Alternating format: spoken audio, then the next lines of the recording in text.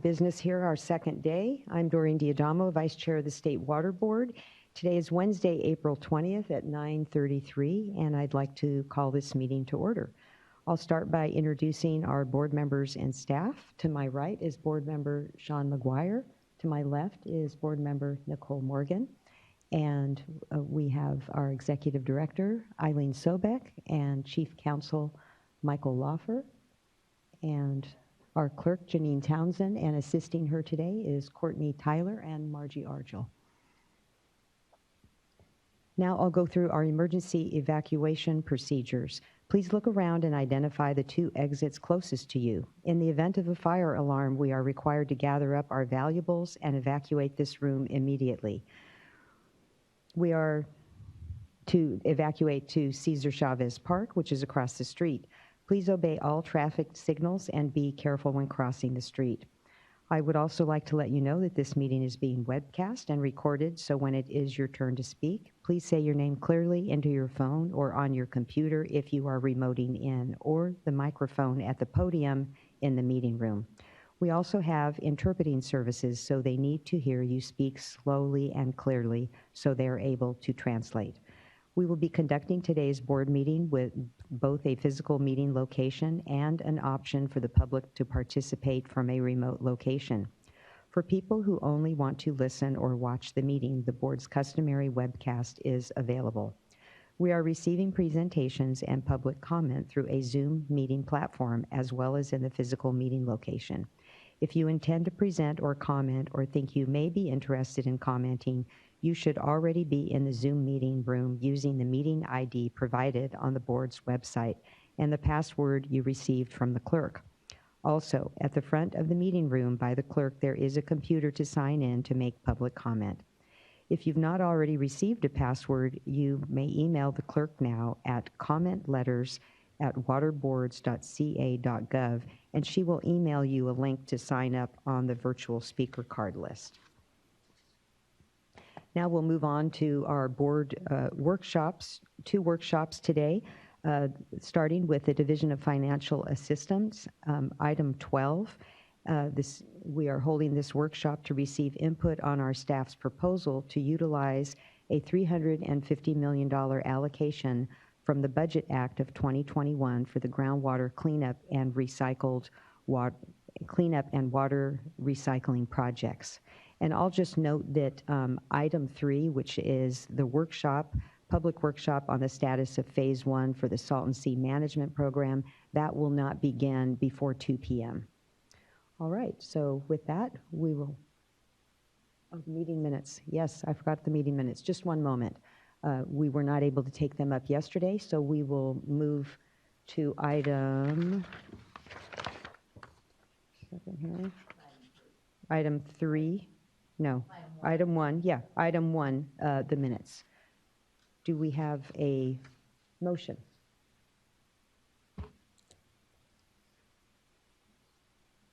And reminder that this is for the adoption of 2 rounds of minutes, March 15th, 16th, 2022, and April 5th, 2022.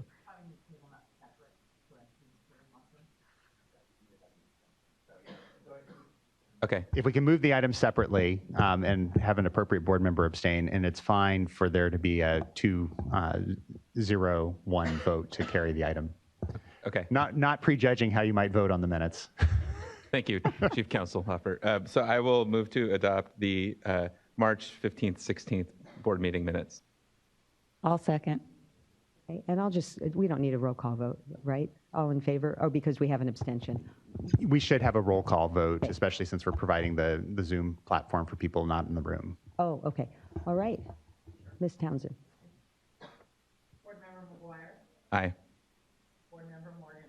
Aye. Vice Chair Diadama. Aye. Thank you. Okay, the motion carries. The March 15th, 16th board meetings are approved. Okay, now I will move to adopt the April 5th board meeting minutes. I'll second. Ms. Townsend, could you please call the roll? Certainly. Board Member McGuire. Aye. Board Member Morgan. Aye. Vice Chair Diadama. Aye. Thank you. I can also, sorry I'm here late, but I can also vote on that. Aye. Aye on that for me too. Sorry I'm late. Yeah. April 5th. All right, motion carries. Thank you. All right, thank you for your patience. Now we'll move back to item 12, the workshop on the budget allocation for groundwater cleanup and water recycling projects.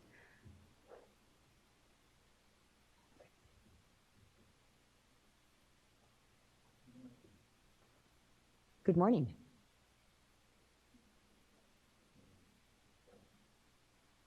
Oh, okay, there's an on button. I got it now. Thank Okay. you. Thank you. Good morning, Vice Chair Diandamo and members of the board, and welcome to all of our audience members, both here physically and joining us in cyberspace.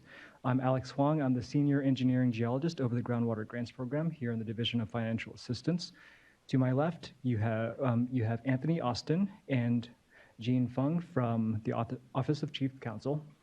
To my right, your left, we also have Julie Osborne and Craig Sanchez. Julie is from the Office of Chief Counsel, and Craig is also from the Division of Financial Assistance. As a last-minute change, we also have Kim Din and Mike Downey from the Division of Financial Assistance, who will be joining us via Zoom using the magic of the internet. Craig and I will be tag teaming the presentation today. We'll be talking about the proposed plan to utilize the Budget Act of 2021 allocation for groundwater cleanup and water recycling projects. Next slide, please. I'll try to avoid the cardinal sin of spending 10 minutes talking about what I'm going to talk about. We'll start by going over the relevant definitions and abbreviations we'll be using throughout this workshop and dive straight into the groundwater cleanup and water recycling allocation. Craig and I will talk about the decision-making process that led to the proposed plan in its current form. Then I'll go into the actual plan, and we'll wrap up with an overview of the public review process and move on to the Q&A section. Next slide, please. Like many government agencies, we couldn't resist the siren song of abbreviating all of our terminology, but never fear, because this slide will untangle some of the letters in our alphabet soup. Audience members familiar with the State Water Board's work will recognize the term disadvantaged community, DAC, which are communities where the median household income is less than 80% of the statewide median household income. We also have severely disadvantaged communities where the median household income is less than 60% of the statewide median household income. If you see the term FY, it means fiscal year, as in state fiscal year, which runs from July 1st through June 30th of every calendar year. And finally, we have the three funding programs that are the subject of this workshop today. There's the Groundwater Grant Program, GWGP, the Site Cleanup Subaccount Program, SCAP, and the Water Recycling Funding Program, WRFP. The SCAP holds the distinction for having the only abbreviation that has enough vowels to be pronounceable. Next slide. Now I'd like to talk a little bit about the groundwater cleanup and water recycling allocation from the Budget Act of 2021. If you read the public notice, you'll notice that it said that it was $350 million, but it gets a little bit more complicated than that, as you can see from the preponderance of footnotes on the slide. For starters, once you account for 5% in administrative costs, that leaves $330 million for grants. If anyone in the audience attended a past stakeholder meeting, you may remember the underlined portion being slightly different. I think it was 332.5 million or thereabouts. That was a math mistake on our part. Furthermore, the 350 million is split over 3 fiscal years. Senate Bill 170 provided the first 150 million in fiscal year 21-22, the current fiscal year. An additional 100 million is budgeted for fiscal years 22-23, and an additional 100 million is budgeted for fiscal years 23-24. These came later in a budget addendum, separately from SB 170. Because the 150 million from fiscal year 21-22 is coming separately from the other 100 million in the next 2 fiscal years, they have different encumbrance and disbursement dates. The 150 million coming in fiscal years 21-22 must be encumbered by June 30th, 2024, and must be dispersed, sent out the door, by June 30th, 2026. But the following $100 million from each of the 2 fiscal years do not have encumbrance or disbursement dates yet. And if this isn't confusing enough, there's a kicker. The amount in the first column, fiscal years 21-22, is actually $200 million. But 50 million is earmarked for the Pure Water San Diego project. And because we have no say in where that money goes, we decided to just keep it simple and say $150 million, and that's the subject of the workshop today. Next slide, please. I mentioned a few stakeholder meetings earlier. Back in February 2022, we held 3 virtual meetings with public stakeholders and representatives from state and federal regulatory agencies to essentially ask them, how should we spend this $350 million? And we considered their input in formulating the current plan. I'll hand it off to Craig now. Next slide, please. Well, Alex, good morning, everyone. My name is Craig Sanchez, and I'll be presenting on the Site Cleanup Subaccount Program today, otherwise known as SCAP. Next slide, please. SCAP is promulgated by the Health and Safety Code to provide funds to fund projects approved by the State Water Board.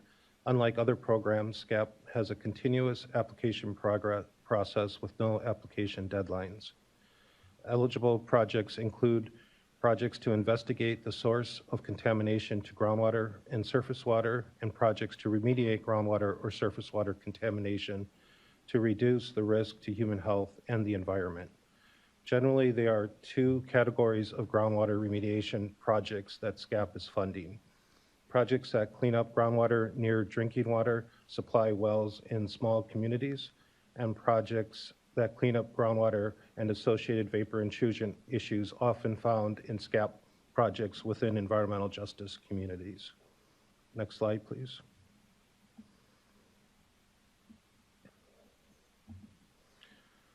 SCAP project requirements include the site must be subject to a regulatory directive, order, or notification unless infeasible to issue such order. The responsible party must lack sufficient financial resources to perform required work. In addition, public agencies who are not RPs may also apply for funding.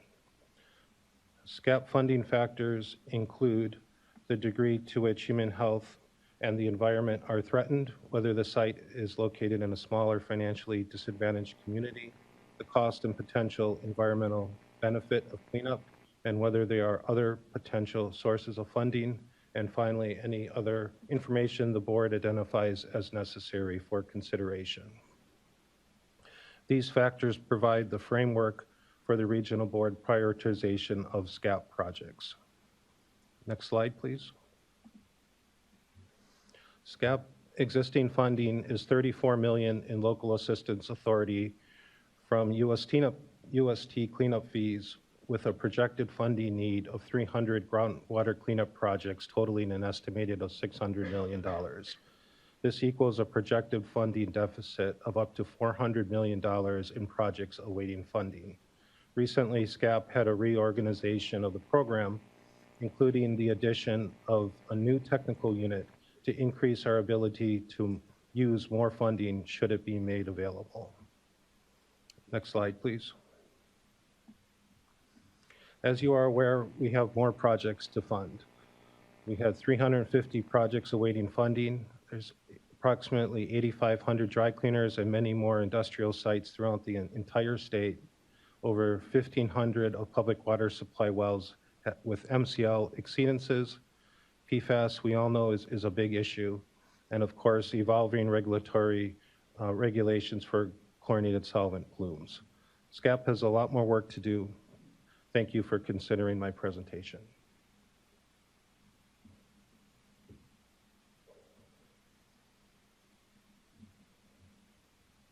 Thank you, Craig.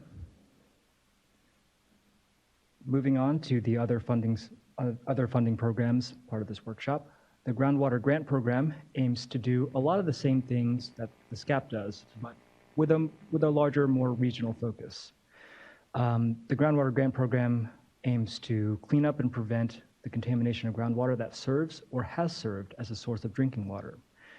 As an example of some of the projects that the groundwater grant program might fund, it might target contaminant plumes that stretch across municipal boundaries, or the creation of a freshwater curtain to block the advance of seawater intrusion. This program can also provide co-funding for some drinking water treatment projects and some septic to sewer projects, but only if the projects benefit severely disadvantaged communities. Next slide, please. And finally, we have the Water Recycling Funding Program, which promotes the beneficial use of treated municipal wastewater to augment freshwater supplies in California.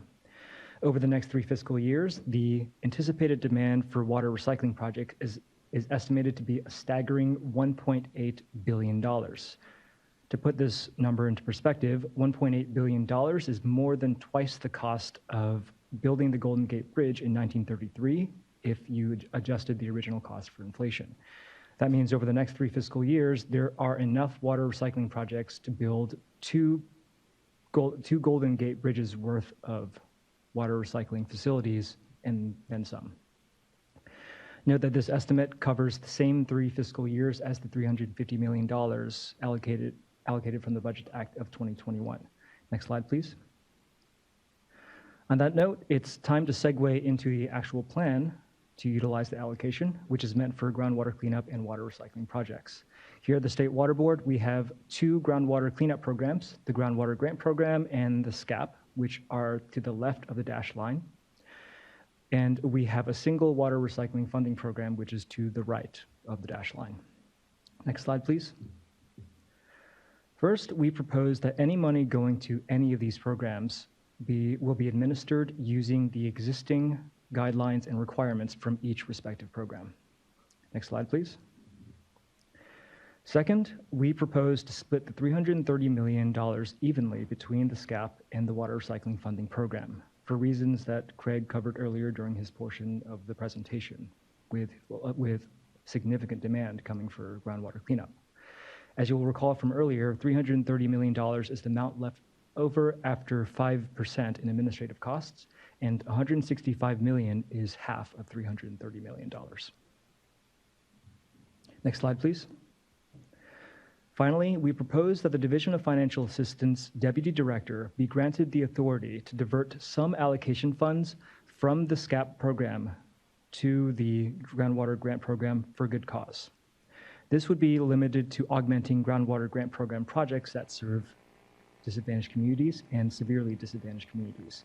And to be clear, this wouldn't be to fund new projects, but to fund cost increases that have affected existing groundwater grant program projects and grant recipients. Next slide, please.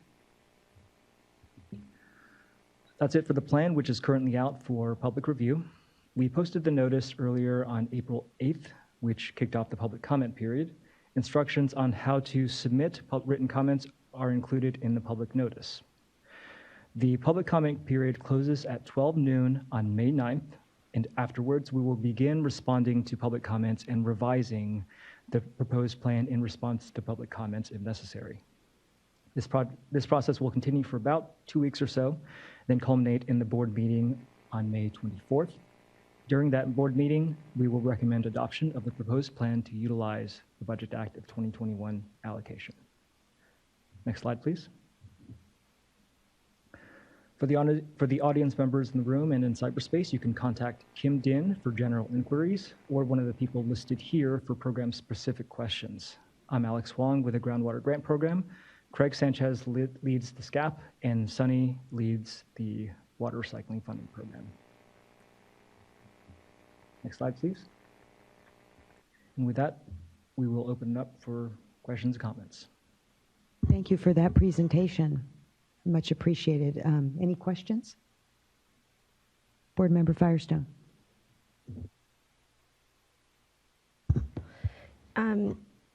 Yeah, thank you. I have just, one main clarifying question, which is in the proposal, we're suggesting that the amount allocated from the SCAP program be able to be utilized for cost increases for the groundwater grant program?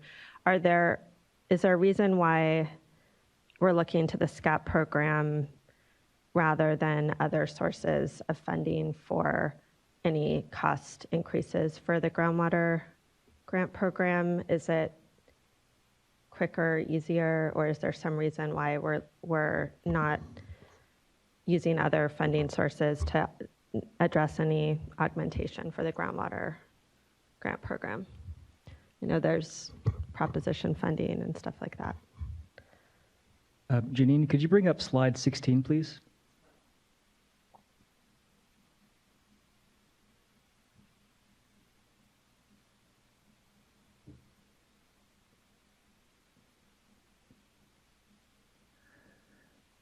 I should probably clarify that in my spiel, I think I glossed over the part where we wouldn't actually be diverting funds from SCAP over to the groundwater grant program, but from the 165 million. So I guess Right. this graphic is more. Yeah, but accurate. even that, I'm just wondering if there's not other existing sources so that we can retain as much of the 165 million for SCAP, because I know it's hard to get SCAP money, and there might be other sources of funding for the groundwater grant program, but Mr. I don't know. Karkowski? Hi, thanks, Board Member Firestone. Joe Karkowski, Deputy Director, Division of Financial Assistance. So it really depends on what the project is, whether we would have funding available. For kind of a standard cleanup project, a remediation project, we may not have very many choices. If it's to supplement, say, what is essentially treatment prior to delivery into a drinking water system, yeah, we have a lot of different funding sources that we could use. So certainly that's something we'll look at. As Craig mentioned, there's a lot of need in the SCAP program, so we'll preferentially try to support that program, depending on, of course, where the board ends up. The other option is, Proposition 68 had some groundwater funding. The board had decided to use that primarily for O&M support. But it's, anyone from OCC can correct me if I'm wrong, but my recollection is it could be used for capital projects as well.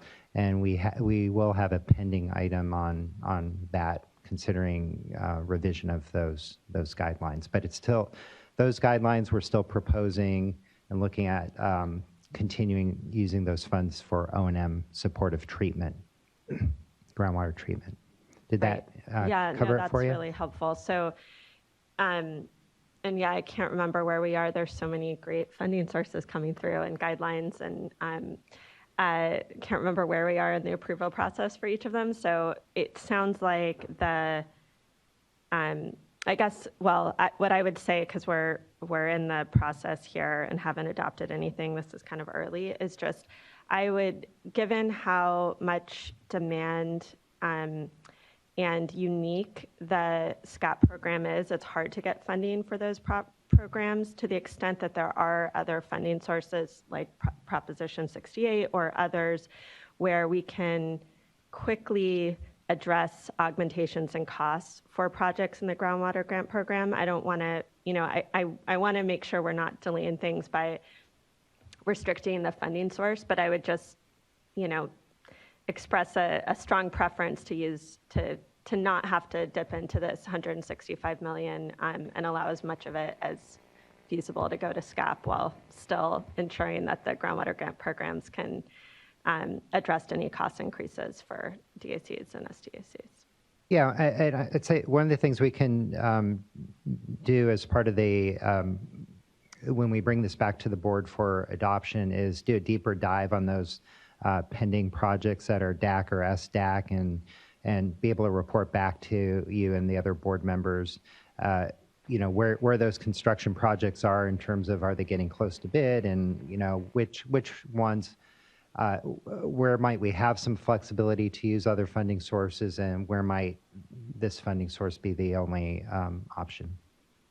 Great. Yeah, thank you. And then just two comments, really.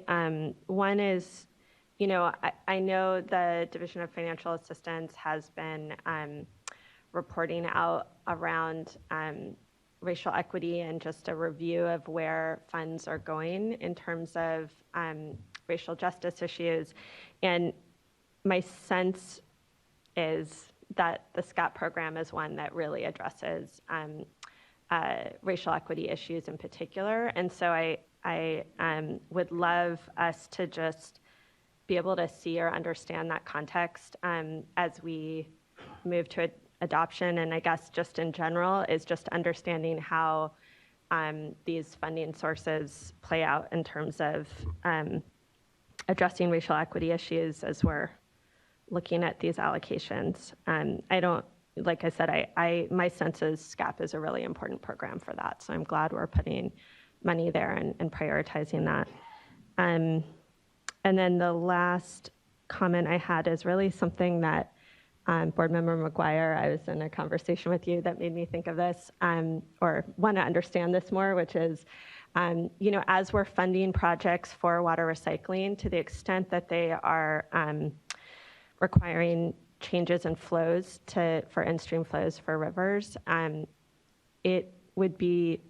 it does seem really important for us to make sure that we're looking to figure out how we can, I don't know that we are able to establish in-stream flows for those, but really just understand how kind of holistically and comprehensively how when we've got water recycling projects, especially when we've got multiple ones coming through, how that will impact in-stream flows. And obviously, water recycling projects are major priorities. I think we have brought, important goals there. So not to suggest that we would want to restrict water recycling, but I do think it's important to make sure, especially as we're funding projects, understanding how those affect in-stream flows for those rivers where we're moving flow away through the recycling projects. And I don't know, Board Member McGuire, this was really something you had made me think about. So I don't know if you have more to add. Oh yeah, I think that's a good comment. I'll just add that, there is some statutory requirements for that. There are wastewater change petition, Water Code Section 1211. You're probably familiar with it. So I think the importance is to make sure that those processes are followed, right? And I think something that you do at DFA is look to see that other permit and other water rights related processes are followed and approved prior to the project moving forward and executing the funding agreement. So I think that's, an important step that needs to happen. Yeah, and I'll just add, because I know this was brought up a few meetings ago, but I know when you've got the LA River, places like that, where you've got multiple recycling projects planned for a single river, and individual plants or projects are looking at their individual diversions, that it would be helpful, and I don't think that's necessarily in Division of Financial Assistance, but it seems important for us at the board to try to make sure that there's a look at that kind of pipeline of projects that we're funding for water recycling kind of holistically on the river, so that we can make sure we're not piecemealing it and ending up where there isn't going to be flows, for example, for a project that we're also having the pipeline for investment. So I know that's a much more complicated issue, just bringing it up now since we're talking about this and kind of trying to raise the connection, really. Those are really good points, and I would just ask when this comes before us, if you just include that in the presentation, maybe a report from or getting information from the Division of Water Rights to just include that in the presentation.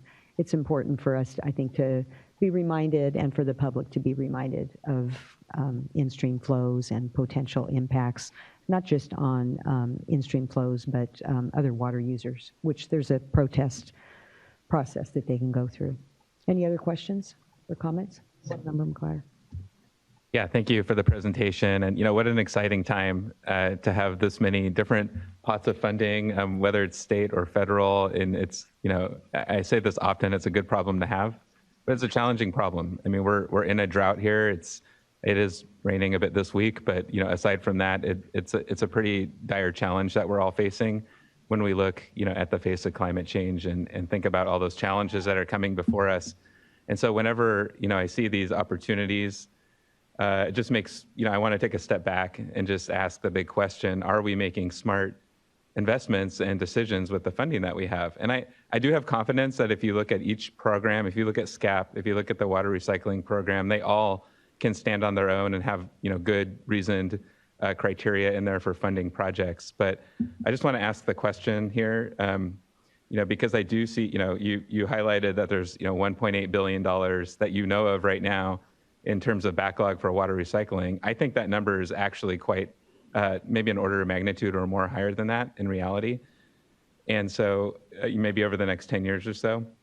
And so just, wondering, how, because I'm not as into the details in terms of the water recycling funding program, but with this $165 million, how will you be making those decisions in terms of funding those projects, water recycling projects and building water resilience and addressing the critical drought needs that we have right now?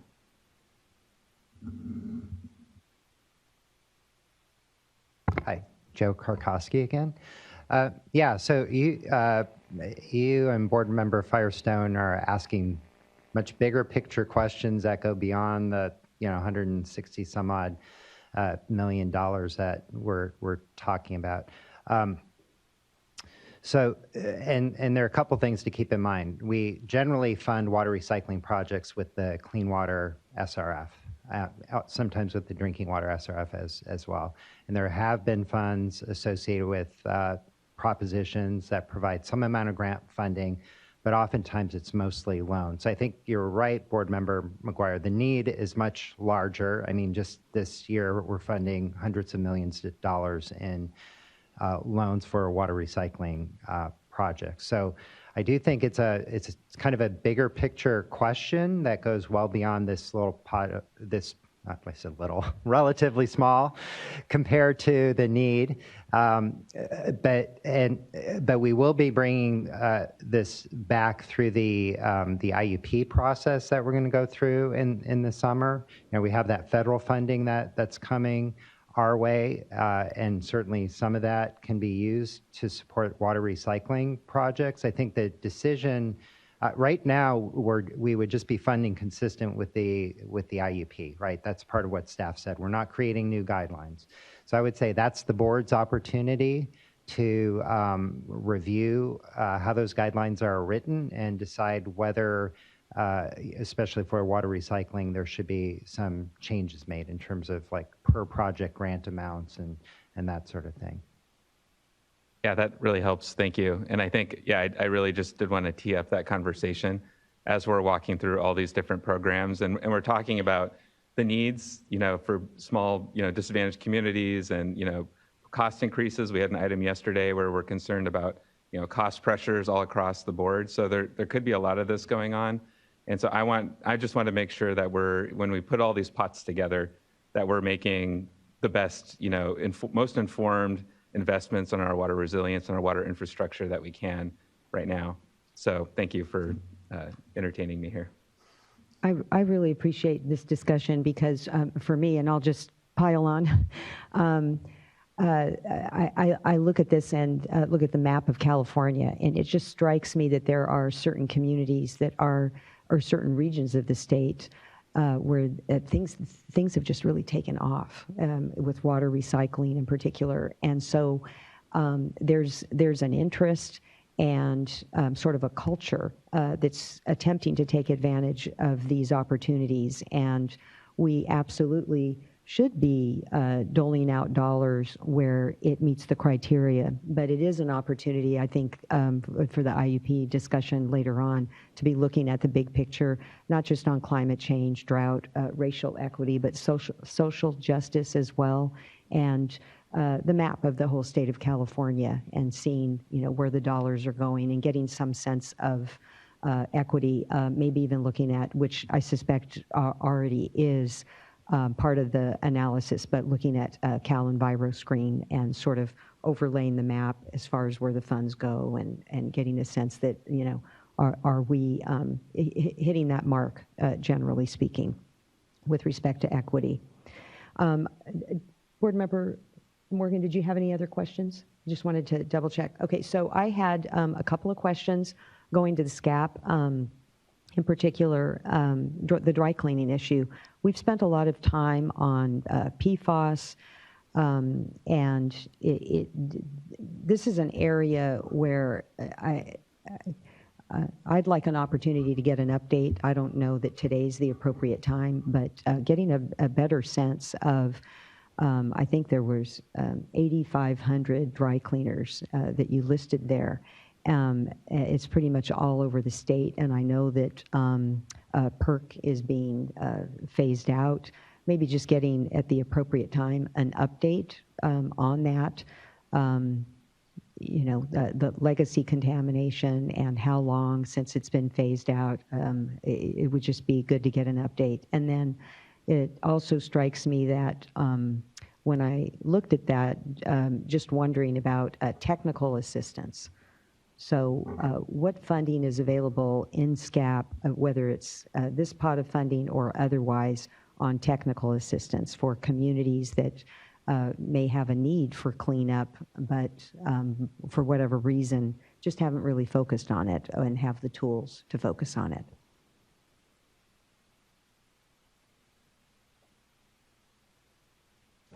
So maybe I can jump in for a moment. Well, good morning, Mr. Bishop. Good morning. Yes, I was trying to jump in earlier, but I'm having connection issues. So unlike our drinking water or wastewater grants programs where we are out soliciting folks to communities, these are really properties that are open, don't have a responsible party to address them. And so it's a little bit different. It's more about outreach than technical assistance. The regional boards are actually the ones that are running the contracts, not looking for a property cleaned up. We're looking for the regional board to come in and say, we have this site, it's contaminated, and there's no responsible party to address it. So it's a little bit different. We want to make sure we have the outreach to the communities so that they know about the program, but we're not really looking for them to apply for it. They could, but it's primarily run out of. Okay, I think we got maybe the general gist. Thank you for jumping in. I guess I would just ask when this comes before us for adoption, maybe include some information on outreach and the role of regional boards.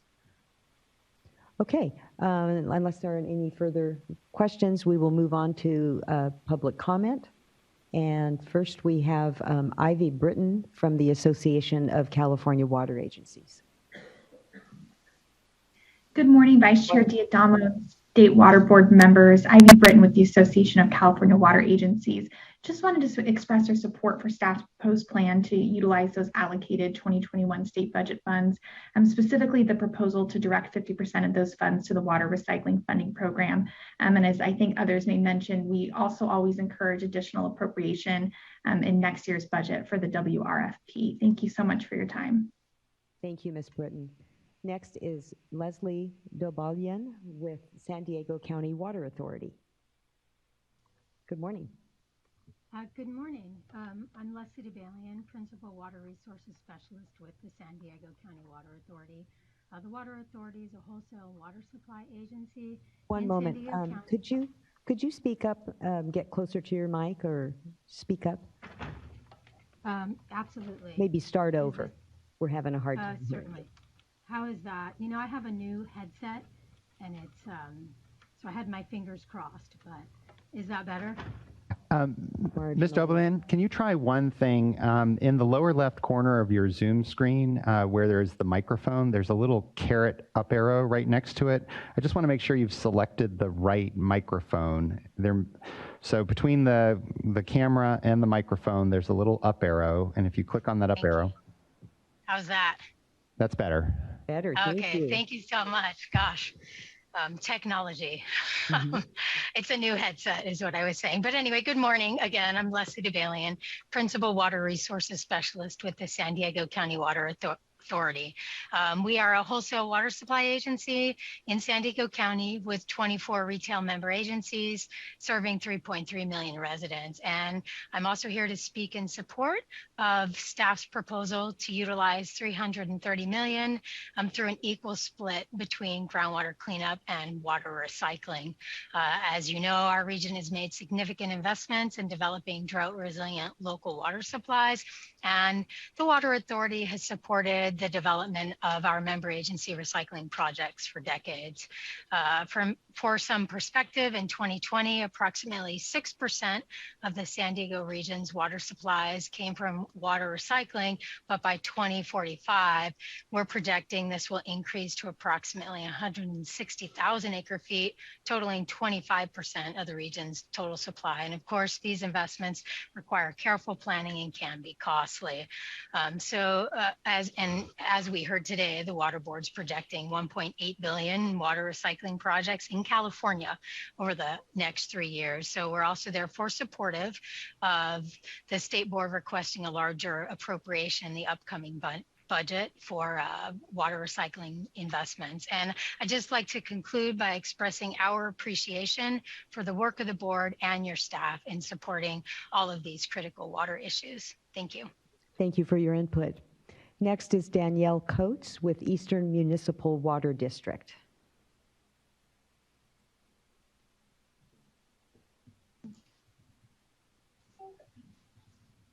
Good morning, Vice Chair Diadamo and distinguished members of the board. I'm Danielle Coates with Eastern Municipal Water District. Thank you for the opportunity to provide comments today.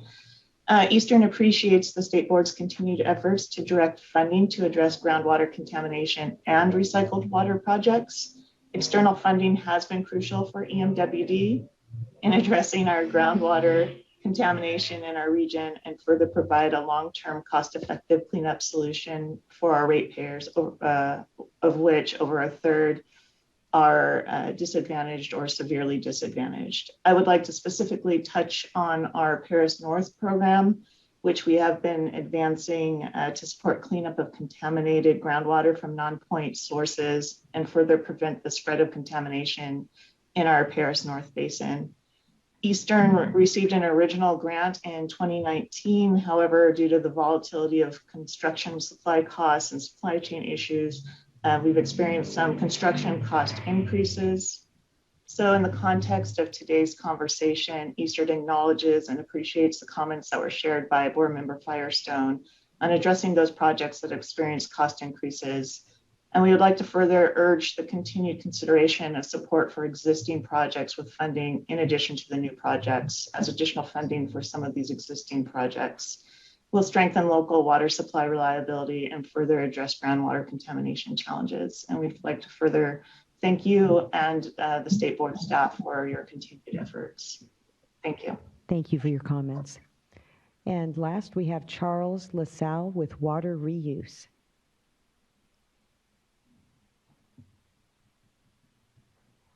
Live. Good morning. Good morning, and thank you to the board.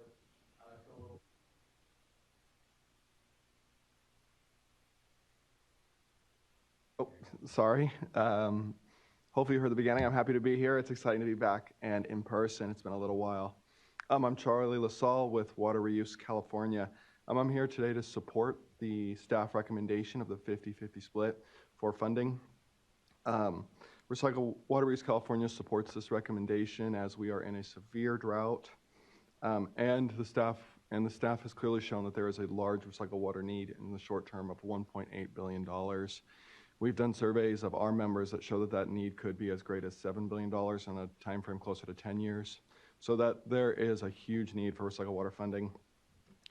We asked for significantly more funding than this in the budget. Obviously, that didn't come through last year. We are asking that the State Water Board join us in asking for a large increase in recycled water funding in the May revise. The governor's recent executive order called for a funding proposal that increased recycled water funding, and as well as other areas to mitigate impacts of the drought. We are hoping that in the future, the funding for recycled water is clearly delineated between recycled water and groundwater cleanup. While the groundwater cleanup projects are very worthy and great projects, it would make it a lot easier for us. We don't want to be competing for funding with the groundwater cleanup projects. Thank you. Thank you. All right, just checking to see if we've had any last minute, just one more. And could you, who is it?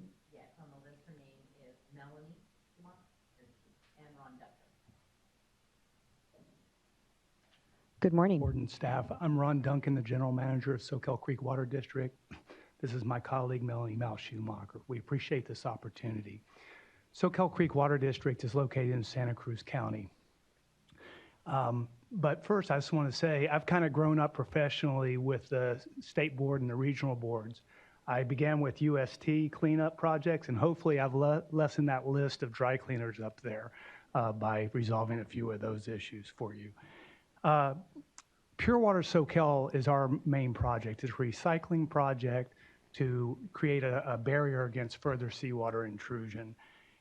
We have a once-in-a-lifetime opportunity to stop it at the border before it increases a little further. Through the SkyTIM data from the Danish folks, they've shown it's right at our coastline there.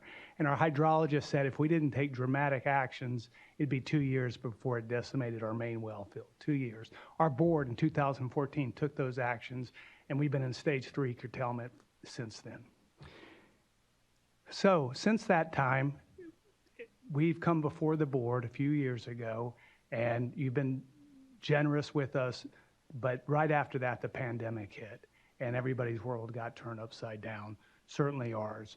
But we've been going very strong. Since that time, we've put in the 3 recharge wells. We've installed about 4 miles of the 9-mile pipeline for this replenishment project. And in December, we did the groundbreaking for the main purification facility. Matter of fact, Chair Escobar came and was a keynote speaker at that event. And 2 of the things that he said that resonated with me was that he saw it as the kind of keystone project for our community, because the project is sized not only to solve our Soquel Creek Water District's problems, but if other local agencies want to capitalize on it, the in-ground infrastructure will also do that. I just commend our board for that, because it's not pennies to do that. It's millions of dollars to put that in with the gamble that other agencies may come aboard, which I think they will with time. He also said that we're kind of a model for the smaller, medium-sized agencies that can break through and do this. Of course, nobody can do it without many partners, right? So with that, I'm going to hand it over to Melanie to continue on and give you our ask. Thank you. Thank you again for this opportunity. I think Ron and I are here today to speak on behalf of our agencies and others within the Prop 1 groundwater program that are requesting allocations to also be considered, not just for SCAP or water recycling. We're kind of like a Goldilocks. For the Pure Water Soquel project, we're a recycled water project, but we're not funded under that. We're funded under the Pure Water groundwater program. We have groundwater contamination, but we're not quite a SCAP project. So we recognize that Alex mentioned today that money is going to be allocated from that $330 million into projects that have good cause. And our project, we feel, has good cause. We have water accessibility issues. Along the coastline, we don't have access to state or imported water. We're alone in this in terms of trying to really solve our project along the coast. We're one of 21 groundwater basins that are critically overdrafted. We have that seawater contamination that we're trying to prevent our drinking water. We have water affordability issues. Our ratepayers right now are burdening the cost with some investments from state and federal agencies, but still, our water use is extremely low. We use 50 gallons per person per day about, and that's still not enough. That seawater intrusion is still knocking on our door. Our water rates are pretty high. Our Tier 1 water rates are over $7 a unit, and then Tier 2 is over almost $38 a unit. That is extremely high for ratepayers in our region, and so we ask that there be special considerations for projects such as ours. We have asked for a budget amendment request in April of 2021. We've been working very hard with staff on that, and we hope that funding through this program can come to projects like us who are in progress, who are expedited, who are trying to meet the SGMA requirements. And we are on the pathway, and we are very close, and we would really just appreciate that continued support.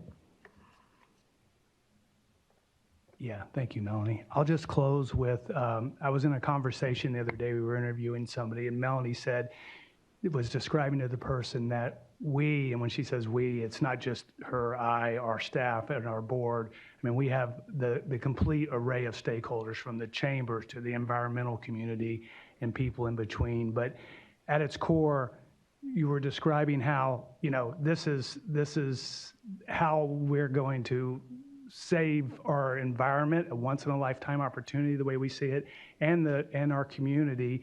And we're going 24/7. I mean, we're up at 6 a.m., we're meeting late. And the reason to tell you that is because of the importance that we see and the value that we realize from you. And so, as one person said, this is not a perfect project, but she said it's a darn good project. She didn't use the word darn, but you get the picture. And that's what it is. And we're just so appreciative of your help and all the good work that you do and your staffs. So thank you. Well, thank you. It's great to see you again, and thank you for the update.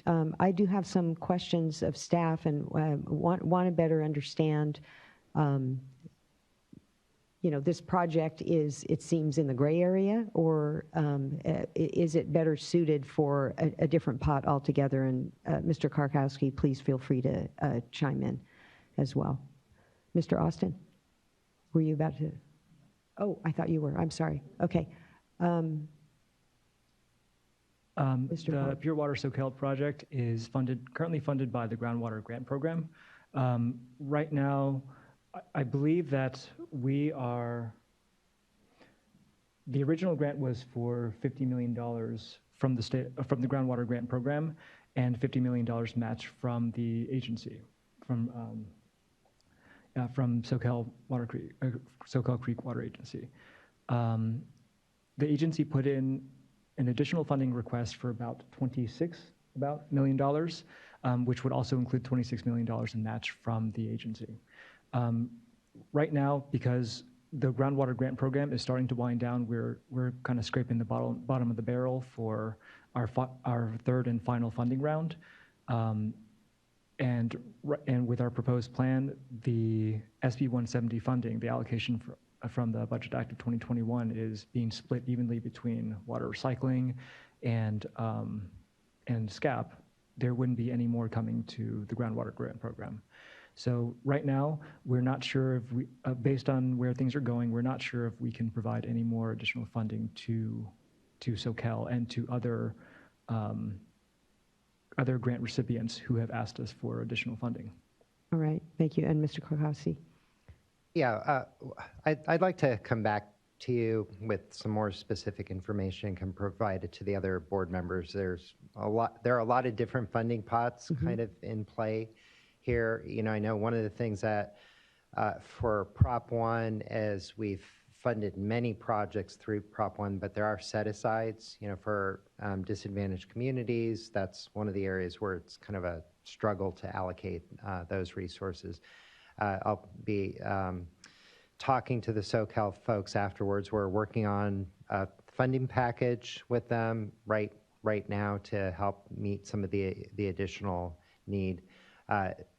With the current proposal, though, you know, they are not serving a disadvantaged community, so the current proposal would not allow for any of this particular funding allocation to go to their project.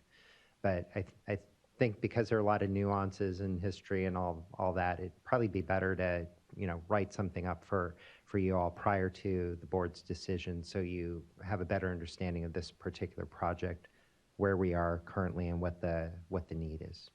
All right, sounds good. Any other questions? Okay, all right, thank you.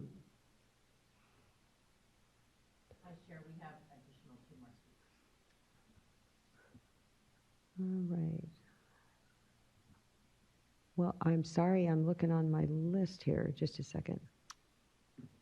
Bob Gore is in our audience right now. Ah, okay, Mr. Gore. And then one on the platform. Is it on? Bob Gore from the Gualco Group. I appreciate your forbearance. On behalf of the city of Fresno, we'd urge that, to borrow a word from Mr. Karkowski, we'd urge flexibility and, to borrow another word, nuance. Thanks, Joe. In defining recycling, Purple Pipes projects may not do immediate drinking water per se, but they do provide offset that does increase drinking water immediately. Also, in defining DACs, at one point a while back, the DAC definition included neighborhoods, communities, as parts of urban areas.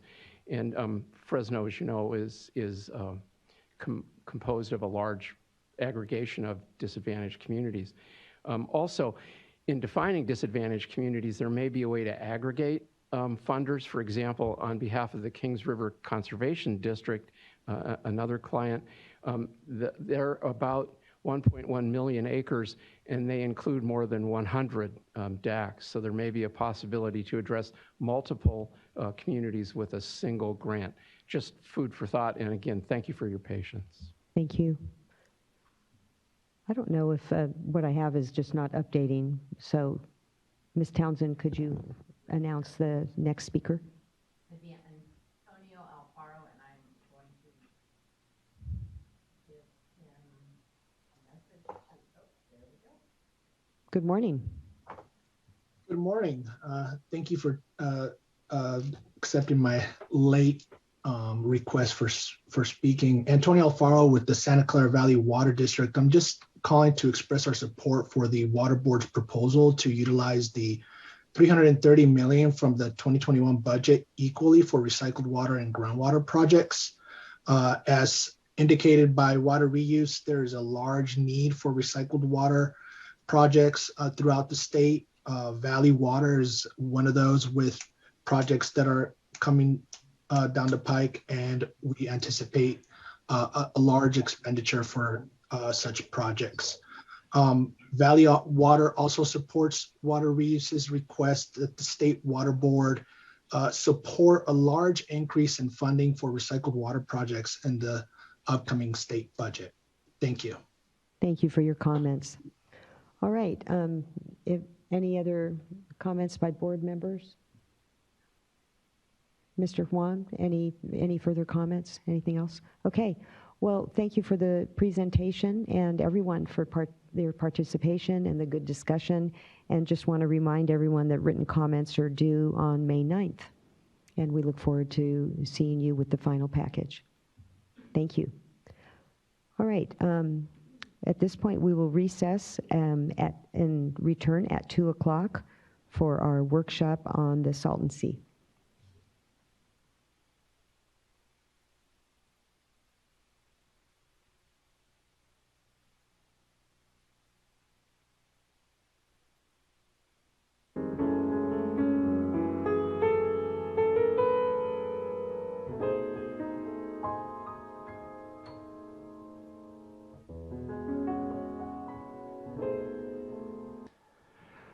So I think we're ready to begin the meeting then.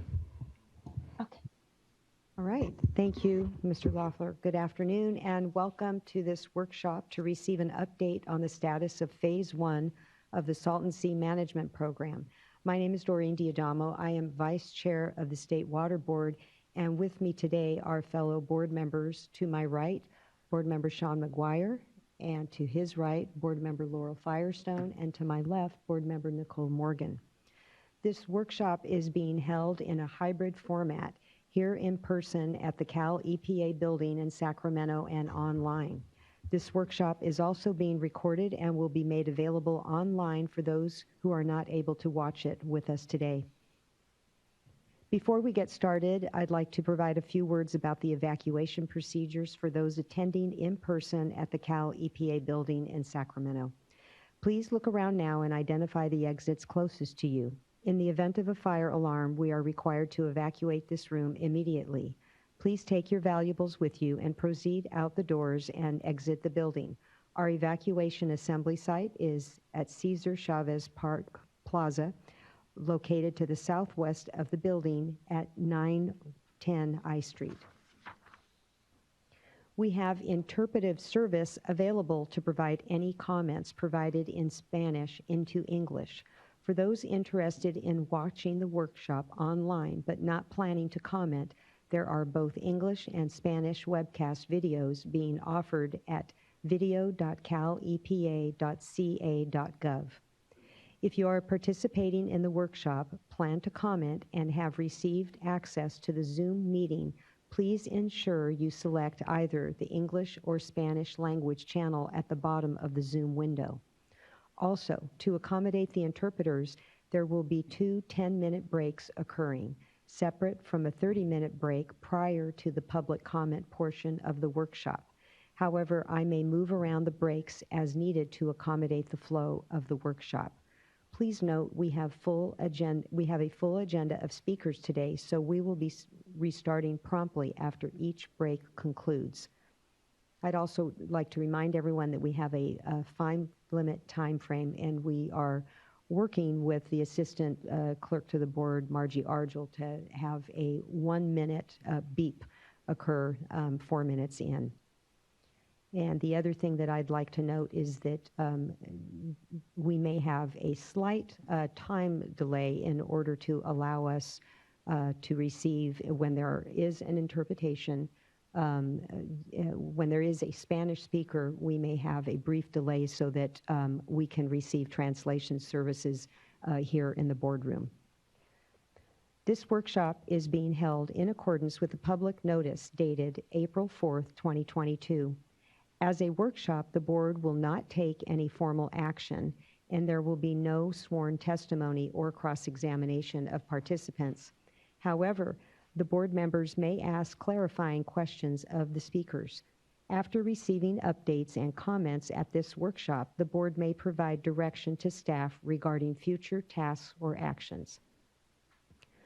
The purpose of today's workshop is for the board to receive written and oral comments on the status of the Salton Sea Management Program, including a report from the California Natural Resources Agency on their progress implementing the program during 2021.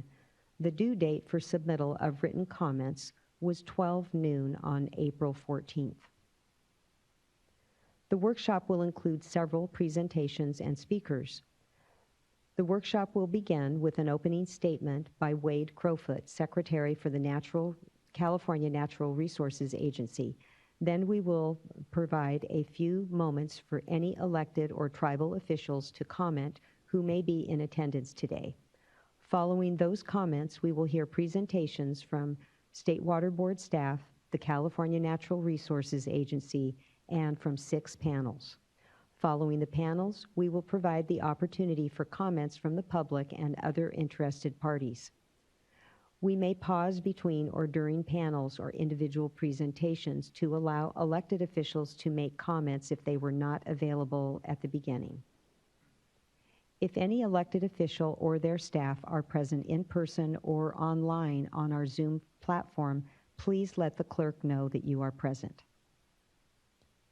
And for those who will be providing oral comments, please state your name and the organization you represent, if any, prior to providing your comments. Public comments will generally occur based on the order of virtual comment cards received. In order to ensure that all participants have an opportunity to participate, oral presentations from any interested persons may be subject to time limits. If you are attending in person here in Sacramento and intend to speak today, please fill out a blue speaker card and give it to the clerk. Also, at the front of the room, you can fill out the speaker card online, or there is a QR code that you can scan with your phone, and it will bring up the speaker card for you to fill out on your phone. Speaker cards are offered in both English and Spanish. If you are not sure whether you wish to speak, fill out a card and mark it if necessary. If you are attending online, instructions for completing a virtual speaker card were provided by the workshop notice and should have been submitted prior to the start of the workshop. If you were not aware of these instructions, you can still participate by emailing commentletters@waterboards.ca.gov. I'll repeat that, commentletters@waterboards.ca.gov. You may do that now to request to complete a virtual speaker card and receive a Zoom link and password. You will not be able to speak in this workshop until you receive the Zoom link and password. We are broadcasting this workshop on the internet and recording both audio and video. So for those presenting in person, please be sure that you speak into the microphone during your presentation. Please try to speak clearly and slowly to help ensure effective interpretation of your comments. At this time, I would like to say a few words in honor of the late Bruce Wilcox. And just want to note that Chair Esquivel, who wasn't able to be here today, provided his personal gratitude of Mr. Wilcox. Mr. Wilcox served as the first Assistant Secretary of Salton Sea Policy with the California Natural Resources Agency. He brought to that role his extensive knowledge of the sea and his drive for collaborative solutions to propel forward progress to address the sea. He worked tirelessly to help create and springboard the Salton Sea Management Program. We hereby recognize Bruce and are forever grateful for his collaborative spirit and his energy and all that he did for this project. He will be missed. And at this time, I'd like for us to just have a brief moment of silence in his memory.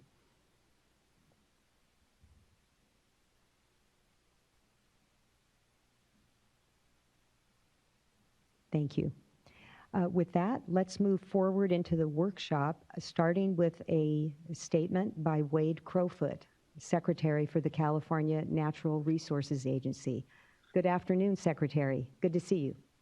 Great to see you. Thanks so much, board members, for giving me the opportunity to help frame some of the discussion we'll have today here in this workshop. Big thanks for invoking the meeting in the memory of Bruce Wilcox, incredible colleague and leader. Much of the work that were described today really started under his watch, and we were proud to have an introductory honor in our annual report that we'll be discussing to Bruce. So thanks so much for that. Thanks also to your staff member, Stephanie Holstage, who is really our primary point of contact with the Water Board on everything that we're doing at the Salton Sea. We really do appreciate the collaboration. For those that don't know, the Natural Resources Agency that I lead is the agency in the state that's responsible for stewarding a lot of our nature, our lands and waters. And in that capacity, we have responsibility for implementing the Salton Sea Management Plan, or program, I should say. Our colleagues at the Water Board really have an important role in terms of maintaining accountability, holding our agency accountable for reaching certain targets within that program. And I'm grateful for the opportunity to come before you and have our team come before you every year to give you an update. It goes without saying that the work that I'll be talking about today is only possible based on a pretty incredible team that we have in the Salton Sea Management Program, including a lot of critical new hires. We have team members that are part of our agency from the Department of Water Resources, from the Department of Fish and Wildlife. And it's those folks that really built this report and all the work that it describes. Also, just huge thanks to the partnerships down at the sea that we're engaged in. At the end of the day, the progress that we make is a collective endeavor, and it's not possible from one state or federal or local agency. It's working together. So certainly the Salton Sea Authority, Imperial County, Riverside County, Imperial Valley Pollution Control District, the Torres Martinez Tribal Government, our federal partners, the Bureau of Reclamation, the Army Corps, the U.S. Fish and Wildlife Service, and of course the Imperial Irrigation District. I think you'll hear from a lot of leaders from these organizations, and I just want to thank them because again, any progress we've made is the result of their work and our work together with them. So 2021 was a year of progress at the Salton Sea, and we were able to show movement toward our targets within the Salton Sea Management Program in very important ways. I'll be the first to say, though, that we need to continue to do more. So while we made progress, much more work is ahead. But I did want to thumbnail or provide a high-level overview of some of this progress, because I think it's important to note. We were able to break ground and are making fast progress on the largest restoration project at the sea in its history, and that is the Species Conservation Habitat Project. And that is a 4,000-acre project at the mouth of the New River that's both going to control dust suppression from the playa and provide really important environmental habitat.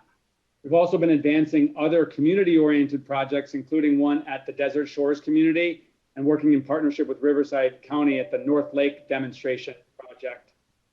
We were collectively, thanks to the legislature, the governor, able to secure an additional commitment of $220 million for projects like these over the last year.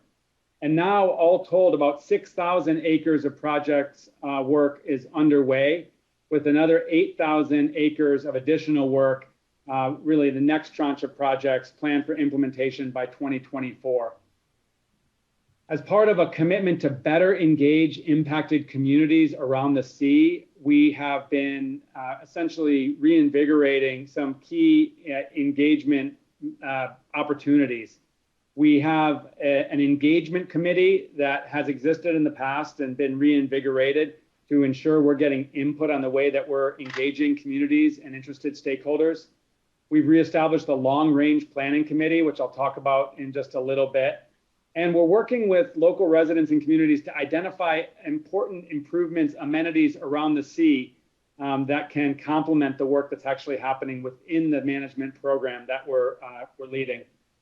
With an eye towards the future, we have impaneled an independent set of experts to review proposals for the potential importation of water into the Salton Sea to really determine the technical, engineering, and financial feasibility of those proposals. And that's really important because while we're working on all these projects for the 10-year plan, we're also focused on providing the Water Board by the end of this year a long-range Salton Sea plan for what happens in the future decades. And a lot of that obviously depends on the amount of water that will continue to flow into the sea. And that long-range planning committee that I just mentioned is really important for providing input to that long-range plan that we're going to develop and then ultimately submit to the Water Board. As I said, significant work ahead. No doubt you should talk about the acreage targets that were set several years ago that we're still working to catch up on. While we are making progress, much more work is ahead. I'm really excited that we have new members that work with me here in Sacramento. One, to ensure that we are centering equity and environmental justice in our work at the Salton Sea. We were glad to welcome our first ever Deputy Secretary for Equity and Environmental Justice, Moises Moreno Rivera. And Moises, or Moy, actually comes from Mecca with a good familiarity of challenges and opportunities at the Salton Sea. We're also focused on engaging with our tribal partners and strengthening partnerships with tribes, both in the Salton Sea and across the state. And in that work, I work closely with our first ever Assistant Secretary for Tribal Affairs, Geneva E.B. Thompson. And it was actually just last month that Chairman Tortes and the Torres Martinez Desert Cahuilla Indian hosted a tribal intergovernmental roundtable with multiple tribal nations and communities to actually provide input to the work that we're doing at the sea and for us to learn from them, given their stewardship of these lands since time immemorial. We are continuing to work on how we do this work, deliver projects in ways that are understandable and well communicated to local communities and that provide meaningful opportunities for folks that are impacted by the Salton Sea and its changes to actually provide input to us. And so that continues to be a priority for us. Lastly, I'll say that there's a lot of information that will be discussed here today. And for those that are watching, if you want to take a deeper dive into any of this information, please do check out our annual report, which is available in both Spanish and English. That's connected obviously to the website for this workshop and is also available on our agency website. So once again, board members, thanks so much for the opportunity to share at a very high level our progress, and then also the recognition that there are ways that we continue to improve and there is a lot of work ahead. Appreciate the opportunity. Thank you, Secretary Crowfoot, and thank you for your ongoing leadership on the Salton Sea. The first time I went to the Salton Sea, it was a tour that you prepared and hosted, and so I can't think about it without thinking of you and your leadership and your agency's steadfast support. It has been challenging at times, but it's exciting to see things start to change and the significant progress that has been made. So we look forward to a productive dialogue, and just want to check with my fellow board members and see if anyone has any comments or anything they'd like to say. All right, thank you, Secretary. All right, next we will offer the opportunity for any elected or tribal officials that would like to provide comment. Did we receive any? I do not see any on the list. Martha, if you want to All right, thank you. Maybe just if someone comes in, we'll go ahead and put them to the front of the list, if that's their desire. All right, next, moving into the workshop presentations. Our first presentation will be from State Water Board staff, Stephanie Holstedge, Senior Environmental Scientist.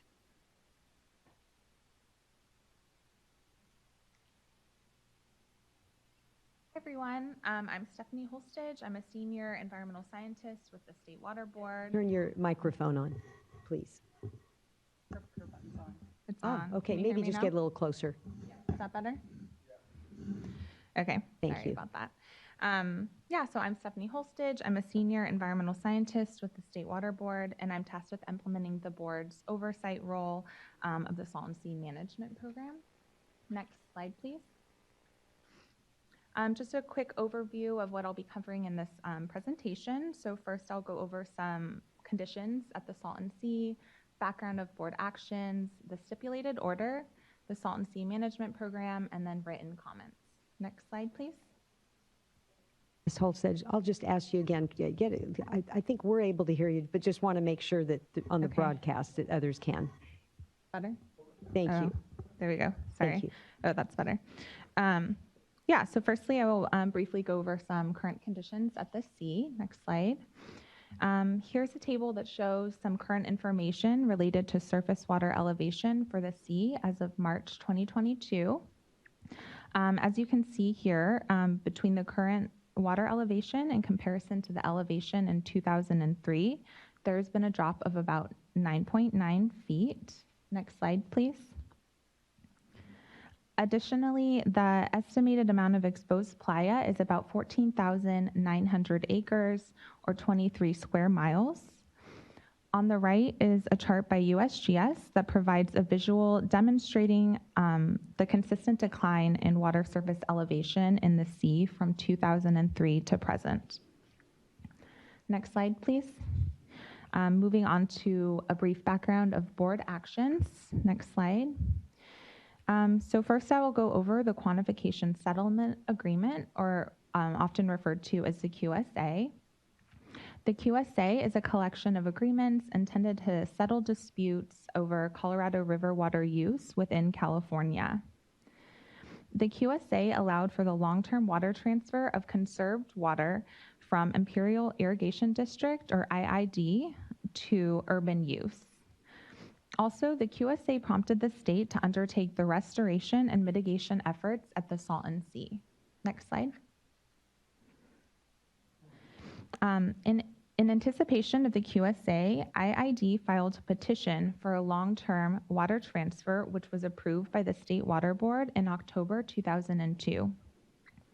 The long-term transfer is for the transfer of conserved ag water from IID to San Diego County Water Authority, Coachella Valley Water District, and Metropolitan Water District of Southern California for a 45-year transfer with an option for an additional 30-year renewal period.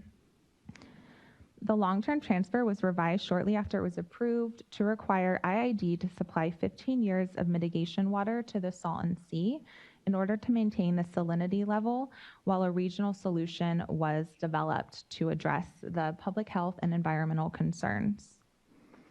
In November 2014, IID filed a petition with the State Water Board seeking modification of the long-term transfer order since the mitigation water was coming to an end and there was no plan in place to address the Salton Sea. Next slide. So following this petition by IID, the Salton Sea Task Force was then created and included the Governor's Office and multiple state agencies.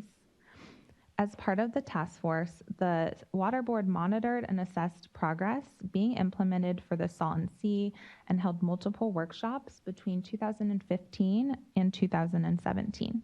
Next slide, please.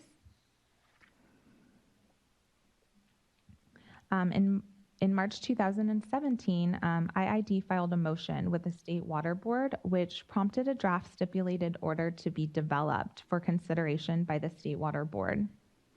As a result of this, the board adopted an order, which is referred to as a stipulated order, which amended the long-term water transfer order to include specific annual acreage milestones in order to address public health and environmental concerns. These milestones coincided with the acreage targets within phase 1 of the SSMP. Next slide.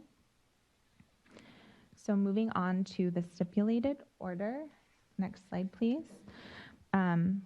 Condition 24 of the stipulated order includes annual acreage milestones for both habitat and dust suppression projects. This table here shows each annual milestone from 2018 through 2028. As highlighted in orange, the milestone for 2021 was 3,500 acres with a cumulative total of 7,000 acres. The total cumulative of all the annual milestones will be 29,800 acres by the end of 2028. Next slide. Condition 25 of the stipulated order require that no less than 50% of the acreage described in Condition 24 shall provide habitat benefits for fish and wildlife species that depend on the Salton Sea ecosystem. Next slide. So the stipulated order also added Condition 28 to the water transfer order. This requires that the State Water Board hold a public workshop to receive written and oral comments on the status of the Salton Sea mitigation and restoration efforts by the state, and a progress report by the state on their implementation of the SSMP. The State Water Board, as part of their oversight role, was selected to hold the annual workshop, which is why we're here today, to provide transparency and provide a public forum for government agencies, community members, and other stakeholders to provide input on the progress of the state's efforts to mitigate and restore the receding shoreline of the Salton Sea. The order states that the workshop and annual progress report must be completed by March 31st of each year. However, in 2020, the annual report or the annual workshop was delayed until August due to the pandemic. In 2021 and now again in 2022, the workshop is being delayed until April to allow sufficient time for review of the CNRA report by the public and State Water Board staff. Next slide. The annual report needs to cover these 6 topics, which include the completed projects and milestones achieved, amount of acreage of completed projects, upcoming projects, the status of financial resources and permits, any anticipated departures from the annual milestone targets, and progress towards development of the phase of the long-term plan. Next slide, please. So moving on to the Salton Sea Management Program annual report. Next slide. CNRA submitted their annual report to the State Water Board on February 24th, 2022, ahead of the annual end of March deadline set forth in the order. CNRA also released the report to the public on February 25th and made the report available in both English and Spanish. The annual report at a minimum must include information related to those 6 items that I mentioned previously. The annual report does cover these topics, and in addition, CNRA has provided additional information related to project delivery, planning, partnerships, community engagement, and next steps in phase 1 of the SSMP. Next slide. This is the 4th annual report since issuance of the stipulated order, and the table here shows the annual milestones goal, acreages completed, and when the report was submitted for the last 4 years. You can see here that for 2021, 522 acres of habitat and dust suppression projects were completed at the sea. I won't go into further detail on the annual report since CNRA will do that in detail in their presentation following mine. Next slide, please. So moving on to written comments.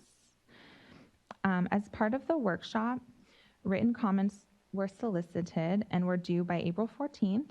There were a total of 8 comment letters that were submitted for today's workshop, including one form letter that was sent by approximately 1,372 individuals. The written comments received will be listed on the State Water Board Salton Sea webpage following this workshop, and these comment letters are public and are available upon request. So here's an overview of the workshop today. So following my presentation, there will be a presentation by California Natural Resources Agency to give their update on the Salton Sea Management Program. And then after that, there will be 6 panels. The first one being the Colorado River Basin Regional Water Quality Control Board, followed by air quality authorities, local entities, federal entities, wildlife and community NGOs, and then the last panel will be a community member panel. Following that, we'll have a break, and then we will move into public comments. Next slide, please. Here's my contact information if anyone is interested or would like to reach out to me. Also, the State Water Board does have a Salton Sea webpage, and the link is provided there. There's also an email subscription for the Salton Sea if you're interested in receiving email updates, and that can be subscribed to on the webpage. And that concludes my presentation. Thank you so much. Thank you, Ms. Holstead. Any questions? All right. The next presentation is from the California Natural Resources Agency, provided by Arturo Delgado, the Assistant Secretary for Salton Sea Policy at the Resources Agency.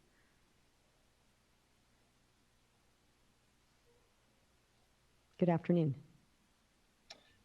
Hi, good afternoon, Vice Chair Diadamo and board members. There it is. Give me a sec here to. Sorry about that. So my name is Arturo Delgado, and I serve as the Assistant Secretary for Salton Sea Policy at the California Natural Resources Agency. Thank you for the opportunity to participate in today's Salton Sea workshop. I'm excited to welcome new members of our leadership team who are joining me today to provide an update on behalf of the California Natural Resources Agency, the California Department of Water Resources, and the California Department of Fish and Wildlife, collectively known as the Salton Sea Management Program, also known as the SSMP team. Joining me today, we have Tanya Marshall, who serves as the Salton Sea Program Manager at the California Department of Fish and Wildlife. Tanya was previously the Supervisory Senior Environmental Scientist for the Department of Fish and Wildlife within the Salton Sea Management Program. In December, she was promoted to the Salton Sea Program Manager position, where she leads coordination and oversees all areas of the CDFW Salton Sea Program. She's based in the Coachella Valley out of our CDFW Bermuda Dunes office. In addition, we also have Mario Llanos, who serves as our Deputy Assistant Secretary at the California Natural Resources Agency. Mario joined the team last September and is based out of Imperial County. He provides leadership and interfaces with stakeholders and local leaders to advance important work at the Salton Sea. And we also have with us today James Newcomb. James serves as the Assistant Deputy Director at the Department of Water Resources. James began serving in this position and leading the Salton Sea team at the Department of Water Resources last September. James works with leadership across the state government and oversees all areas of the DWR Salton Sea program. And he is based out of Sacramento. Next slide, please. So in today's presentation, we will review elements of our annual report highlighting progress in 2021. We will also provide a look ahead. To start, I will highlight program priorities and provide an overview of key progress at the sea. Tanya will then provide a project update, followed by Mario, who will highlight important work and progress made around strengthening partnerships and engagement. And then James will provide an update on our planning activities and next steps. Next slide, please. So at the highest level, our program remains focused on and committed to the following key priorities. The first one here is continuing to advance implementation of the Salton Sea Management Program's Phase 1 10-year plan, which aims to improve conditions around the sea by constructing approximately 30,000 acres of projects to suppress dust from exposed lakebed and create habitat for fish and wildlife. Strengthening partnerships with tribal governments, local leaders, and communities to deliver projects, and to institutionalize community engagement within and across SSMP projects and planning efforts. Our third key priority is establishing a long-term pathway for the Salton Sea beyond the Phase 1 10-year plan, which includes developing a long-range plan for submittal to the State Water Board by the end of this year. And then our fourth key priority is continuing to build the SSMP team to further enhance our organizational and operational capacity. Next slide, please. So this slide highlights key progress our team has made in collaboration with a broad range of partners. This work includes completing over 1,200 acres of temporary dust control in 2020 and 2021, advancing nearly 6,000 acres of major project work that is now underway, making forward progress on an additional 8,000 acres of new projects that are now planned through 2024. And then also securing commitments from state leaders for an additional $220 million in funding to pay for our next set of projects. Important progress was also made to advance programmatic permitting that will enable future work to happen more quickly. Outreach and engagement with local communities and partners was strengthened so that local input can better shape our work. And as we plan for the future, our team also established an independent review panel to evaluate the feasibility of water importation, which will inform the long-range plan for the Salton Sea. With the addition of 6 new team members during 2021 and the further planned addition of new staff in 2022, the program is building stronger institutional capacity to meet the growing demands of completing a wide range of projects now on the drawing board and the associated outreach and engagement for those projects. This concludes this portion of our presentation, and I will now turn it over to my colleague, Tanya Marshall. Thank you. Thank you, Arturo. Wonderful Wednesday, everyone. As Arturo stated, I am Tanya Marshall, and I am the Salton Sea Program Manager for the California Department of Fish and Wildlife.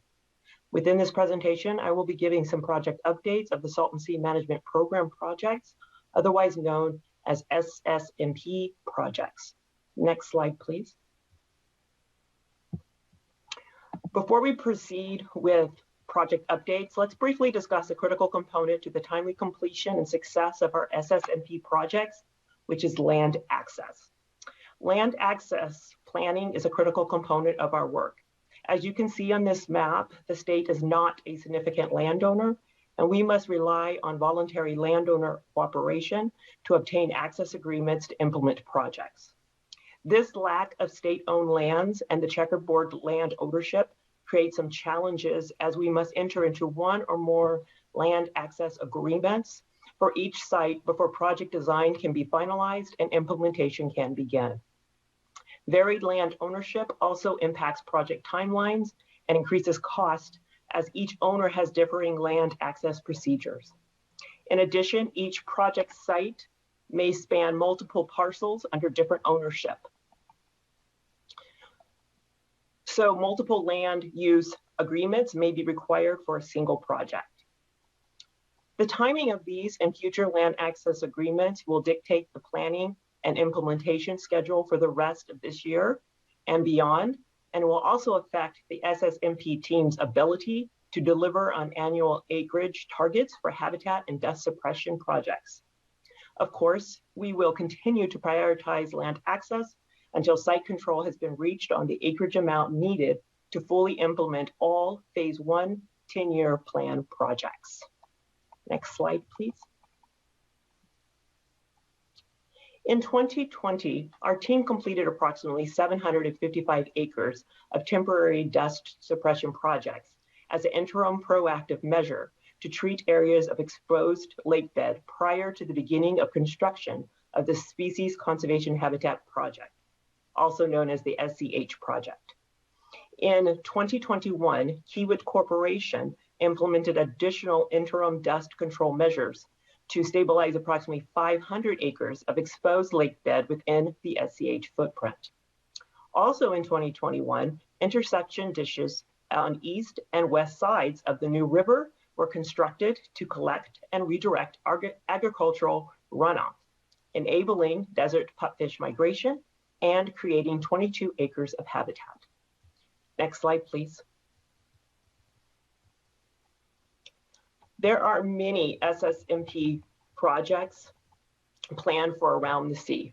Unfortunately for this presentation, we don't have time to address each one. However, let's discuss where these projects are with the environmental planning process. The SCH project, which is at the south end of the sea, was developed through a comprehensive environmental planning process, which was completed in 2013. Beginning in late 2019, projects related to the dust suppression and vegetation enhancement were informed by outreach and engagement with landowners, agencies, organizations, and members of the public through a series of community meetings to shape the development of the Dust Suppression Action Plan, which is commonly referred to as DSAP. This plan was finalized and released in July 2020.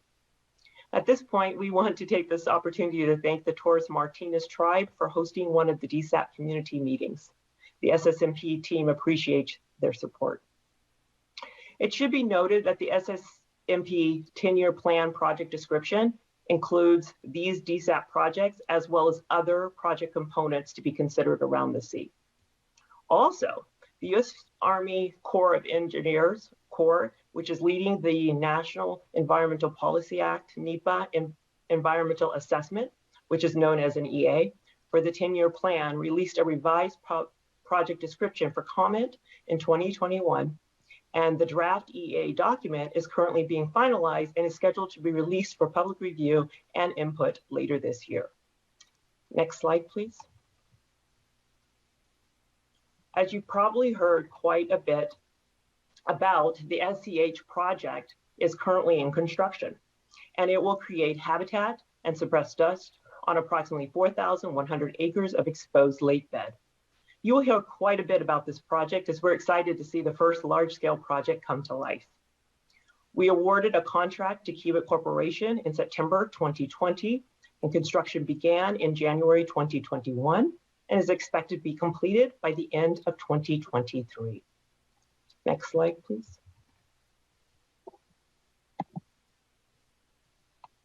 Construction is ongoing, and visible signs of progress are present. As you can see on the left-hand side photo, the causeway, which is over a mile long and extends into the Salton Sea, has already been constructed. And it is amazing. This is where we plan to connect with the Saline pump station. There are many other construction aspects that we can see from the air, like the new river diversion that was constructed to allow for the construction of the intake structures for the SCH project on the right-hand side of the screen. Next slide, please. As mentioned before, SCH is the SSMP's first large-scale project to reduce exposed lake bed and create environmental habitat at the sea. This project will create a network of ponds and wetlands to provide important fish and bird habitat, as well as to reduce dust. The slide on the right side of your screen is the beginning construction of a nesting island located at the East Habitat Pond. As you can see, it is very large. The speck in the upper part of the picture is actually the construction vehicle, performing the work.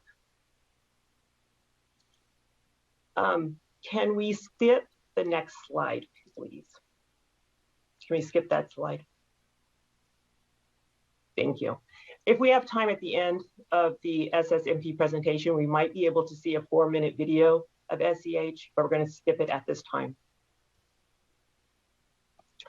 The SSMP team is working with the U.S. Bureau of Reclamation, USBR, to plan and implement approximately 1,700 acres of vegetation enhancement projects at 3 sites around the Salton Sea.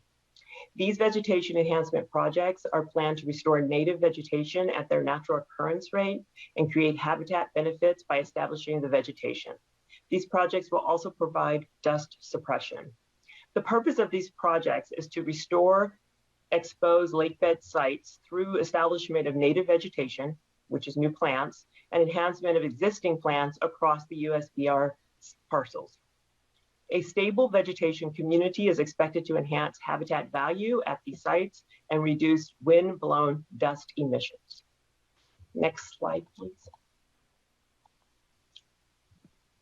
Winds blowing over exposed lakebed are responsible for dust emission and are also result in burial of small plants, thus preventing their establishment.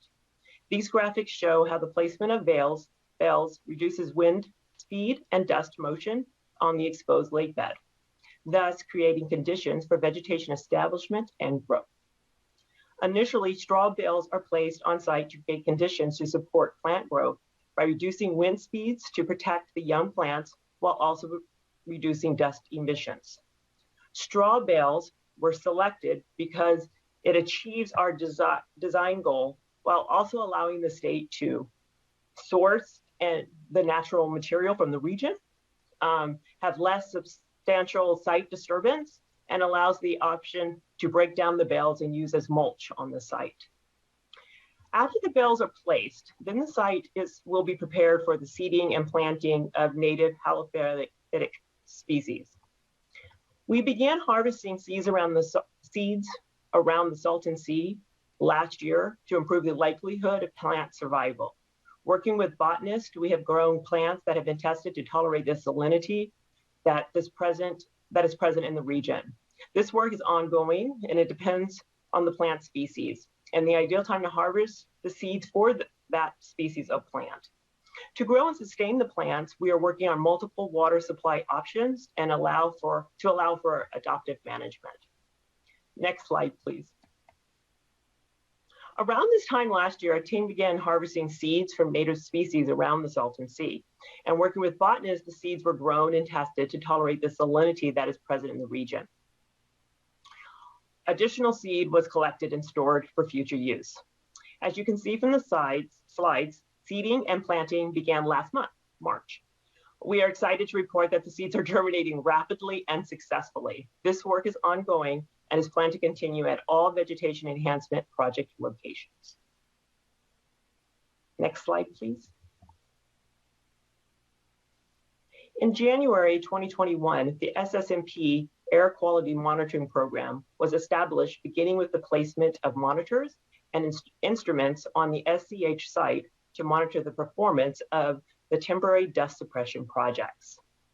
In December 2021, the project expanded to the north end of the sea to the North Shore and Coachella exposed lakebed sites. These sites were selected based on feedback and comments received by community members. In 2022, monitoring will expand to our vegetation enhancement projects. Next slide, please. The SSMP team is also collaborating with other partners to advance a broad range of projects, such as the North Lake Demonstration Project, Desert Shores, and Audubon Bombay Beach wetland restoration projects. We did not have enough time to discuss each of these wonderful projects in detail, but the information on them is in the annual report in Chapter 2. And all three of these projects will be included for analysis as part of the SSMP 10-year plan NEPA document. Next slide, please. There are also other major upcoming projects that we cannot go into individually today, but we wanted to let you know that they are out there and to get an idea of where they are located. Next slide, please. On the north side of the sea, we have the North Lake Project. The North Lake Project is a large habitat project proposed for the northern shore of the sea. Within a larger 4,200 acre horseshoe-shaped planning area that is shown in red on the slide, we will need to define the exact areas for a 1,000 to 1,500 acre project, determine the types of aquatic habitat to be created, and determine water sources. However, the proposed project is covered by the NEPA EA being developed for the 10-year Phase 1 plan. Next slide, please. On the south end of the sea, near the SCH project, which is shown on the map as a purple outline, there are three projects proposed with the New River expansion being the largest project at approximately 3,500 acres. Next slide, please.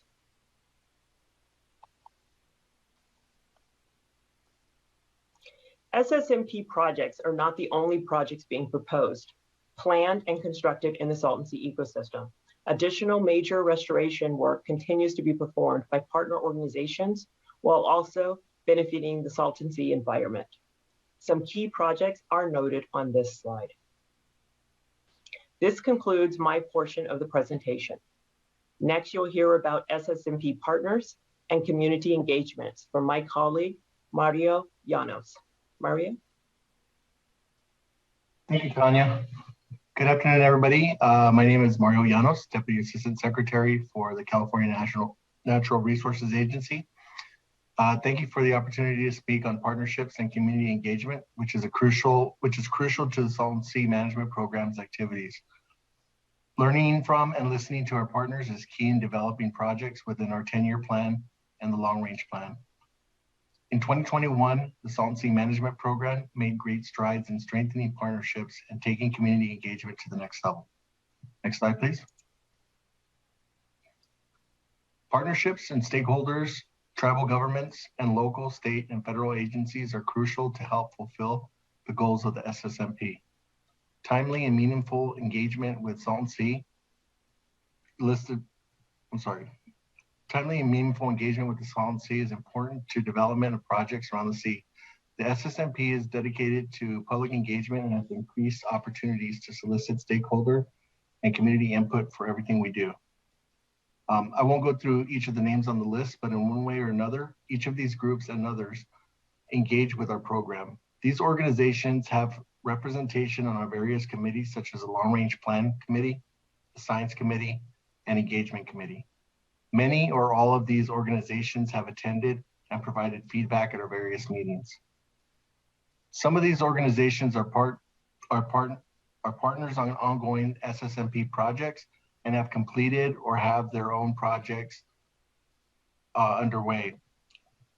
We're striving to collaborate and learn from these projects to identify new projects around the sea. Next slide, please. Here we just wanted to highlight some of our major engagement activities in 2021. First off is the Community Engagement Committee was very active in 2021. It consists of representatives from community-based organizations, stakeholder groups, local leaders, governmental agencies, and tribal governments. This committee helps guide the Salton Sea Management Program's engagement efforts and helps shape our planning activities. Last year, this committee developed a committee charter and engagement plan, which is used by the SSMP team as a guide when we are hosting engagement opportunities. Community Engagement Committee meetings are held approximately every 2 months. Next, the Salton Sea team hosted 2 public meetings to kick off the long-range plan development in August and September of 2021. The The Long Range Plan Committee meetings are also open to the public, including the first set of meetings which were held in December 2021. Currently, the Long Range Plan Committee meets about every 2 months. Another significant activity occurred in March 2021 when the U.S. Army Corps of Engineers released the Phase 1 10-year plan project description for public comment. Next, the independent review panel was formed and hosted a virtual workshop in October 2021. In November 2021, the panel met with the community at locations in Imperial Riverside counties near the Salton Sea. The panel will have several report outs throughout 2022 before ultimately submitting their final report on water importation concepts to the state early this coming fall. Finally, in December 2021, the SSMP team hosted its first major tour of the SCH project in Imperial County. Tribal governments, regional elected officials, and a wide range of Salton Sea stakeholders joined the California Natural Resources Agency Secretary Wade Crowfoot and SSMP team to view progress at the state's first large-scale project of the program. Next slide, please. As you can see here, we have a robust schedule with many opportunities for community outreach and engagement. This schedule is continually updated. In fact, it's a little different here in this presentation than the one in our annual report because it's a living document and it gets changed slightly, but it doesn't deviate too much. The SSMP team has been working with local leaders and community members to build a long-term, respectful approach to engage with Salton Sea community members and other interested stakeholders to inform and solicit meaningful input regarding health, air quality, environmental and social aspects of our SSMP projects for integration into the Phase 1 10-year plan and the Long Range Plan for the Salton Sea. I briefly discussed the Community Engagement Committee and the Long Range Plan Committee, which are shown on this schedule. On the first line of the schedule, you'll notice the SSMP update community meetings or workshops, which began meeting this year to give updates on our program. They're usually held in evening hours to ensure community is available to participate. So far this year, we've held 2 meetings which provided updates on our program, a NEPA informational session, and a deeper dive into our annual report in preparation for this meeting. I also wanted to share that recently this Science Committee was reconvened this year and last year, and held their first meeting in mid-February. Their estimated schedule is represented on the schedule. Currently, the Science Committee is working on providing comments and feedback on the Monitoring Implementation Plan, also known as the MIP. The Monitoring Implementation Plan is being developed and will guide measurement of important resources at the Salton Sea. In 2021, the MIP was further developed through working groups with input from agencies and stakeholders with expertise and monitoring experience in hydrology, air quality, water quality, biology, and socioeconomics. The MIP will provide a monitoring framework and priorities for environmental indicators at the Salton Sea. Finally, the anticipated release of the 10-year plan draft environmental assessment is represented on this schedule. This will tee off 2 to 3 meetings to provide further information and solicit input, which will be led by the Army Corps of Engineers and supported by the SSMP. Next slide, please. Finally, I'd like to discuss community amenities around the Salton Sea. There's a lot of information out there, and there have been recent discussions at our meetings around community amenities. The state has contracted with Better World Group to lead an effort to produce a community amenities strategy document. Better World Group has been listening and cataloging ideas thus far and will continue to lead this effort in the coming months. This document will be developed collaboratively with direct input and involvement from community members, community-based organizations, and Salton Sea partners. The intent is to identify community needs that can possibly be incorporated into SSMP projects near-term and long-term, and related efforts when possible. Additionally, this effort will aim to identify possible funding sources identified for community amenities outside of the SSMP. This concept paper will identify community amenities like those listed on this slide. Some may fall into the 10-year plan, and some may be identified and rolled into the long range plan. While many amenities may fall outside of the SSMP scope or funding, This strategy document will identify potential sources of funding from other local, state, and federal sources, as well as potential philanthropic donors. Aside from identifying physical amenities like those listed on the slide, the document will bring to light many co-benefits by way of identifying improvements to public health, workforce development or potential job opportunities, and climate benefits to the region. Next slide, please. And this concludes my presentation, and I'd like to turn it over to my colleague, James Newcomb, who will talk about planning. Thank you. Good afternoon, board members and workshop attendees. So my name is James Newcomb, and I serve as Assistant Deputy Director for the Department of Water Resources. I was fortunate to join the Salton Sea Management Program in September, and I'm happy to be here today to share our current planning activities and next steps. For those of you tracking with the annual plan, this covers chapters 5 and 6. And if the slideshow can advance to the next slide. Podemos allá en el próximo dispositivo.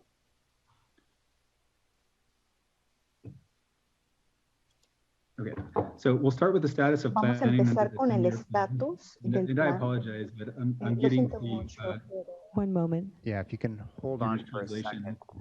Un momento, por favor. So for some reason on the interpretation feed, I'm not sure if any of the interpreters have switched the channel they're providing on, but we're picking up the Spanish translation on the main channel at the moment. So James, why don't you try speaking again and let's see. Sure, so we'll start with status of planning. Como estamos diciendo, vamos a empezar con el estatus. Okay. One moment.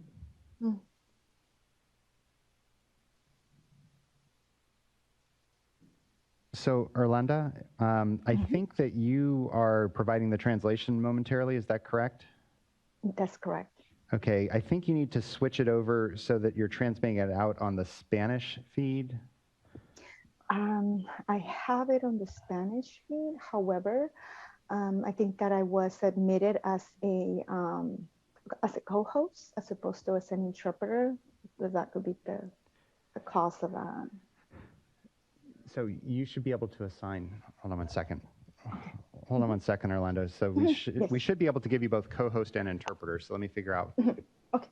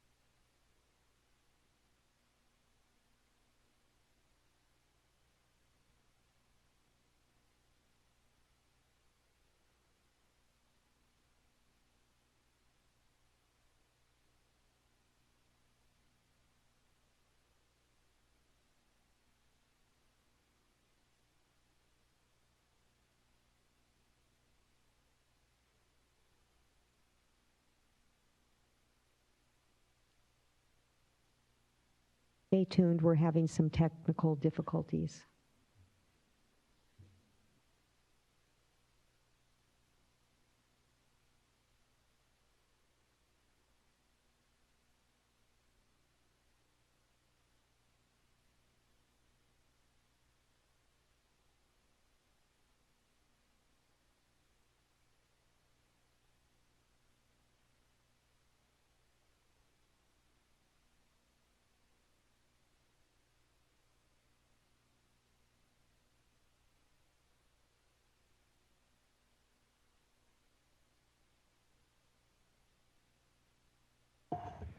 So, Orlando, you should be able to switch now. You're identified as an interpreter, and you should be able to switch that you're providing the Spanish interpretation.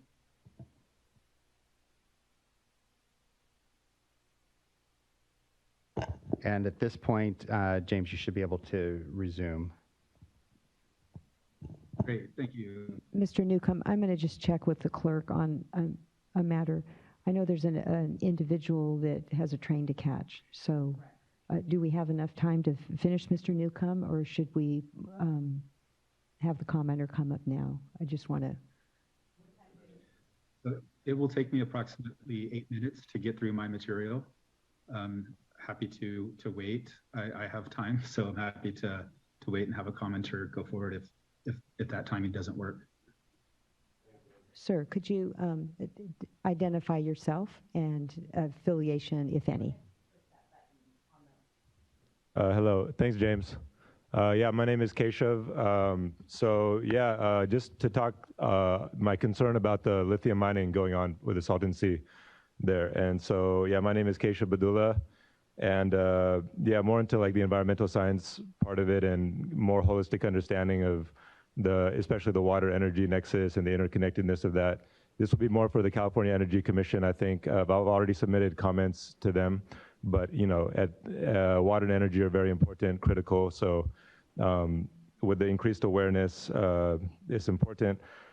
So hope you at least after the oil-dependent economy, fossil fuel-dependent way of life has physically disconnected us from like our sense of where we are. You know, we're so dependent on, reliant on basically car culture like that.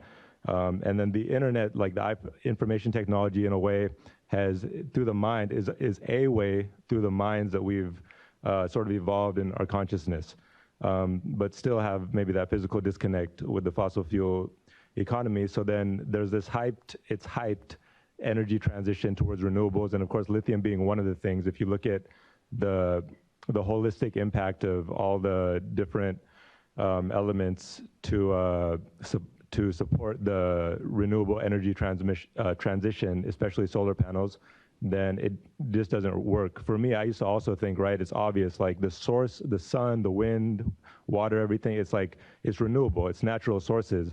But if you really think about it, it's just a source. If you look at the whole life cycle, then it's not good for life, for like water, life, and holistically. So for me, like, I thought it was good at the beginning. But then I watched two really well-presented documentaries, Planet of the Humans and Bright Green Lives, which is also a great book, really good references and things that came out in the last couple of years. And so it really gives you a better understanding of this is not really the right way to go, especially at a governmental planning level, at a high level too. So like even like with the United Nations and supporting like ways of life that are more like indigenous, local, like more relocalized ways of living, not dependent on the car culture type of thing. And so, yeah, it's like, it's a, you know, Al Gore's inconvenient truth. This is like a very inconvenient truth because we're so familiar with this way of life, so dependent on oil economies and things like that. So, but, and also the other thing is like, in a way, the way I see it is like an over-nurtured plant, you know, then it's like, it's not going to be able to survive if you take away that, you know, something that's a finite resource and even renewable energies. So it's kind of like a weekend, like we become spoiled with those energies. And so in a way, the challenge, the way I see it is like, how do you, like from even like a family, you know, if you have spoiled children or something like that, so used to these energies, it's like, that's kind of the challenge.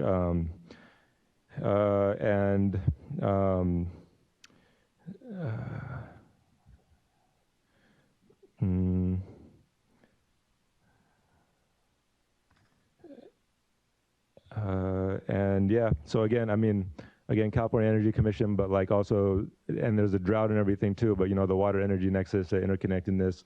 And so yeah, as we evolve in consciousness, we know better than hopefully like towards like more relocalizing economies, but it's a tough challenge and yeah, good luck. I'll do my best too. Thank you. Thank you for appearing before us today. Thank you for your comments. All right, Mr. Newcomb, back to you on your presentation. Yeah. Thank you. Yeah. Pause. Yeah, thank you. And just to reorient the audience, so I'm covering really the status of the SSMP planning activities, and we're starting with the NEPA process that's already been referenced for the 10-year plan. And I just want to say that because I'm going to be covering multiple planning processes, this 10-year plan is intended to offset impacts that are beginning to happen now. And I'll say that most of the work that's happening under the 10-year plan requires some sort of federal approval. And we decided that it would be in our best interest and everybody's best interest if we would group together like projects under one environmental review process. And so that's currently what's happening. So there's an environmental assessment that will cover all of the federal approvals needed for the 10-year plan, which includes the 30,000 acres of habitat and dust suppression projects that previously mentioned by Tanya. And I won't belabor all of the projects that are in there, but I will say that if you're a member of the public and or an agency for that matter, and you want to be involved in the review and comment of these projects, then just know that in the coming weeks, perhaps mid-May, the draft environmental assessment for all the projects under the 10-year plan will be released for public review. And upon release, the Corps is planning to hold 2 to 3 meetings. And then I also wanted to say that the Corps plans to have a final document in the fall of 2022. So I'm going to ask to go to the next slide and transition to, off of this process, which is really geared at dealing with impacts now, into looking out beyond those immediate impacts and talking about the long-range plan, which is aimed at alleviating impacts associated with the anticipated long-term recession of the sea. The long-range plan will evaluate a broad range of updated and entirely new concepts that rely on both in-basin water sources, and eventually it will also incorporate an evaluation of projects that include water importation. And I'll touch on when that will occur in a subsequent slide. The objectives within the plan are carried forward from Fish and Game Code, and of course the State Water Resource Control Board stipulated order. We are shooting to create large amounts of resilient aquatic habitat, aiming to improve air quality and aiming to improve water quality. And while those are our core obligations, we also know that we must incorporate several other aspects into our planning to deliver a plan that is actionable. And these important areas include topics like preservation of tribal heritage, economic opportunities, and recreational features. And I will build on how we evaluate our ability to meet those objectives and to incorporate these other important aspects into our plan in the next slide, please. So our evaluation criteria are sort of the heart of the long-range plan, and that is why I wanted to choose to focus on evaluation criteria with respect to the plan today.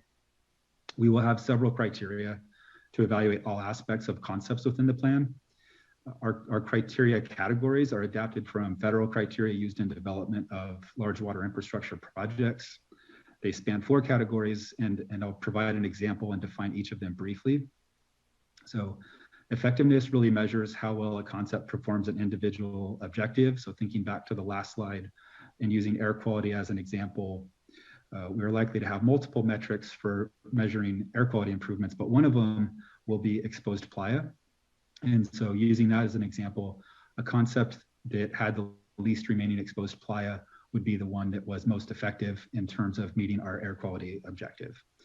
So, and again, that's the effectiveness criteria, and there will be several other types of criteria aimed at looking at water quality and habitat that fall under this category. Moving on to acceptability. Acceptability incorporates measures that I mentioned previously. This is where items like economy will be explored. And for the concept of economy, we know that job creation is important. And so we're likely to have at least one metric that focuses on job creation. And so exploring the different types of concepts and strategies that we are looking to evaluate A concept that allowed for the most stable long-term jobs would be one that scored highest for this particular measure of acceptability. The next bullet there is completeness, and that is simply a check to ensure that all of the core objectives that previously mentioned are sufficiently addressed. So again, habitat, air quality, and water quality.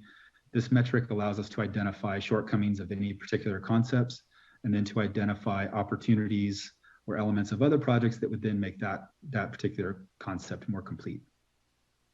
And then the last bullet there is efficiency.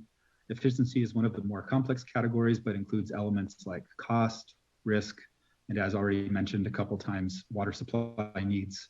I'll use cost as a metric for an example. So projects that deliver the highest benefits relative to cost would be ones that score the best for that efficiency metric. So in addition to evaluation criteria, we have other material available for review related to the long-range plan, including also our first suite of concepts that we're currently building out. Please visit the saltandseaca.gov website to review any of those materials. They're housed in the quick links section for now on the webpage, but in the near future, we're going to add a tab dedicated to the long-range plan. Next slide, please. Okay, so this timeline really is just to provide a sense for where we are now. As I mentioned in the previous slide, the long-range plan will be very broad in that it will consider concepts that rely on in-basin water sources, and it will eventually also fold in concepts that involve water importation. That work that's being done on the water importation is happening by way of an independent feasibility study. Right now, we're at the point in our schedule where we have a draft set of evaluation criteria and a partial suite of concepts for evaluation. We are working to finalize all of our concepts this May, which includes suggestions from the public and members on the long-range planning committee. And then we will begin our evaluation on those in-basin concepts later next month. And concurrently, the item in blue there, there's an independent review panel that is investigating the feasibility of water importation projects. That investigation is happening independently by large public support. And so we will receive a report documenting the findings of that review in September. And at that point, we will incorporate those findings into our evaluation. And then in December, we will deliver the long-range plan to the State Water Resources Control Board. I also, while we're on this slide, I wanted to mention beyond delivery of the long-range plan will be a subsequent, more formal environmental documentation process and more in-depth alternatives analysis. Next slide, please. So really, we just wanted to share this slide to let everybody know that the SSMP is in the process of expanding our team in an effort to catch up to our obligation and our commitments, and also identify that most of these new positions are located in the Salton Sea region. For context, 4 out of the last 6 recent hires are located within the Salton Sea region. Next slide. And over the past year, we filled some critical positions with Miguel Hernandez, Dr. Nasir Idrisi, Mario Llanos, Tanya Marshall, myself, and John Palenko. There are short blurbs about us in the annual plan if you're interested, but I'll just say that we have very professional backgrounds in the areas of administration, outreach, science, and program management that are complementing each other very well. And on a personal note, I just wanted to say I'm very proud to be part of this growing team. And so this is my last slide here. Next slide, please.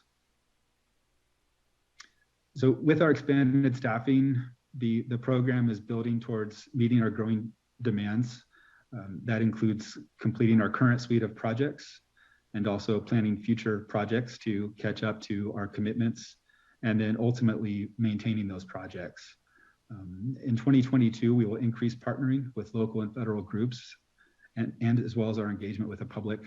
And we will continue to construct and hopefully complete some of the projects that are currently underway discussed earlier. As we complete planning for new habitat and dust suppression projects, we will be working towards our goal of catching up to our 2024 requirement. And then building on the NEPA documentation for the 10-year plan I discussed earlier, we're going to build a comprehensive schedule that takes us all the way out to 2028. So, and then finally, we'll be submitting our long-range plan, which will set the vision for beyond 2028 and allow us to begin a subsequent environmental documentation phase. So that concludes my section. And at this point, I would like to advance to the next slide and then turn it back over to Arturo Delgado to close the SSMP presentation. Okay, thank you, James, Mario, and Tanya for providing today's program updates. So in closing, even though much progress has been made, significant work still remains to further suppress dust and restore habitat on exposed lake bed and catch up with the established targets. Our program success to date and moving forward would not and cannot be possible without meaningful partnerships and collaboration. This is at the heart of the SSMP's ability to meet acreage targets and advance work towards a sustainable Salton Sea ecosystem. It is essential moving forward that we progress and finalize critical land access agreements crucial for project completion. We look forward to continuing this collaborative work with local, state, tribal, and federal partners to expand the acreage of completed projects in the year ahead. Thank you, and this concludes our presentation, and we'd be happy to address any questions from the board. Thank you, Mr. Delgado, and the entire team. Thank you for the comprehensive and informative presentation. Do we have any questions? Yes, Board Member Firestone.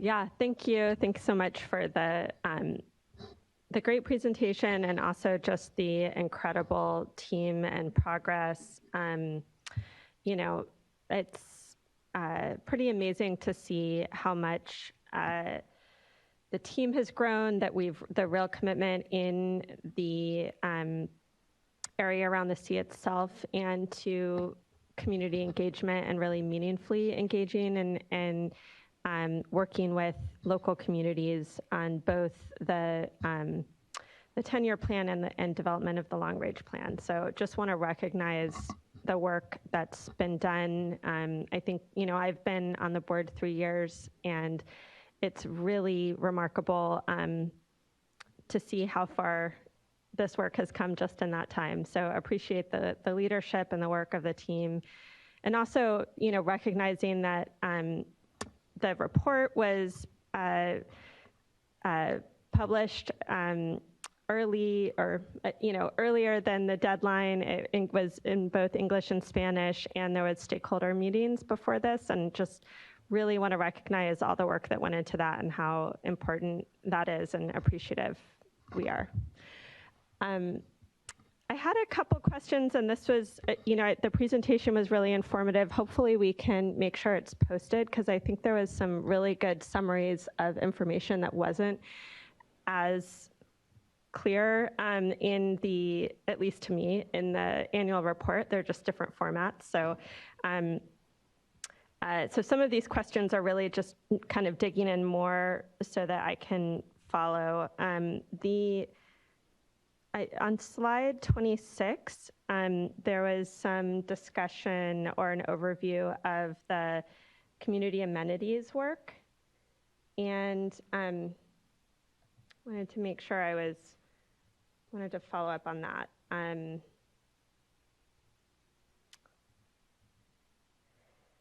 So it sounds like there's work on a community amenities strategy document. That's a work in progress? And can you just help me understand how that fits into the SSMP and the long-range plan? Just wasn't clear on that. So where? Thank you very much for that, Board Member Firestone. I'm going to ask my colleague Mario Llanes to address that question. Mario? Okay, thank you. Yeah, so the work's all underway already, and there's been multiple meetings where this topic has come up, and Better World Group, our contractor who's doing this work, is already working on this as it relates to the long-range plan. Over the coming months, they do plan to go out into communities and engage through various methods, and to go where communities are meeting and gathering to get information about community amenities that will inform the short-term or the 10-year plan and the long-range plan. And those will be, I guess, I guess, amenities that could be identified for the 10-year plan. You know, there's some already listed in the environmental assessment, the draft environmental assessment that you'll see, but we're also looking to get more feedback on those and develop those a little further on anything that could be incorporated into that 10-year plan environmental assessment document that's going to be coming out soon for feedback. And so as much detail as you can provide on that around community amenities would be helpful. And then larger community amenities or maybe some that don't really fit into the 10-year plan because they're more ambitious or expand beyond the seed, but kind of have a relation to the seed would, you know, somehow be incorporated into the long range plan. And that would, you know, that would happen through, you know, a series of well, Better World Group informing that plan and merging that concept, the concept paper or the strategies document to that long range plan committee and somehow incorporating it into the final report. But also there'll be ample time as that long range plan gets developed to continue to develop these strategies. I mean, the community amenities around the long range plan for the city. So I hope that answered your question. I was kind of all over the place. Yeah, that's great. So really for both, and just the formal document I just missed, is that, is there the strategies document, is there a timeline for that? And it sounds like there's a lot of work going on to inform this topic, well, to develop that and inform both the environmental assessment and SSNMP, but also the long range plan. So just the timeline for the document, I just wasn't clear on when that was. There's still quite a bit of work to do, and we're anticipating that possibly fall of this year or later, hopefully by the end of the year, to have that document. Great, okay. Let's see. One of the, you know, well, I guess two topics that I know you all hit on in the report and also saw in some of the comment letters. One key one, obviously, is land access. And so I'm wondering, you know, I think probably a theme for this whole workshop in some ways, because there's so much, really all of the work and the progress hinges on that in a really fundamental way. So just wondering if there's lessons learned or key milestones you think we are worth highlighting now to make sure that we are able to stay on track. And I think just looking for maybe some regular updates or check-ins to make sure that we're making the pace and progress on the land access that we need to be able to meet all of those really ambitious goals that you all have set forth. So thank you for that question, Board Member Firestone. I mean, honestly, I think that's probably one of the most important issues that we're contending with at this point in time. The success of our program is highly reliant on our ability to timely secure land access and get control of patients to actually implement projects. As my colleague Tanya Marshall mentioned, if we have very little, the state owns very little land at the Salton Sea. In fact, 80% of the land mass out there at the Salton Sea is owned by either the federal government or IID. So it's important that we work in a collaborative manner with those two major landowners. Last year, this last year we did make progress, and we continue to make progress with our partners and the major landowners. We've developed template land access agreements. We did secure land access from the Bureau of Reclamation, and I think that serves as a path forward on how we can continue to work with them to secure additional land access for future projects. At the same time, we continue to work with our partners at IID to secure land access. We're currently working with them to secure an additional 400 acres of land access to expand our veg enhancement project. I think we're getting close to actually having that easement in place over the coming, I'm cautiously optimistic over the coming weeks. I think we've also had high-level discussions with leadership at IID around using the template for not only the SCH easement, but also for this veg enhancement easement that we're working on now as a template to serve as a kind of for a master agreement moving forward. So I guess I'm cautiously optimistic that we can be able to move forward on that. I'm going to stop there and maybe turn it over to my colleague, James Newcomb, to see if he has any additional thoughts around your question. James? Yeah, thank you, Arturo. I think that was really comprehensive. And the only thing that I would like to add is that as we're expanding our team, we will be looking to have somebody in charge of a contract that will take a look at our previous real estate strategies and any potential new strategies moving forward, building on things like programmatic or master type agreements, and hoping that we can get even more traction in the coming year on how we approach access agreements. Great. Another topic I am interested in, and I saw in some of the comment letters, was really questions around water budgets. And I know, there's obviously needs around water right permits that will have to be working with you all on for at least temporary water for projects, I think in some cases. But there's a lot of work going on in projects that, whether it's for vegetation or habitat, and I'm just wondering if you could speak to the water needs for those projects a bit, and this could be something for future if it doesn't work to give information now, but I think better understanding water needs and budgets, sources, demands for the projects, both in terms of immediate needs, but also I'm thinking particularly long term. Obviously, there's less and less water. It's the problem here, and so just understanding what sort of water access is going to be needed to ensure those projects are sustainable.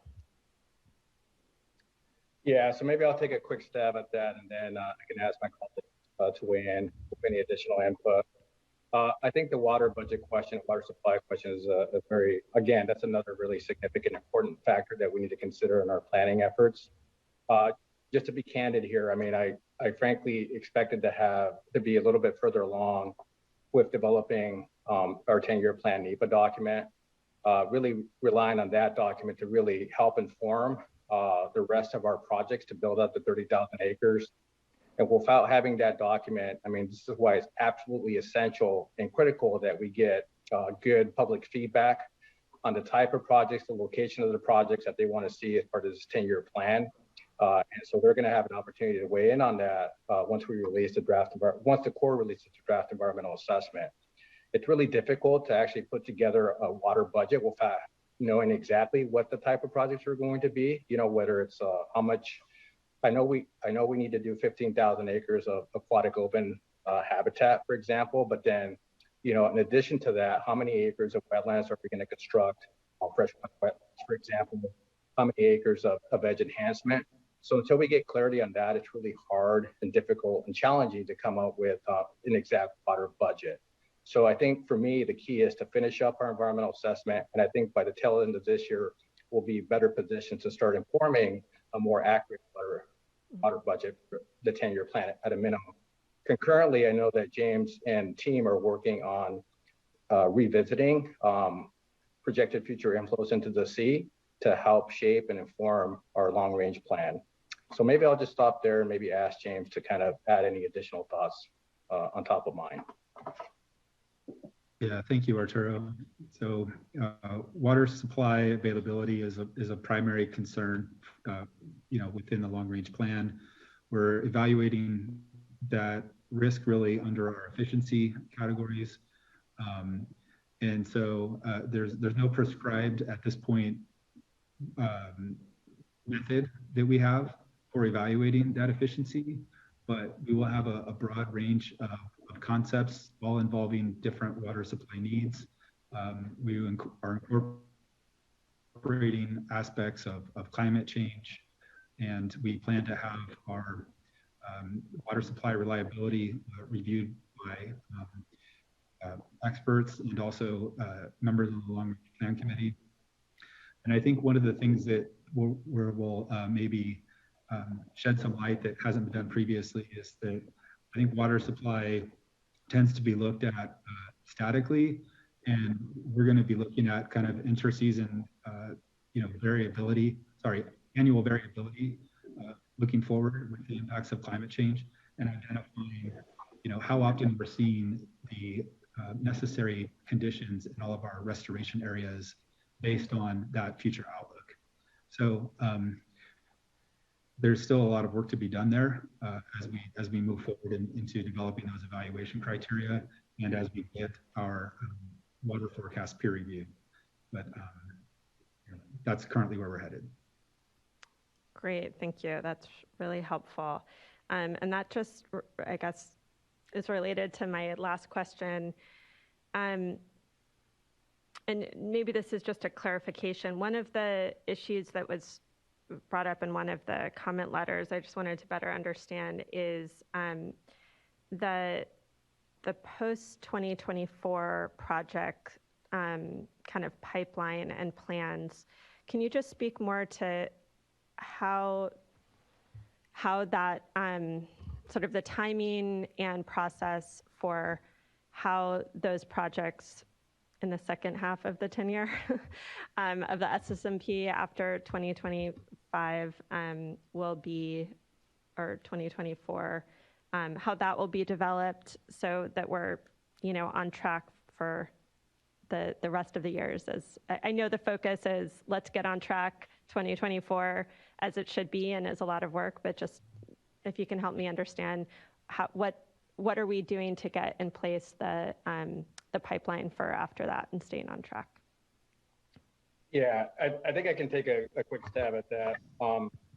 Yeah, we did address that in our annual report. So for starters, I wanted to make sure that we identify kind of our set of projects on how we get caught up by 2024. So we've done that. That's in the annual report. In addition to that, we've also stated in our annual report that, and this again is tied to the completion of our environmental assessment. I fully expect that we'll have that document completed by the end of this year. Once we have that completed, then be able to more accurately identify the exact projects that are going to be implemented after 2024. And so I fully expect to build out that schedule through 2028. Moreover, on top of that, once we get caught up, and I totally understand it is a very ambitious schedule to get caught up by 2024, but we're going to do our due diligence to get caught up. I don't think we have an option not to. And again, this is really tied to getting timely land access for us to be able to have success in getting there. But after we complete our environmental assessment, we'll put together the rest of our projects through 2028. And the idea there is that once we get caught up by 2024, we'll stay on track and be able to deliver the remaining acreage by the end of 2028. Great, thanks so much. Really helpful. Thank you. Board Member McGuire. Yes, I want to thank you all for the really good comprehensive presentation and all the progress that's been made over the past 3 years. Like Board Member Firestone, I've also been on the board for 3 years, so really have seen a transformational and really exponential increase in the amount of the clarity of the annual report, the information that's being conveyed, the strength of your team, and the progress that's being made out in the field, which is really where it matters most. And so thank you for all that. And I want to be mindful, I could ask you a lot of questions, but I want to be mindful of, we have a number of panels today and a lot of commenters, so I'm going to just ask you one question, and it will probably sound familiar to other questions I have asked in prior meetings. But this goes down to kind of my reaction to Secretary Crowfoot's initial comments about the State Water Board's role here in this process, and it's really one of accountability. And so when we look at, when I think about accountability, it's, how are we tracking progress that's being made to achieving the ultimate goals of the SSMP, which I think Mr. Delgado, as you said, was, I'm sorry if I get the acreage wrong, but close to 30,000 acres of which 50% of that roughly is for aquatic habitat and 50% is for vegetation, dust suppression projects. So, when I look at the annual report, I mean, I think there's a lot of great information in here. I'm really excited to see all the projects that you have underway. But I still am having a hard time sort of parsing through that and really understanding what portion of the projects that are even planned over the next couple of years really are habitat versus dust suppression. How many are of those projects are kind of interim dust suppression projects versus long-term? And I realize you have a lot underway with the EA and all those long-term efforts will have some bearing on that, but I'm hoping you can shed some light on that and maybe a commitment to, in the future, maybe next year's report, really spell it out a little bit more clearly so I can, when I read it, I have a better understanding of what types of projects are being constructed and how much progress we're making for each of those sub-metrics.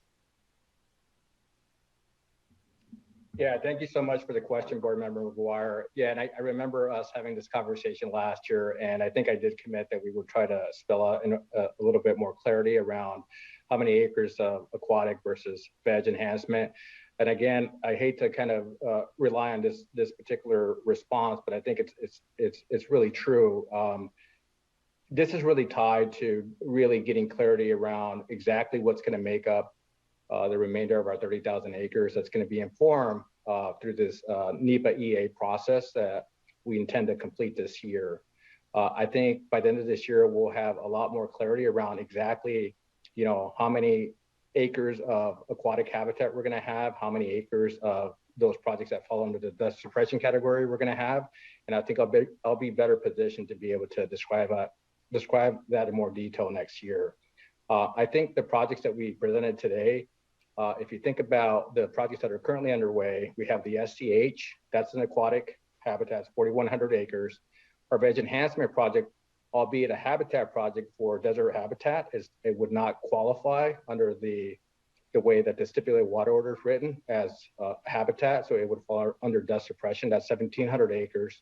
And then we've identified another 8,000 acres that are currently planned through 2024. I think roughly, just off the top of my head right now, I think roughly of those 8,000 acres, I'm going to say about 75% of that is aquatic habitat projects. So those are just kind of rough numbers. Okay, well that's really helpful, and maybe what I look forward to the updated report next year. And I'll point out I'm looking specifically at Table 2 in your report, and it's called the SSMP Project Summary Table. And so that's the one that I'm trying to get a little bit, use that table. I rely on that pretty heavily for tracking the metrics in terms of what's been completed and what's planned. So you might think about expanding that in the future just to provide that additional detail. But thank you, that's really helpful. Yeah, thank you very much. I appreciate the feedback. All right, good questions, thank you. Any other questions? All right, so the next part of the workshop includes a series of panels comprised of various agencies and organizations involved with the Salton Sea. And we're just going to take the first panel, and then after that, we will take a 10-minute break just for planning purposes, and then we'll come back and do the remaining panels. And I believe before going to public comment, then we'll have a 30-minute break. So the first panel will be the Colorado Regional Water Board with their presentation provided by Paula Rasmussen, Executive Officer to the Colorado River Basin Regional Board. Good afternoon, members of the board and members of the public. Good afternoon. Ms. Rasmussen, we're having some difficulty hearing you. Can you hear me any better now? Yes, that's better. Okay, thank you. Thank you. Yes, I'm Paula Rasmussen, and I'm the Executive Officer of the Colorado River Basin Regional Water Board. I'd like to thank you for including the Regional Board in this workshop. Next slide, please. This presentation will provide a status update on Regional Board activities, progress since the last workshop, and discuss activities that are planned for the next year. These will focus on the triennial review, coordination with the California Natural Resources Agency, the New River Improvement Project, and the Irrigated Lands Program. Next slide, please. The Water Quality Control Plan, referred to as the Basin Plan, is the central regulatory document for ensuring water quality in the Colorado River Basin region. The plan describes and defines the Regional Water Board's activities. It contains beneficial uses, water quality objectives to protect the beneficial uses, implementation agreements, monitoring plans, and other policies in effect. As a living document, it is subject to changes as needed to reflect the status of water bodies or revised objectives. Next slide, please. To meet federal and state requirements, the Regional Water Board must review the Basin Plan every 3 years in what's called the triennial review. The triennial review develops a ranked list of projects that would result in potential changes to the Basin Plan. The latest triennial review list includes projects to be developed between 2021 and 2023. The ranking criteria were identified based on public input and board priorities. For the 2020 triennial review, 2 major ranking criteria for the projects included whether the project addresses impairments affecting the Salton Sea, and whether it addresses water quality issues in environmental justice communities. Because the fate of the Salton Sea is a key environmental justice issue, the majority of the top ranking projects are within the Salton Sea watershed. Next slide, please. Most of the Salton Sea projects on the 2020 triennial review list are total maximum daily loads, or TMDLs. These are water pollution control plans that must be developed to address water quality impairments, which are identified on the 303D list of impaired waters. The Salton Sea watershed TMDLs are shown here, and many of these are in development by the Regional Board. Next slide, please. There are 2 other projects prioritized in the triennial review, which involve Basin Plan amendments to review or establish beneficial uses, as shown here. Beneficial uses describe how each water body is used. Examples of beneficial uses include municipal and domestic supply or wildlife habitat. Next slide, please. This Regional Water Board is coordinating closely with the CNRA as it implements the Salton Sea Management Program. Many of the projects proposed in the SSMP 10-year plan will involve dredge or fill activities that require a water quality certification or dredge or fill permit and enrollment in the Stormwater Construction General Permit. Regional Board staff meet and confer frequently with Natural Resources Agency staff on these activities. Next slide, please. Aquatic habitat restoration projects will require water board permits, including water quality certification and stormwater construction general permits. The Species Conservation Habitat Restoration Project that began construction in January 2021 required an amendment to the existing Clean Water Act, Section 401 Water Quality Certification that was issued in 2013. A water quality certification amendment and order for the Species Conservation Habitat Project was issued by this Regional Board in December 2020.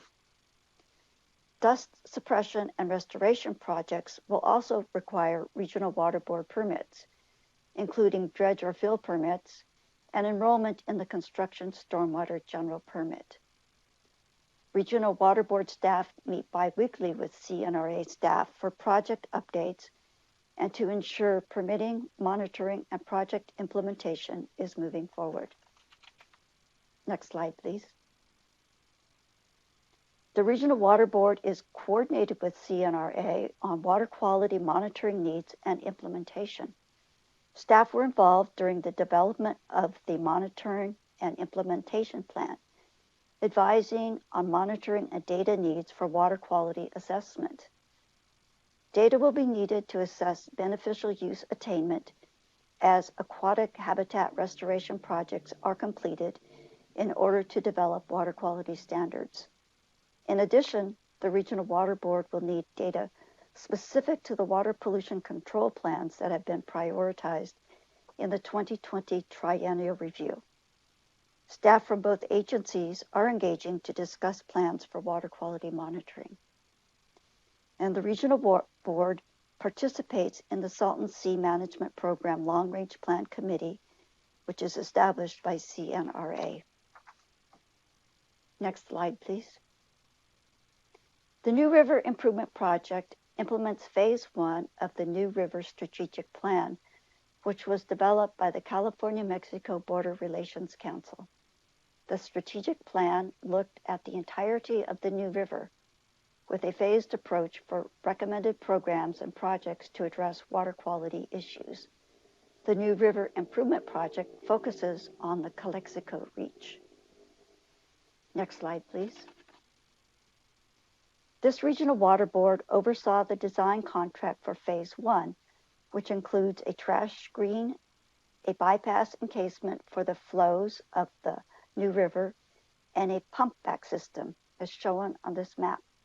This project will divert New River water flows underground to bypass the city of Calexico.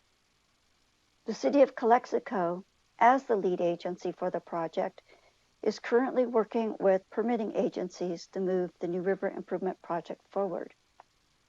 Regional Water Board permitting includes 401 water quality certification, construction dewatering waste discharge requirements, the general stormwater construction permit, and a modification to the NPDES permit for the city of Calexico's wastewater treatment plant to change the location of the discharge. The 401 water quality certification was issued in January of 2022. Permit applications for construction dewatering, waste discharge requirements, and the general stormwater construction permit will be submitted by the city as needed. And a permit application has been received for the modification to the NPDES permit, and additional information is pending from the city. The revision to the NPDES permit is expected to be completed during fiscal year 22-23. And the city of Calexico is starting the bid process for this project and anticipates that construction will start this summer. Next slide, please. Within this Regional Water Board's jurisdiction, there are two irrigated lands that are within the Salton Sea watershed, Coachella Valley and Imperial Valley. These irrigated lands had conditional waivers of waste discharge requirements in place to control the waste discharges from agricultural lands, and the Regional Water Board replaced the conditional waivers with general orders that incorporate the precedential requirements of the Eastern San Joaquin Order.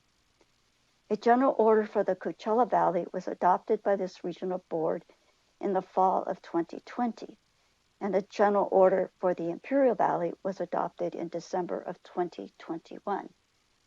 Next slide, please. And this concludes my presentation. Thank you very much. Thank you, Ms. Rasmussen. Any questions? Board Member Firestone. Thank you. Thank you so much. I'm the liaison with Region 7. I really appreciate how much work the small team down there does and how closely you're coordinating with CNRA on these projects. It's pretty incredible, as well as with on the New River project. I think just shows a real commitment from the board to these priorities and making sure that we're all moving forward collectively as quickly as possible. So really appreciate that and just want to recognize that. I had a couple questions. One is, so let's see, going back to slide 6, you talked about basin plan amendment being needed and prioritized within the triennial review for a beneficial use designation for Salton Sea constructed aquatic habitat. So is that for the aquatic habitats that are likely to be part of these projects, or is that for something else? And maybe can you just give a sense of, I know it's a big deal to do a basin plan amendment, so just understanding if that needs to be in place for these projects and what that looks like. These amendments will be for the projects that are going to be constructed. And it's going to work together as the project are constructed, then we'll be able to gather data to look at the quality of water in those habitats and use that data to determine, the beneficial uses and the requirements that we need to put in our basin plan. So it really works together with the work that CNRA is doing right now. Okay, great. So that's, so it sounds like the timelines are synced up and adoption in 2024 would enable the schedule of projects that CNRA has planned? Correct. Okay.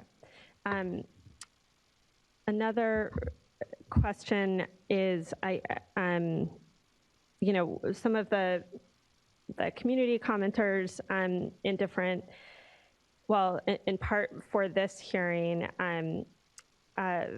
flagged nutrients and harmful algal blooms. And I saw on slide 5 that there's a number of TMDLs in the docket under the triennial review that include nutrients. I'm just wondering if you can say a little bit more about the regional board's work, how these TMDLs might help to address or at least get the ball rolling to address nutrients and harmful algal blooms and what you see that looking like. Wow, thank you. What we're looking at with these TMDLs specifically, you could look at, say, for example, the New River ammonia nutrients, is to start addressing the constituents that are in the tributaries to the Salton Sea and look at improving and addressing the water quality. So the nutrients that would be addressed under the New River TMDL would address the nutrients and the toxicity and identify impacts in the New River, but because it's tributary to the Salton Sea, ultimately would be protective of the Salton Sea. So we're starting in the tributaries. And the harmful algal blooms, also should be impacted by these TMDLs because of the nutrient flows from those tributaries. Great, and I know there's a lot of public process around TMDL development, so I think there'll be a lot of opportunity for engagement around those for folks that are impacted and concerned. So last question is, let's see, I'm going to make sure I'm using the right term here, or maybe I won't. I'll just use the wrong term. The monitoring implementation plan, that was the term I was looking for. So I know there's been some challenges because there's no one agency that is doing or coordinating all the different monitoring, water quality monitoring throughout the Salton Sea area. And there's different kind of focuses and limitations on efforts around water quality monitoring. So I'm wondering if I wonder if if you feel like the monitoring implementation plan or long range plan and that coordination, there's also obviously a lot of other agencies on the federal side that are doing water quality monitoring that I think are part of that coordination with that group. Just wondering if you feel like that's something that can help to consolidate and coordinate the water quality monitoring that is going on so that it's easier to follow, ensure that there's kind of long-term tracking and sort of more comprehensive coordination and understanding of water quality monitoring. Do you think that that lies there? How do you see the opportunity for that? It will certainly help. I don't know if it's going to pull in all of the monitoring and all of the entities, but where we can look at monitoring overall in terms of some of the needs that we have for the monitoring and the needs of CNRA in terms of their water quality monitoring, it's going to help. Whether or not it's going to be the comprehensive one-stop shopping, say, for monitoring, I'm not sure. So that's something that maybe we can take a closer look at as we go forward with that. Great. Thanks so much. All right. Thank you, Ms. Rasmussen. Useful information. All right. Now we're going to take a 10-minute break. And I just want to mention that we are running a bit behind schedule. And so I'd like to request that our remaining panelists be mindful of their speaking time to help ensure that everyone gets a chance to speak today, especially since the public comments come at the end, and we do have quite a few individuals that have signed up for public comment. So just be thinking of ways that you could maybe shorten your presentations a bit, especially if some of this information has already been covered or, just in reference to something that's already been covered. Thank you so much, and we will return at 4:25.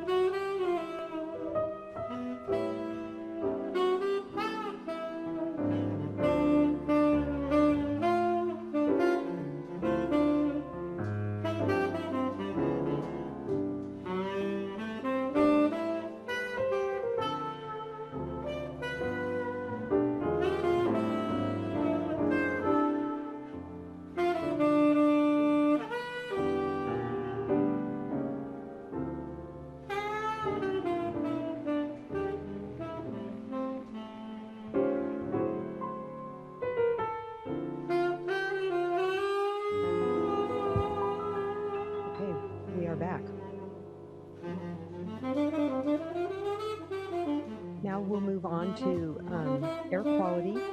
This next panel consists of staff from 2 local air districts that cover the Salton Sea. Andrea Polidori, Director of Monitoring and Analysis with the South Coast Air Quality Management District, and Matt Desert, Air Pollution Control Officer with the Imperial County Air Pollution Control District.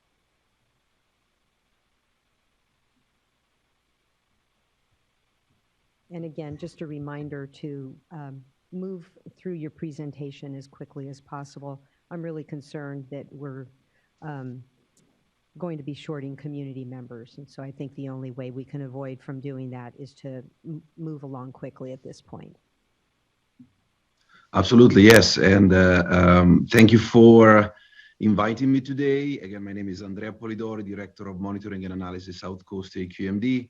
And I will give you a quick presentation on our air monitoring activities in the East Coachella Valley as part of the AB 617 program. Next slide, please. Okay, so the East Coachella Valley Community Steering Committee has identified 6 air quality priorities to be addressed through the development and implementation of a community emission reduction plan, or SWRCB, and their related community air monitoring plan, or CAMP.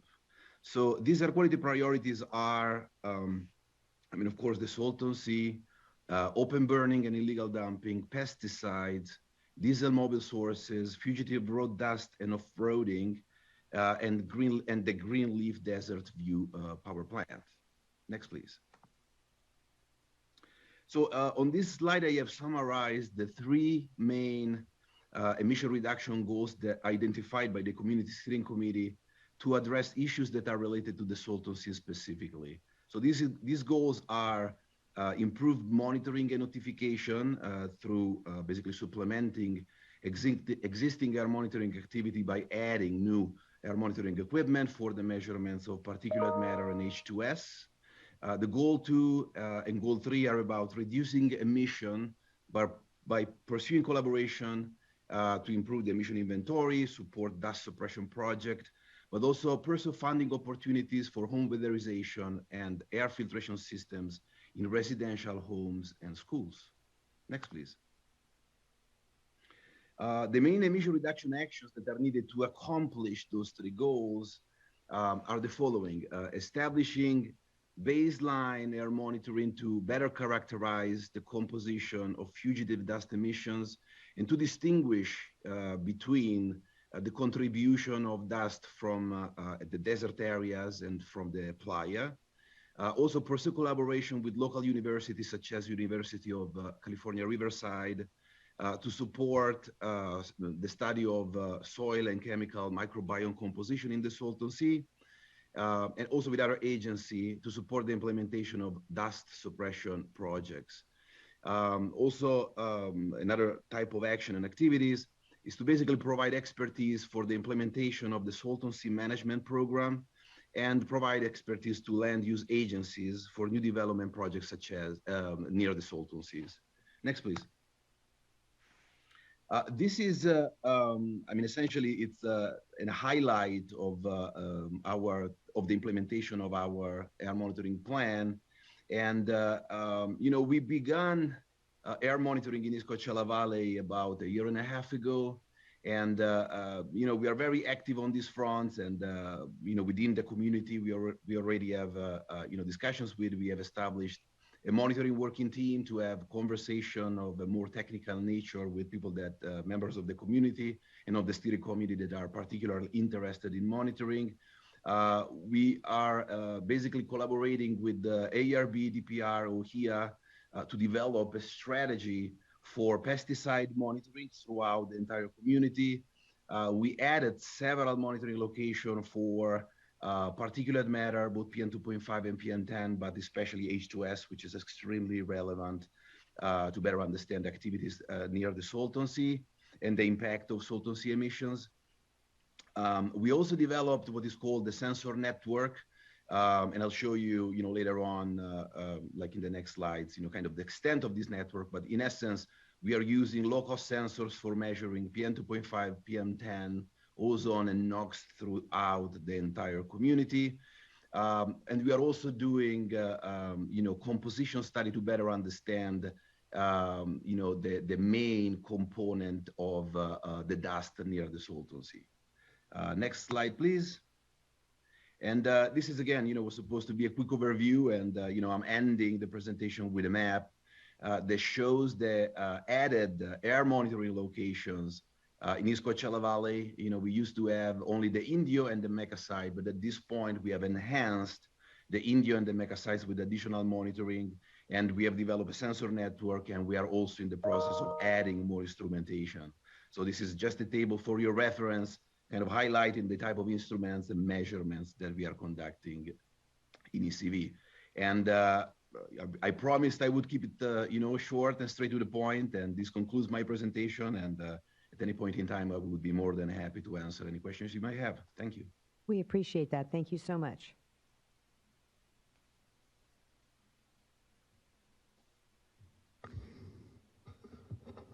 Next, Mr. Ezert.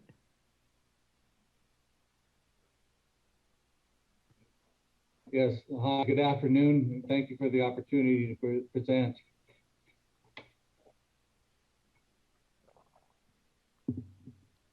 Is the slide up? My name's Matt Desert. I'm the Air Pollution Control Officer for Imperial County. Next slide, please. Following now is a series of slides that have been recycled quite a bit, and they're not meant to challenge anybody's number on the adequate acres of exposed playa. They're meant to enhance the awareness of what a large project this is and what an expansive number of acres of playa are going to be released in the near future. The state's presentation today was wonderful with the progress that's going forward and the idea that catching up by 2024. The Air District applauds the state natural resources for their efforts. Next slide, please. Again, these slides show the southern portion of the Salton Sea, the portion that's going to have the most exposed playa is going to be Imperial County. We need more projects, and we need them on the ground. Heard the details about land lease right-of-ways, permit requirements. We understand it takes time. The problem is we need to keep projects in the pipeline. And the next big project would be the New River Enhancement, nearly 4,000 acres. There it is, strongly encourages that project to move forward, following in the footsteps of the SCH projects. Next slide, please. Again, these numbers aren't meant to challenge anyone's presentation thus far. They're just meant to show the large exacerbating numbers of playa acres that are going to be exposed. Next slide. Now we're looking at some of our rules for enforcement. Daunting task, the size of the Salton Sea, and we're a small air pollution control district, but we're doing our best. Next slide. So the purpose of the regulation 800 is to reduce the amount of fine particulate matter, PM10, entrained in the ambient air. I don't need to read the rest of the slide to you for time's sake, but these are the core of our rules and the core of our responsibilities. And again, it's a daunting task. Next slide, please. Specific to our rules is Rule 804. The purpose of this regulation is to reduce the amount of fine particulate matter entrained in ambient air as a result of emissions generated from open areas. And the Salton Sea is considered an open area. That is, it's considered man-made. We hope to do this by requiring actions to prevent, reduce, or mitigate PM10 emissions.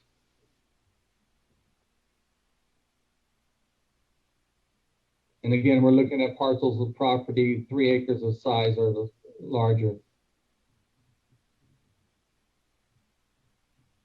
Next slide. Best available control measures.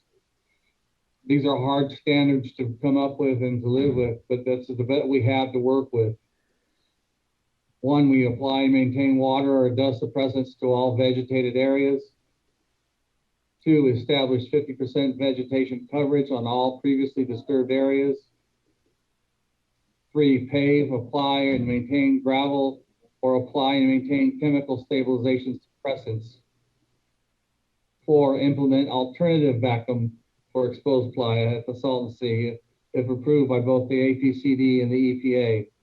Alternative vacuum may be technical evaluation demonstrating that the proposed alternative vacuum achieves a stabilized surface of 20% opacity.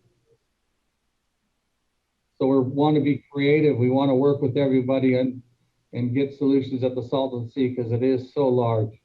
And it is so large in the Imperial County portion of the Salton Sea. Next slide.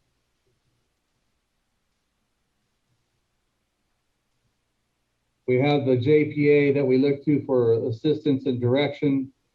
With its members of the IID, the San Diego Water Authority, and the Coachella Water District. That's the QSA, Joint Powers Authority. Next slide. And then we also look to the natural resources in California Department of Fish and Wildlife. And we appreciate and applaud the success that's going on this year with the SCH project, Tule Lake, Clubhouse, and some other ones that haven't been named. Next slide. Here's some dust emissions off of a playa at the Salton Sea.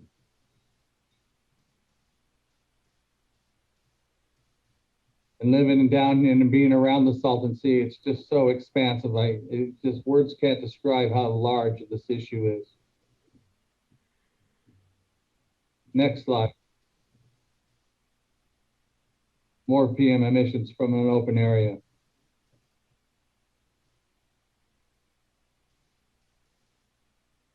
Next slide. Thank you for your time today. Thank you. Any questions? So I'll just say, as a former member of the Air Resources Board, I think you intended to raise the alarm, Mr. Desert, but also to indicate your collaboration with the Resources Agency and the other partners. I would just ask Mr. Delgado that in next year's report, we look at this issue a little more closely in terms of the alignment of your basin plan and the short range and long-term plan, just so we could get a better sense of the ability to meet these requirements that you have in your PM10 plan. And specifically, the concerns that I have also are related to the regulated community and your district's ability to enforce your rules, where you have, 3-acre parcels where, you're regulating them, but then there's this overwhelming presence coming from the Salton Sea. So just want to make sure that you have the tools that you need to be able to continue to enforce across the board and get some assistance with messaging. Thank you. Thank you. Okay. Now we'll move on to local entities. Tina Shields with Water Manager, Imperial Irrigation District. Esperanza Colio Warren, Deputy County Executive Officer from Imperial County, and Patrick O'Dowd, Executive Director for the Salton Sea Authority.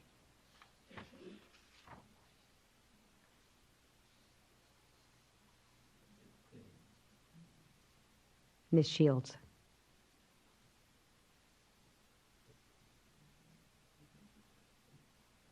Do we have Ms. Shields on the platform? Hi, this is Tina Shields. Can you hear me? Okay, there we go. Yes. Hi, you already mentioned my name already. I'm Tina Shields, and I currently serve as one of 2 managers of the Imperial Irrigation District's Water Department. I've worked at IID for nearly 30 years in a wide variety of water supply and conservation programs related to the Colorado River, including the QSA water transfer since their inception. So I'm here today to speak on IID's mitigation program, our air quality projects, but I would be remiss not to first thank the board for continuing to hold these annual workshops to check on progress, and of course to the State Natural Resource Agency and DWR for not only their efforts to date, but the pace and the progress that we've seen in the last couple of years. It's quite remarkable from where we were 5 or 10 years ago. Next slide, please. So IID has a Salton Sea air quality mitigation program that was developed in coordination with the County Air Pollution Control District. It is a proactive, comprehensive, science-based, adaptive management style program that detects, locates, assesses, and identifies options to mitigate dust emissions from the exposed playa. My presentation will focus on providing an update as to the status of the exposed playa acreage, the area's emissions, the dust control implementation progress our agency has made, and planning for future projects. Next slide.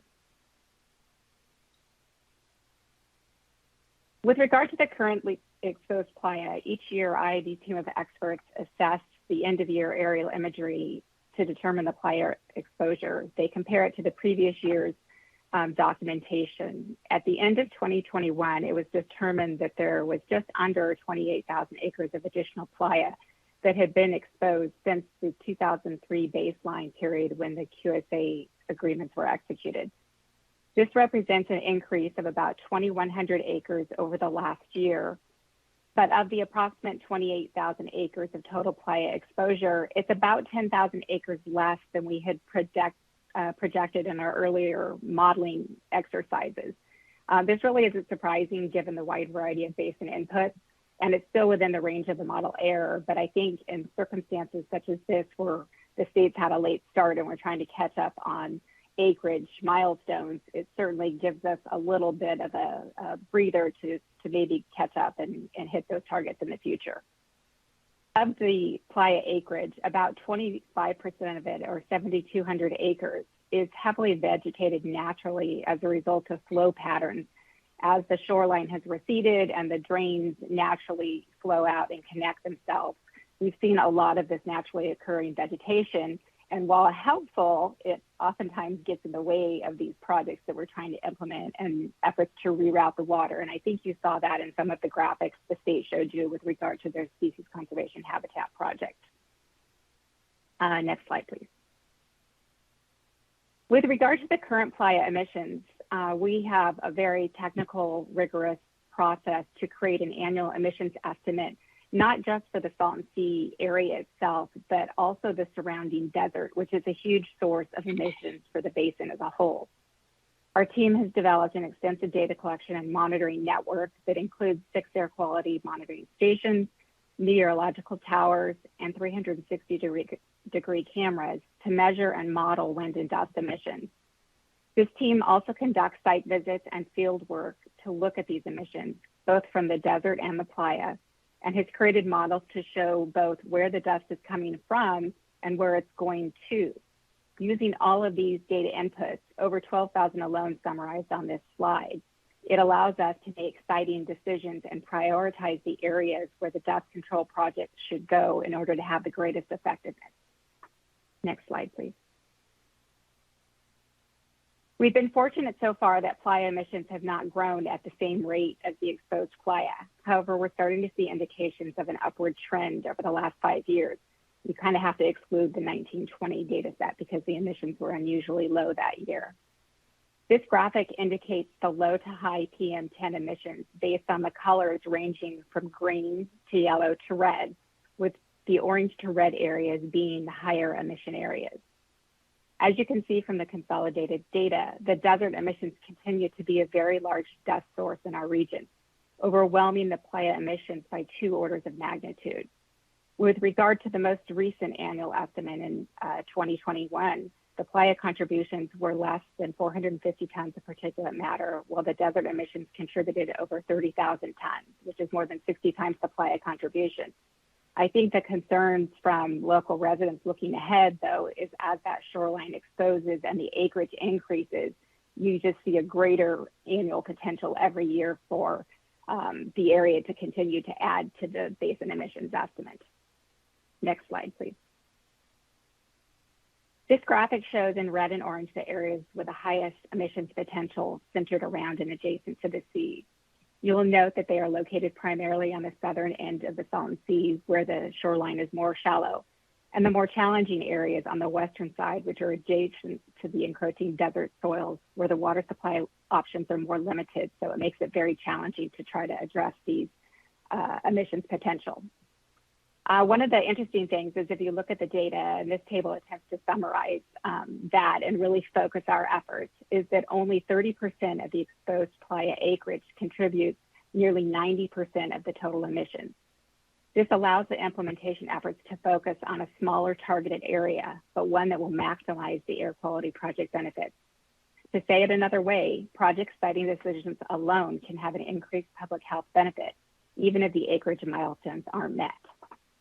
Next slide. This is a super busy but effective graphic that illustrates the implementation progress all of the agencies have made in collaboration with another, and really tries to hone in on what IID in particular has accomplished. We have approximately 2,000 acres of IID implemented projects with another 700 plus acres of state projects, which are currently mitigating about 62% of the playa emissions. Our implementation team has identified another 1,250 acres of watch areas. These are lands that, while not currently emissive, have the potential to become emissive in the future as the site conditions change. Lastly, in our three-step process, there are another 1,000 acres in the design and permitting queue. We have a goal of implementing those projects in the next year or so, with another 3,700 acres of exposed playa identified for projects that are more than 1 year out. Next slide, please. With regard to those near-term projects that are set to occur within the next year, we have 3 locations that comprise close to 1,000 acres of emission control projects that will be implemented using surface rafting techniques initially. You see on this map here the Poe Road site on the southwest side of the sea, the Bombay Beach on the eastern side, and the Mundo site further to the southeast. These projects are currently in the fully designed queue, and they're being solicited or waiting for bids to be awarded to IAD contractors to implement. So we expect most of these to be completed in the next probably 2 to 3 months. Next slide, please. Looking ahead, we've identified another 3,700 acres for future emissions control projects or various stages of projects implementation, including the clubhouse and the San Felipe areas. And you'll see a lot of these areas tend to overlap with areas the state is looking at. In many cases, we will have hopefully complementary projects, and they're going to abut up next to one another. And a lot of this is piloting to see what works in certain areas and what new techniques we can identify to address the potential challenges in those areas. In particular, on the western side of the Salton Sea, as I mentioned earlier, water becomes a critical element that's missing because those drain flows don't push up far enough along the western side. So you have to look at dust control projects that don't involve water. Could you go ahead and move to the next slide, please? But there are alternatives to water supply sources, and that is groundwater that, while somewhat failing in the area, would still be of sufficient quality to establish plants and get those root zones down deep enough to tap into them. More recently, earlier this year, we had a grant funded by Reclamation where we installed a test well at the clubhouse site. You see some pictures of that here.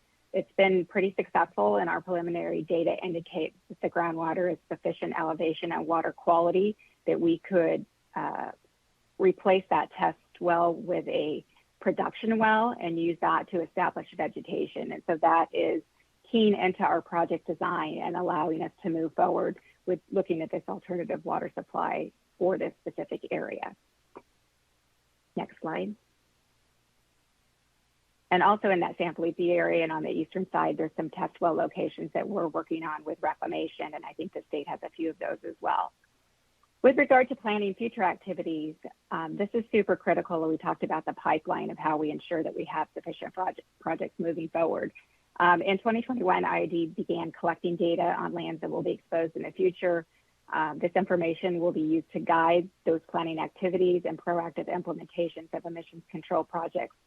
We have ongoing collaborative efforts, not only with the state, but with Reclamation, Audubon, the Pacific Institute, and CDFW, supporting the design and construction of water efficient emissions control projects. And what we're looking at here in a San Felipe Wash project is some sort of a demonstration project that attempts to transition the area from the water that has naturally drained there into a more efficient spreading of that water. So while there is inadvertent emergent habitat already occurring, we'd like to use that same water supply source over a much larger acreage, so we have a lot more effectiveness for that limited supply of water. So we're going to be working to advance this project as one of the longer term habitat, dust control projects. There also is some potential for habitat for shorebirds, but it's not going to be as much of a wet habitat as a dry habitat. Next slide, please. As my presentation concludes, I do want to end by reconnecting the Salton Sea mitigation efforts to the QSA water transfers, for which this board was responsible for permitting in part, and also the Colorado River flows that largely support the Salton Sea indirectly in the form of ag return flows.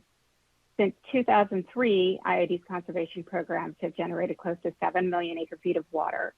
This conservation provides Southern California water supply resiliency. It supports Lake Mead and Colorado River Basin water supply reliability concerns. And this conservation is the result of increased ag water use efficiencies that are critical to national food security initiatives, and more closer to home, helps fill our grocery stores and kitchen tables with livestock and grain products, fresh food, and safe produce. In a perfect world, this massive ag to urban transfer program would not have been necessary.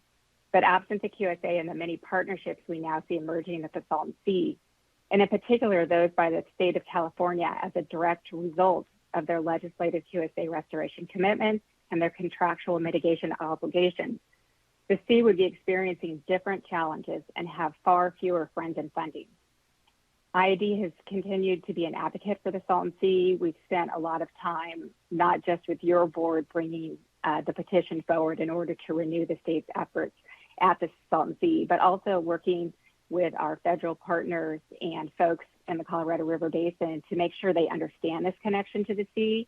I feel like every meeting I go to, I have to stand up at least once and shout out Salton Sea, and they can all cringe appropriately, but they really do now understand that as the water supplies trickle down through our valley, they continue onto the Salton Sea. Next slide, please. And I'm going to end on this, not sort of as the doom and gloom slide that it appears to be, but there is a Colorado River connection to the Salton Sea. And the heightened federal and basin-wide interest in the sea, while valuable, is grounded on the larger, more troubling water supply challenges that we're now seeing.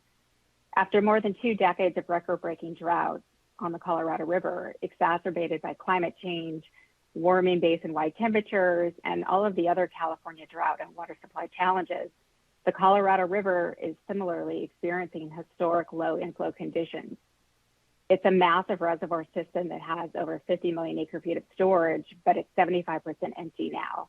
And as California's water supply reliability is linked to the Salton Sea, the sea's inflows are ultimately linked back to the Colorado River. The state's grappling with its restoration responsibilities. IID is working to implement as many projects as it can in as timely a fashion as it can. But this all too familiar drought condition that's plaguing the rest of California is now really hitting the Colorado River. Lake Meads and Lake Powell are approaching critical elevations, and if the hydrology doesn't begin to improve and we actually get snow that results in inflow, the potential consequences of this drought will eventually trickle down to the Salton Sea.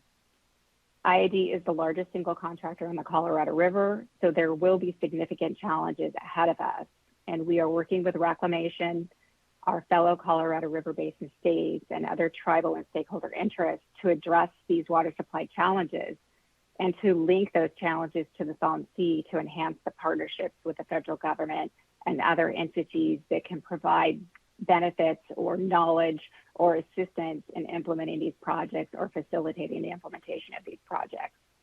So we appreciate this board's concern and interest, and we appreciate you holding this progress report and look forward to hopefully being there in person next year. Thank you for the time. Thank you. Ms. Warren. Good afternoon, members of the board and the public in general. My name is Esperanza Colio. I'm the Deputy CEO for the County of Imperial, but I have experience with different projects, especially water and sewer plants. And my presentation today includes, it's only for the Desert Shores Restoration Project.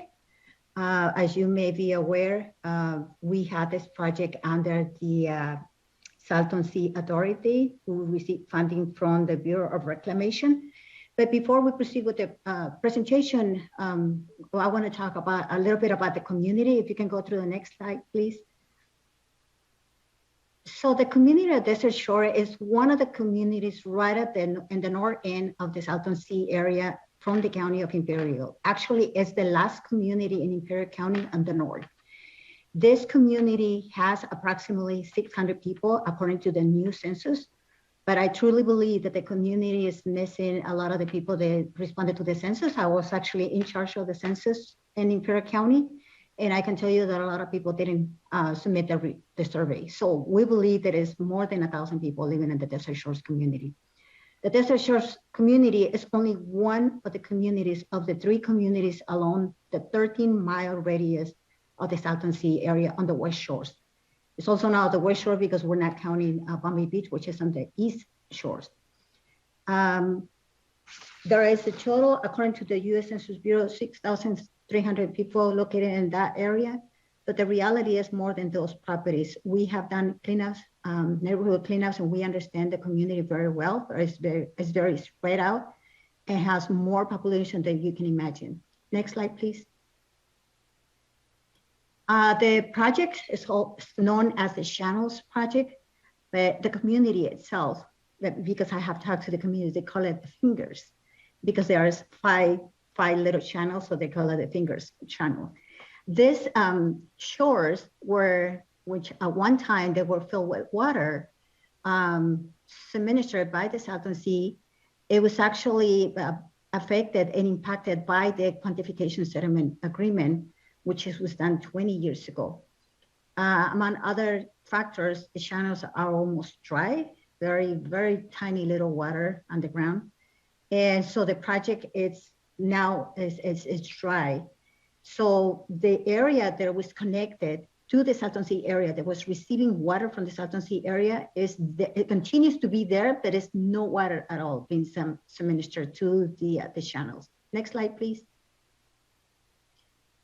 So the project is divided in 2 sections. Phase number 1, 2 phases, sorry.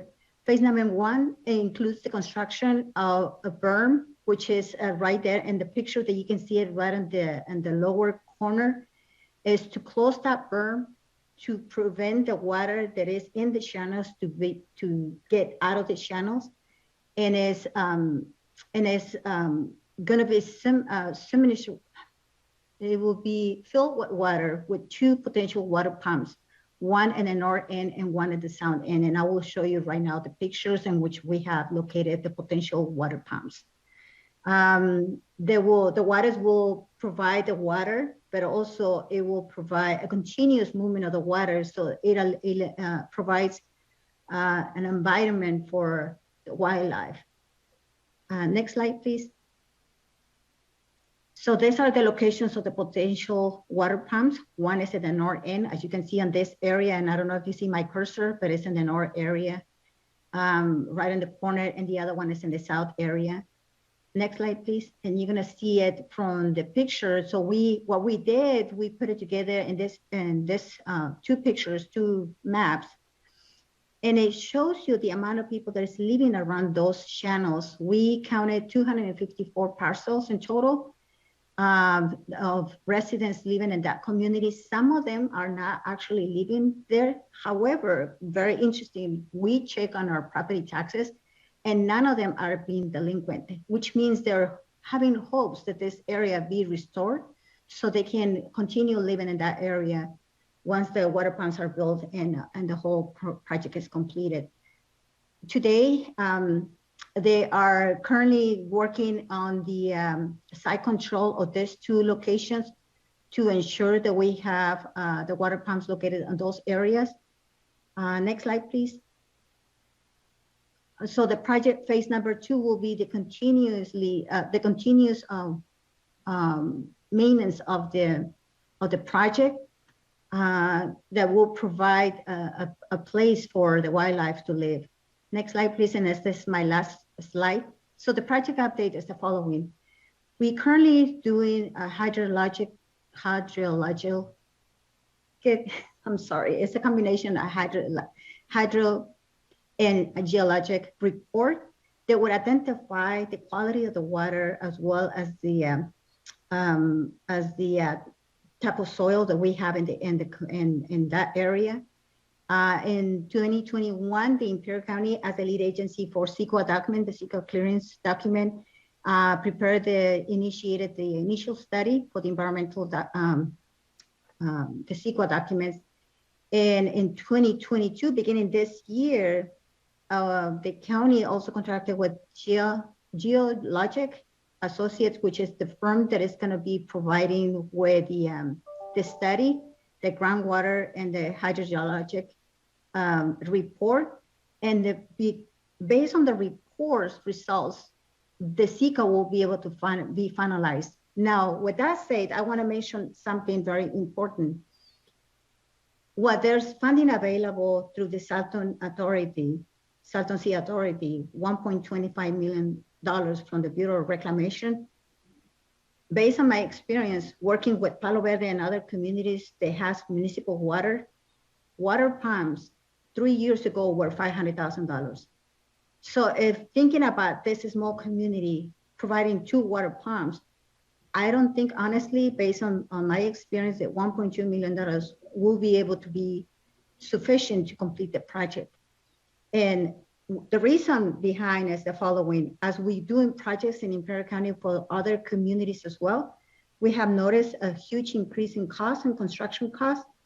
And it's also the short of supply, the material supply that has been impacted the projects as well, increasing the project sometimes to a 50%. So I just want to be upfront with everybody of one of the concerns that I addressed when I saw the amount of funding that is available. I'm very new to this project. I just was able to get it about a month ago.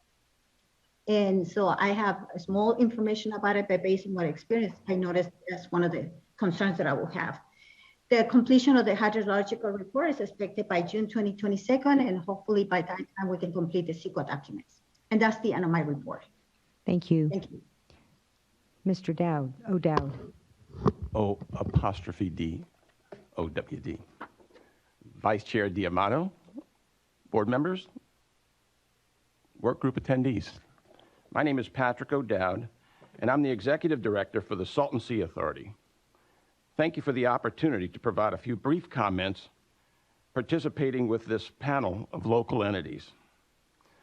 Of course, there are a host of other local entities that are active at and around the sea. Some you've already heard, others you'll hear from later. But the authority, through its 10 locally elected board members, represents every person in the Imperial and Coachella Valleys in matters of land use, public safety, energy, water, and a host of other issues of local concern. Collectively, since its formation in 1993, the authority and its member agencies have been diligently pursuing solutions to long-known challenges at and around the sea. And to be sure, the work of the authority could not advance without the collaborative support of our state and federal partners, working alongside countless stakeholders representing social, environmental, and other interests and concern. It's been a long time. Next year, the authority will recognize 30 years since its formation. It also marks the 20th anniversary of the Quantification Settlement Agreement. But finally, things are beginning to happen. Not as soon as anyone would like, and not as fast as anyone would desire. But the revitalization of the sea and region is beginning to happen. The state has in fact been diligently pursuing its obligations under the 10-year plan and is actively formulating a long-range strategy for the sea and region. We applaud the state and its recent efforts. Concurrently, the authority has been advocating for support in Sacramento and in DC, both to assist the state in fulfilling its obligations under the transfer agreement and to facilitate a transition of the sea and region from what it once was to what it sustainably can be. Again, working in coordination with our extensive local stakeholder groups, the authority has advocated for the state administration and the legislature to make the necessary financial commitments to fund work at the sea. And in recent years, that strong, loud local voice has begun to bear fruit. From the $80 million in Prop 1 funding, over $2 million from Prop 68, and the most recent commitment of $220 million in general fund resources pledged or secured, the state has demonstrated material good faith in meeting its lingering QSA responsibilities. And in our nation's capital, the authority has long asserted that the federal partnership is essential to ultimately solving the challenges of the region and positioning it for future success. And Congress has increasingly responded to our efforts, convening the first federal hearing to address the crisis at the sea, and most recently, calling upon the Biden administration to develop a federal funding plan to increase federal investments at the sea. Moreover, through the authority's efforts with our congressional delegation, sea-specific federal legislation has been enacted by Congress to dedicate significant resources to both help the state meet its obligations and, more importantly, help the federal government meet its own obligations to our region as a major federal landowner and tribal trustee. Those federal funding tools include several new and modified USDA programs, like the Watershed Act, through which the state now has access to a 50-50 federal match for significant parts of its 10-year plan. Working with our delegation, the authority also spearheaded the legislative efforts to secure a U.S. Army Corps of Engineers feasibility study in the 2020 Water Resources Development Act. Our distinguished chair, Esquivel,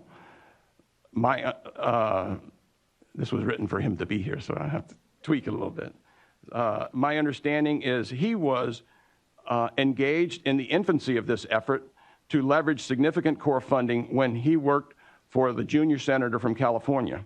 I am happy to report that finally, after all these many years, this objective will likely be realized. This 3-year, $3 million Corps study is funded 50-50 between the federal government and the local sponsors and is key to accessing 65% federal funding for long-range Salton Sea plan. And working with Congress and the Corps this year, we secured the full federal funding required to undertake this study. Ms. Shields' presentation was very instructive. Indeed, the more work we do at and around the sea, the more we learn.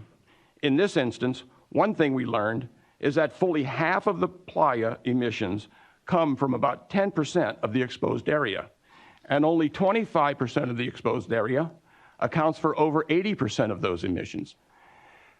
As we reach the halfway mark of the 10-year plan implementation, it might be useful to reassess the state's performance metrics to make sure that the best public outcomes are being achieved. Without reducing the pace of execution, consideration should be given to whether the state's annual acreage requirements are achieving their desired results.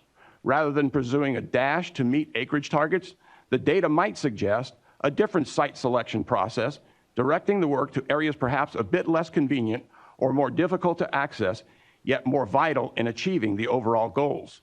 Ultimately, addressing the problem at its source is essential in providing surety to the people of the region that they are safe. And regarding the long-range plan, the state is working mightily to meet its year-end deadline, but the Corps feasibility study will require 3 years to complete, working in large part from the state's efforts to date as a baseline. It is worth considering if the Corps process and the state's long-range planning efforts should be merged and deadlines re-evaluated to reflect a more orderly, consolidated process. Ms. Colio-Warren provided highlights of a small project in the community of Desert Shores. Funded through a $1.25 million grant to the Salton Sea Authority from the Bureau of Reclamation, this community-centric investment will begin the process of restoring life to a community long impacted by changes at the sea. Similarly, the authority, in collaboration with the County of Riverside, is developing the North Lake Pilot Demonstration Project, a 154-acre lake in the community of North Shore. In addition to providing habitat and mitigating exposed playa in an affected urban adjacent area, and not unlike the smaller investment in Desert Shores, this $19.25 million Prop 68 funded project will begin the process of transformation of these long neglected communities. Indeed, for far too long, the shoreline communities, including Salton City, Bombay Beach, Salton Sea Beach, and others most affected by the decline of the sea, have been largely ignored. Time and again, they have been promised action, yet no visible progress was ever made. Even when the state announced the groundbreaking of a $200 million SCH project in late 2020, few in the local communities understood how that project, far removed from their communities, would impact their lives for the better. Seeing tangible work advance within these communities has begun to change that narrative.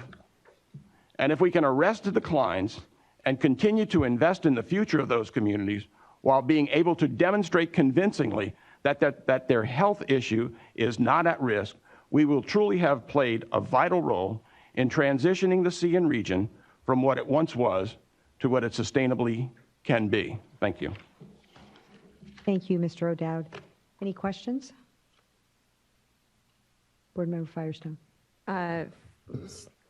First of all, thank you. Well, to all of the panelists, I think amazing leadership on behalf of the communities and agencies there. So thanks for all that you do and for making time to present today. So I had a question for IID, and I'm wondering if you can just speak to the issue, obviously, of land access. And I know that's been something that's a priority for both the state and the IID and the whole region. It sounded like there was discussion around a master agreement. There has been some progress made on with particular agreements. I'm wondering if you can speak to your optimism or lack thereof of the ability to reach agreements either through a master agreement or otherwise for the scale of land access that's envisioned and outlined here. So I'm confident we're going to come to something soon. Obviously, this is largely in the hands of our various lawyers of the agencies working out some language that we all can agree on. But we've reached resolution on quite a few issues in the SCH. I think some of the more recent agreements went away from some of that language, and we're trying to tier it back to previously agreed upon language as much as possible. We did just receive back some comments from the state, I think last Friday. So I think we need a couple of weeks to digest them and get to the end, but we're down to, I think, less than a handful of issues, and it's just really trying to work out the specific wording, largely related to sort of post-implementation responsibilities and liabilities and whatnot. So I'm sure we'll get there because it's in everyone's best interest for us to move forward. And certainly there's a need to get those projects to complement the projects we're working on. Many of these are just sort of divvying up the land that's out there and moving forward on it. So I think we're going to get there relatively shortly. Great, thank you. Thanks for all of the work on that and the shared urgency.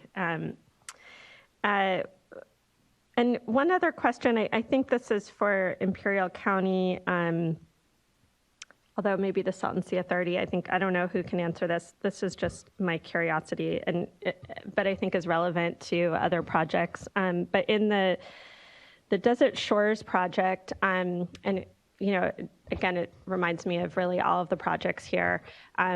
There's the initial investment, and then there's the operations and maintenance, and especially for pumping, that can be pretty significant. So I'm just interested to hear more about who's taking on the ongoing operations and maintenance for that project as an example, and how that would get paid for. So that's a pretty important Good question. morning. I can. Oh, sorry. Let me address it because it really goes beyond the Desert Shores project. Right. It even SCH has the same questions. How are these projects going to be maintained? And there's a lot of different concepts, a lot of different ideas, but no solutions right now.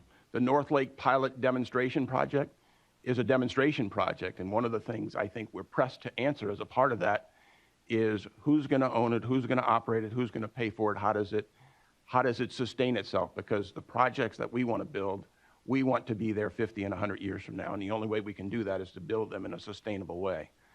That's true of just not just the funding, but the water sources, as you rightly pointed out earlier. There's a variety of things that the state, through the leadership of Secretary Crowfoot and Assistant Secretary Delgado, is running hard and fast against the wind to solve some really big problems. But we're making great progress. It's hard to see on a project the scope and scale of the Salton Sea, but progress is being made, and those questions will get resolved, and it'll probably be some mosaic of solutions. The projects that produce community benefit may have some revenue sources associated with them that might contribute to the carrying cost of the project. Other projects will have to be probably general fund addressed over time, which is going to be a challenge. But nobody's hiding from it, especially Riverside County, who's very concerned about it as the implementer of the North Lake Pilot Demonstration Project for exactly the reasons.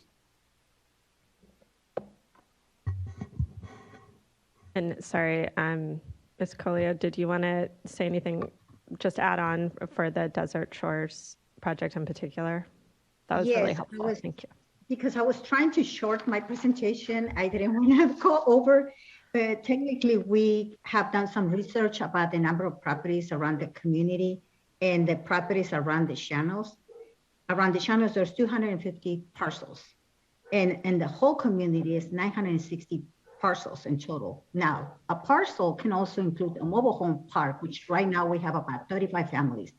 That gives you the idea of how many residents are being impacted by this project. The idea is to create a special district or to use an existing special district. Once that we have completed the CEQA documentation and the hydrologic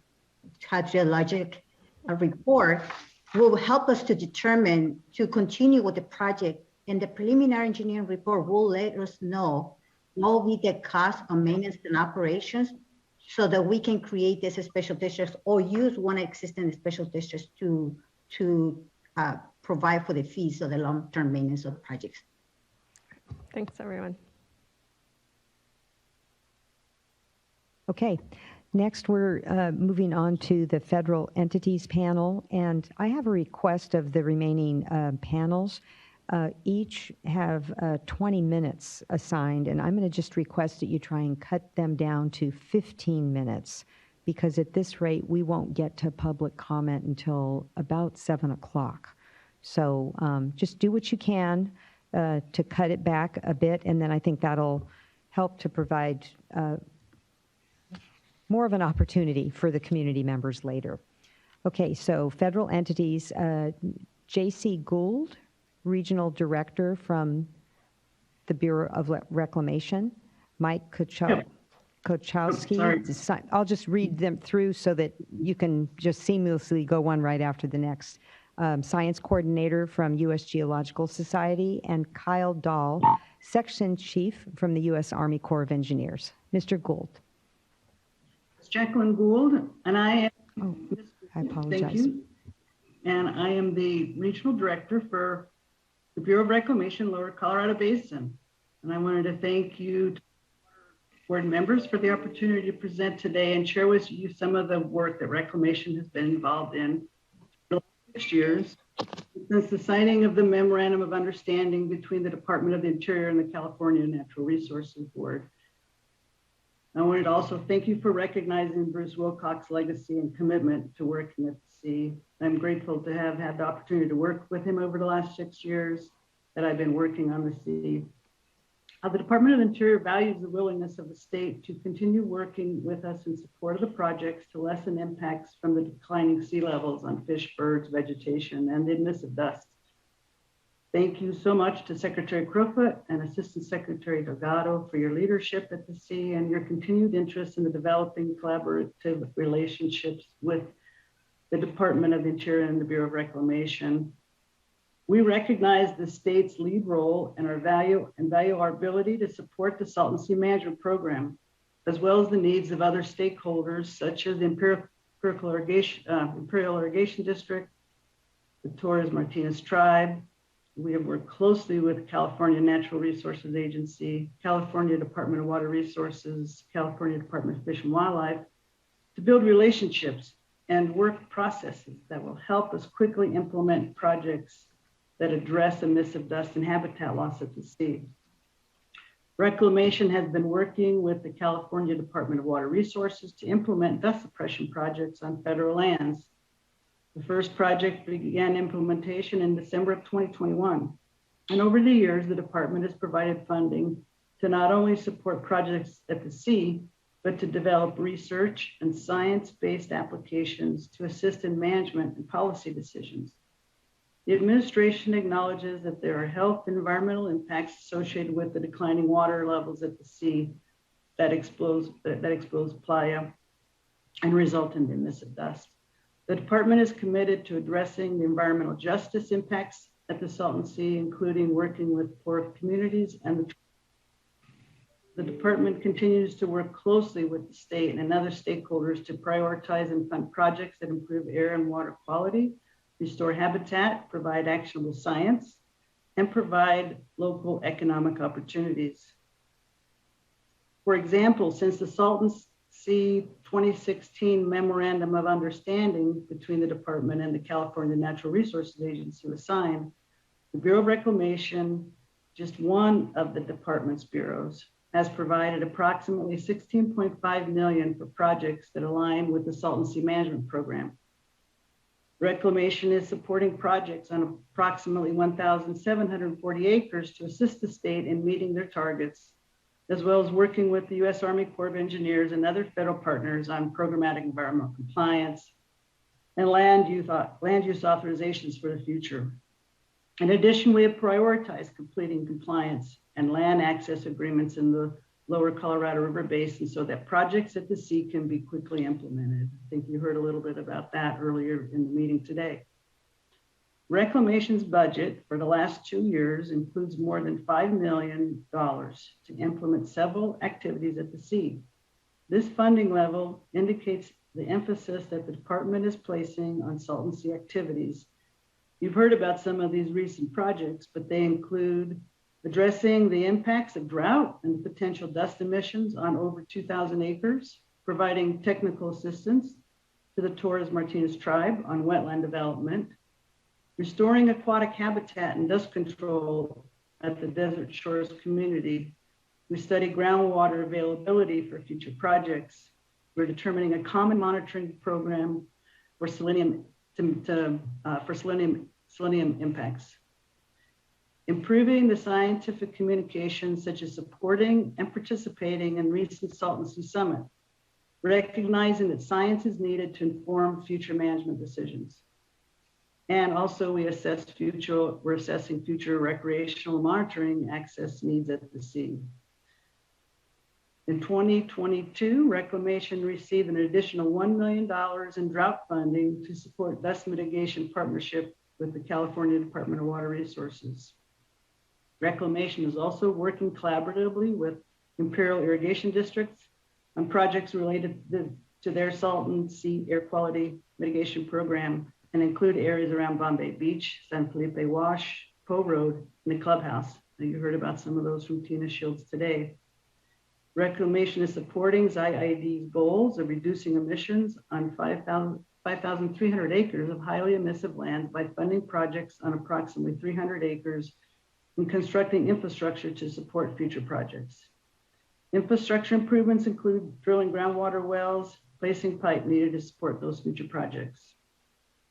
Recognizing the state's lead role for sea management, the department will continue to work with the state and other agencies, tribes, the Salton Sea Authority, of course, local governments and other stakeholders that play an essential role in successful management activities and outcomes at the sea. Please know that the department bureaus will continue to work together to align funding, improve coordination, create and sustain partnerships that advance projects that meet objectives for restoration and management of the sea. And those are my closing comments today. Thank you for allowing the Bureau of Reclamation to speak to your board and provide that information. Thank you.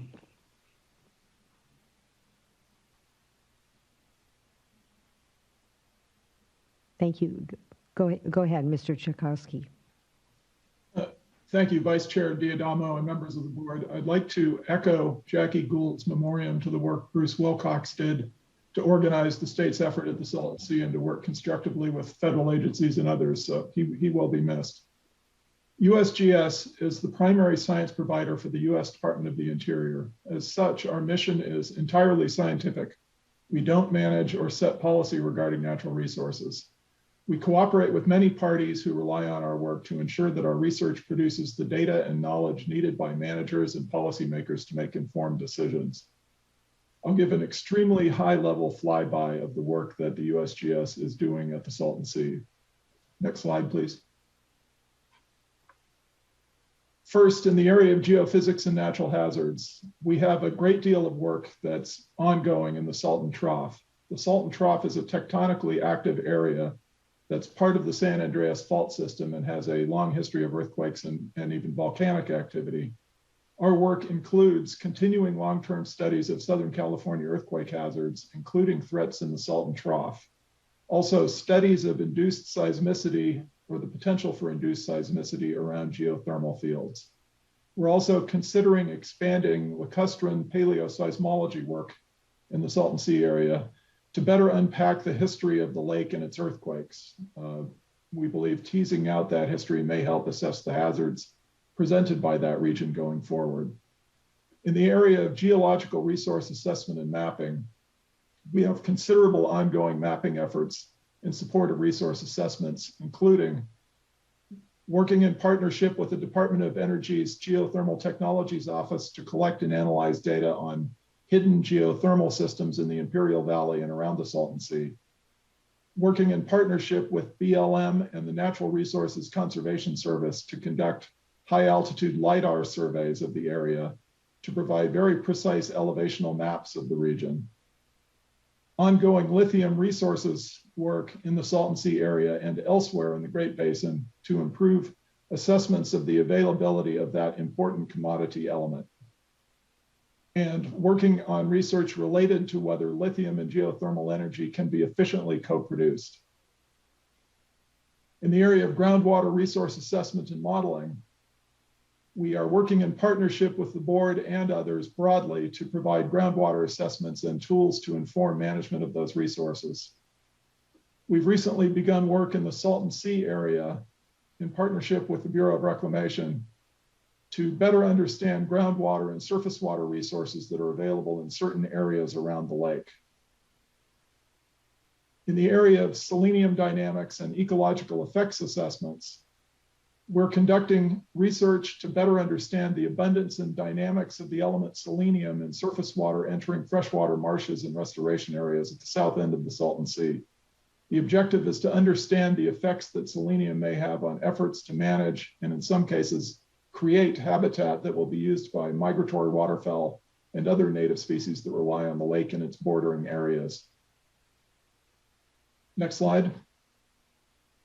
And that was very quick.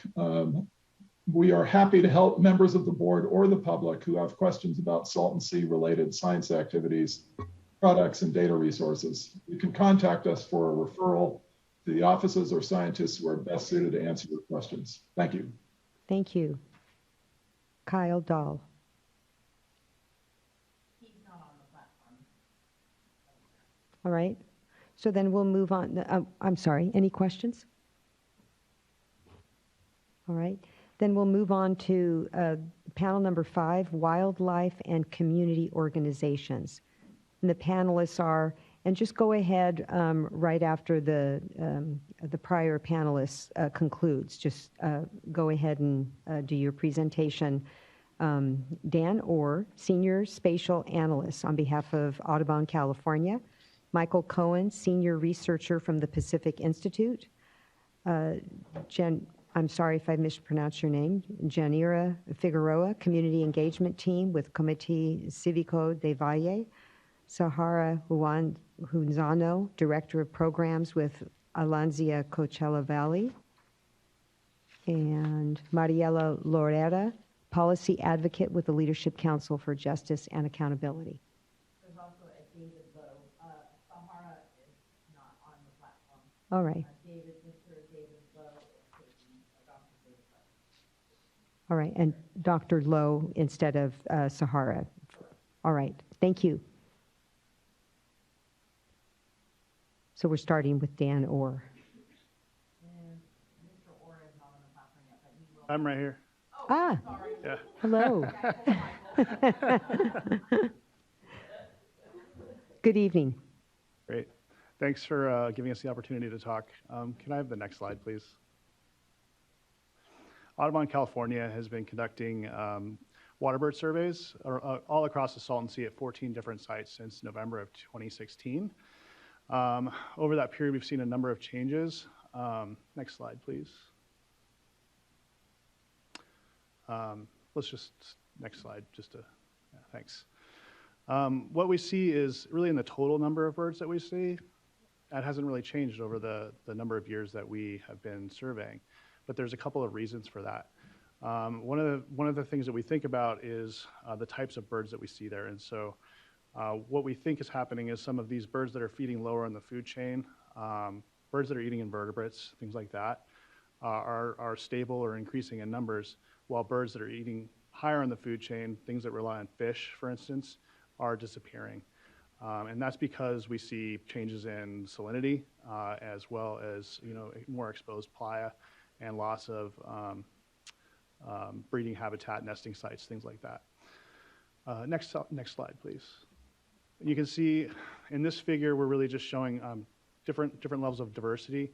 When you look at species diversity in the blue, you really see that we saw a decline in the, when we first started, it really leveled off. And what we see when we look at diversity at the level of order, the taxonomic order, we're really thinking about at order level more functional groups. And so we do see changes in diversity when we look at that level. And that really indicates that we're potentially seeing changes in the functional diversity at the Salton Sea. Next slide, please. That's really supported when we look at specific species. And so this is an example where we see birds that are feeding on invertebrate type species. That's their food source at the sea. We see those species as stable or increasing. Next slide, please. But when we look at the fish eaters, we see big declines. And so the American white pelican, for instance, we're seeing like 60% declines, double-crested cormorants around 30%. And so those are big numbers. And that's really just since we started doing this in 2016. When we see a more complicated story when we talk about the eared grebe, it originally started declining and then the numbers came back up. So that's kind of a success story. We think that's due to the water boatman, an aquatic invertebrate that showed up in large numbers. There's lots of anecdotal evidence of them eating those, being seen eating those. Next slide, please. That's supported by observations by Oasis Bird Observatory, who have seen like huge numbers of eared grebes in the central portion of the sea. And our data also indicate that those birds in particular, that species is using the sea differently. They're selecting different sites. And so this was an observation from 2020. So that's an example of them kind of coming back in large numbers. Next slide, please. Kind of this idea of the fish eaters disappearing is really also corroborated by the Department of Fish and Wildlife, California Department of Fish and Wildlife data. They've done aerial surveys at the sea going back to 2008. You can see here on this graph provided by the department. And we see huge decreases leading up to when we started surveying in the fall of 2016. And so we're documenting some really big declines even after that. But you can see in this graph that there was already huge declines. And so the Salton Sea has already seen really big changes in the bird community leading up to when we started doing surveys. Next slide, please.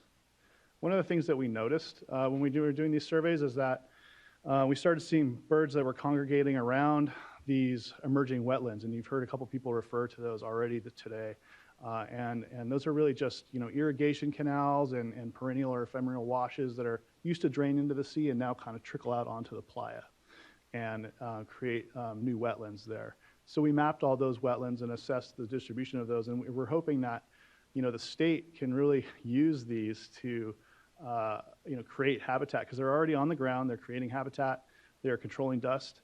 And so this is a way for the state to take advantage of that and potentially do lower cost or lower effort processes to kind of stabilize those and make them persistent into the future, similar to what the Bombay Beach Wetlands Project is doing.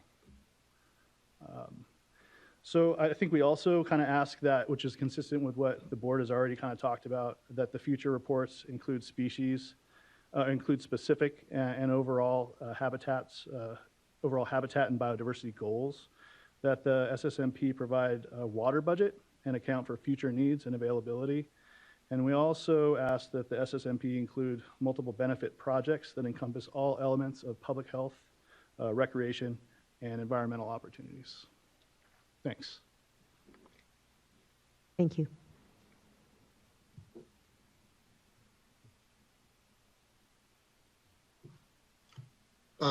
So I'll jump in. My name is Michael Cohen. I'm with the Pacific Institute. I've been working on this many years and helped contributed to the development of the stipulated order.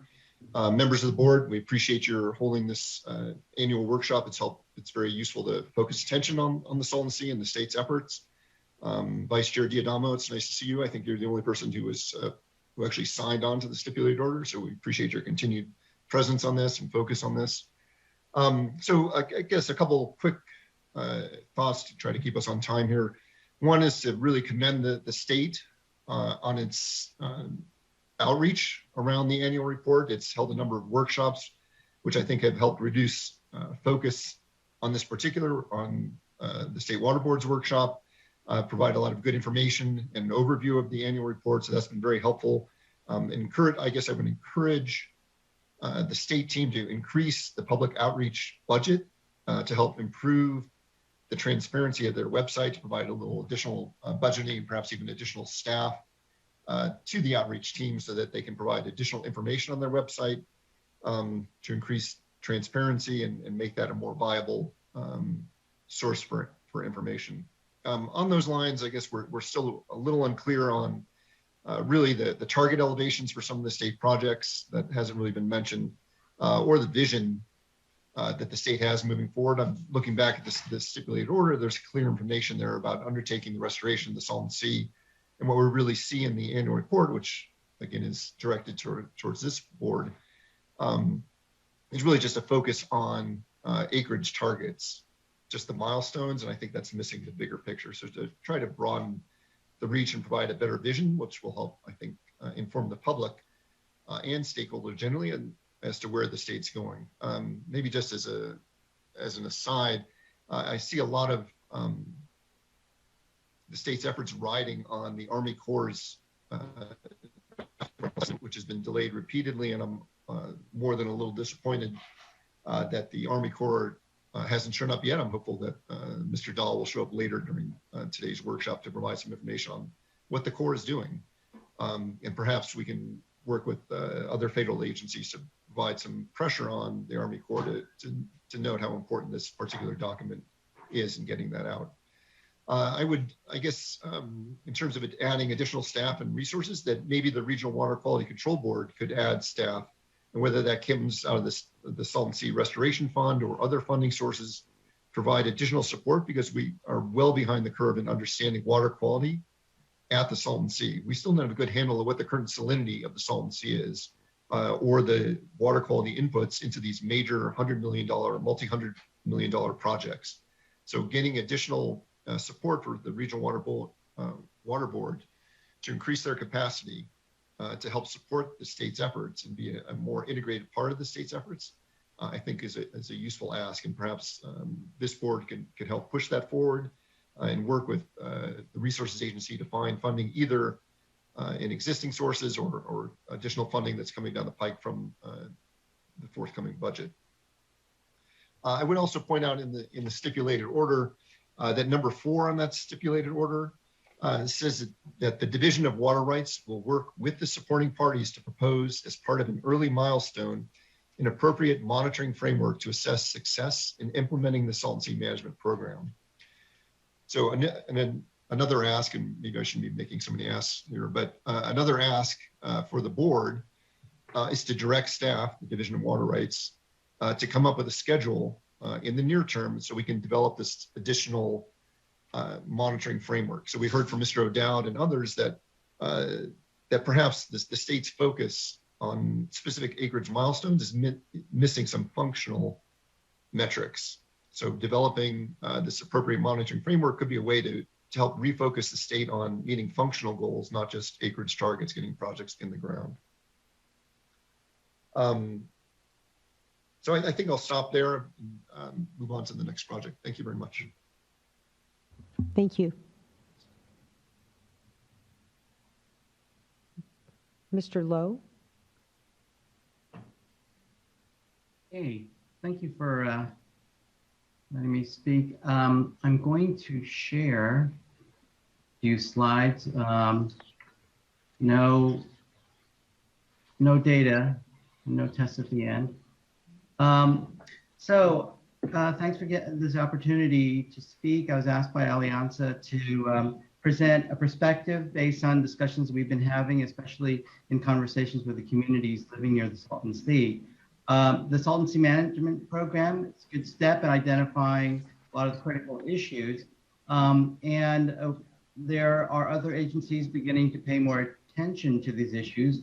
We've begun working with the California Air Resources Board to help work with communities to identify priorities in future work. The critical issue for us that I want to discuss is one of the more important species living in the area, and that is the human beings and the health impacts.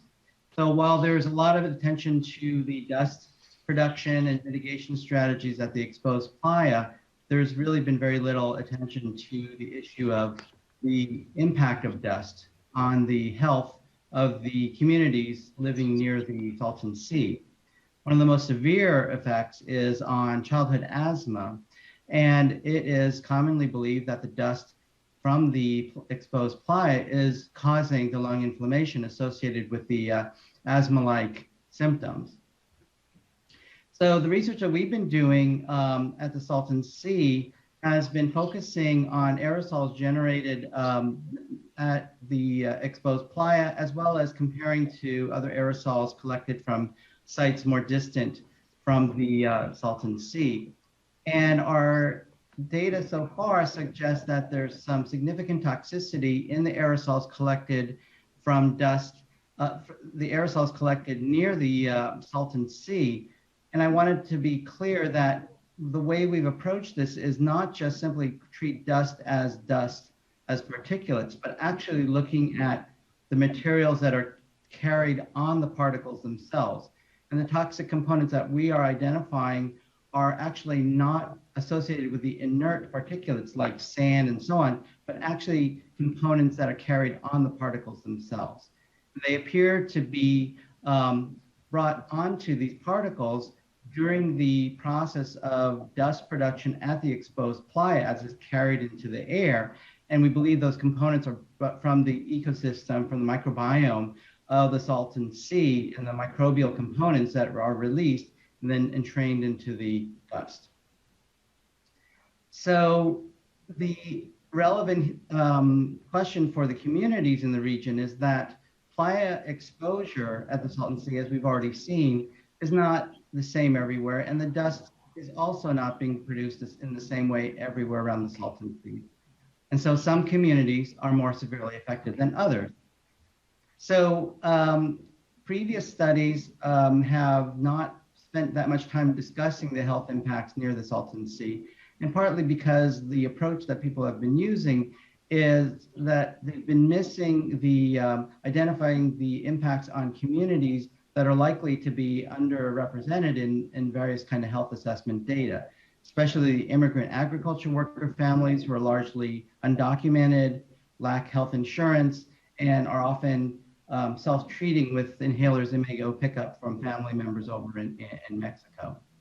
So the issue is that we really need much more detailed information on where the toxic dusts are produced and which communities are more severely impacted by the exposure to dust.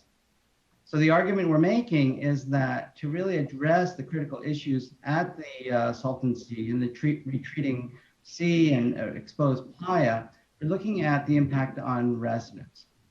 And we need the data on the health impacts, not just on dust levels. And so we would argue that to really be an effective monitor of what's going on, we need to have much more data on health assessments and epidemiology, studies on the ecosystem and its contribution to the toxicity that we've observed, and the actual process of toxicity that's generated in the dust that's generated at the exposed playa. And so therefore, any assessment and accountability for projects at the Salton Sea need to take the health impacts in the communities into account. And so that is the conclusion of my presentation. Thank you. Thank you, Dr. Lowe. And please submit that to our staff so that we can have it with the other presentations.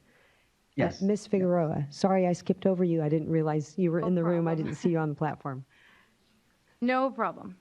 Oh, give me 1 second now.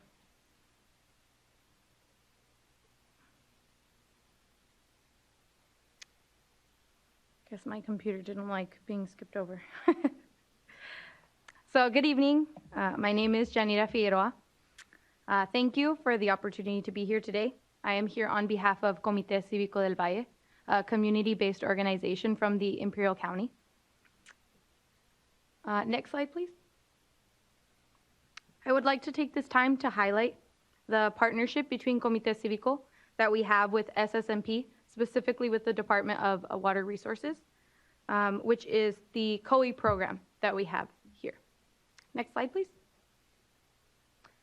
COE, which stands for Community Outreach, Education, and Engagement, is a program where our team members provide outreach and education on Salton Sea to our community through community events such as health fairs. Through outreach events, our team is able to inform and educate underserved communities that are directly impacted by the sea every day, and specifically the health concerns that our air quality poses. Comité Cívico is committed to not only, Comité Cívico is committed to not only educating, but also creating awareness and promoting advocacy among our community members.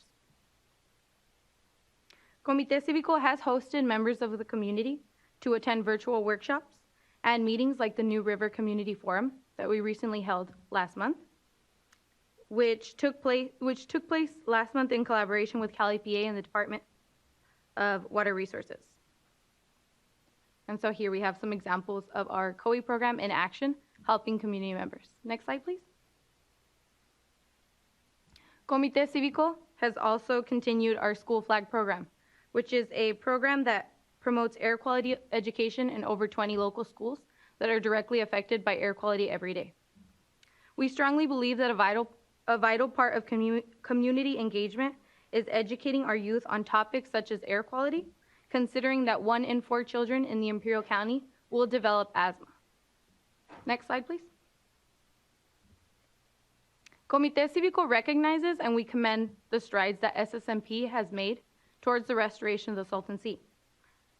And we also remain committed to ensuring that the health risks our community face are being addressed directly. Additionally, I would like to thank the Water Resources Board for their inclusion of our Spanish-speaking communities, which is a vital part of our communities that may oftentimes be left out. And so the live translation of Spanish in our meetings is very helpful. We are thankful for the progress being made at the Salton Sea, and we remain optimistic that the promises will be delivered at the Salton Sea and delivered to our communities directly. Thank you. Thank you. So I had called out Mariela Loretta, but it looks like Ms. Ruiz. Oh, there you are. Okay, Ms. Loretta. Yes, thank you. Okay, good evening. I'm Mariela Lora. I'm a policy advocate at Leadership Council for Justice and Accountability. Over the past several years, we have been advocating alongside community members from the Eastern Coachella Valley for the centralization of local voices in the Salton Sea restoration efforts and project development. The Salton Sea is one of the major community concerns due to, as described by Dr. Lowe, its impacts to the local public health, as well as unclarity on how current and future project development will impact how community will be able to interact with the sea.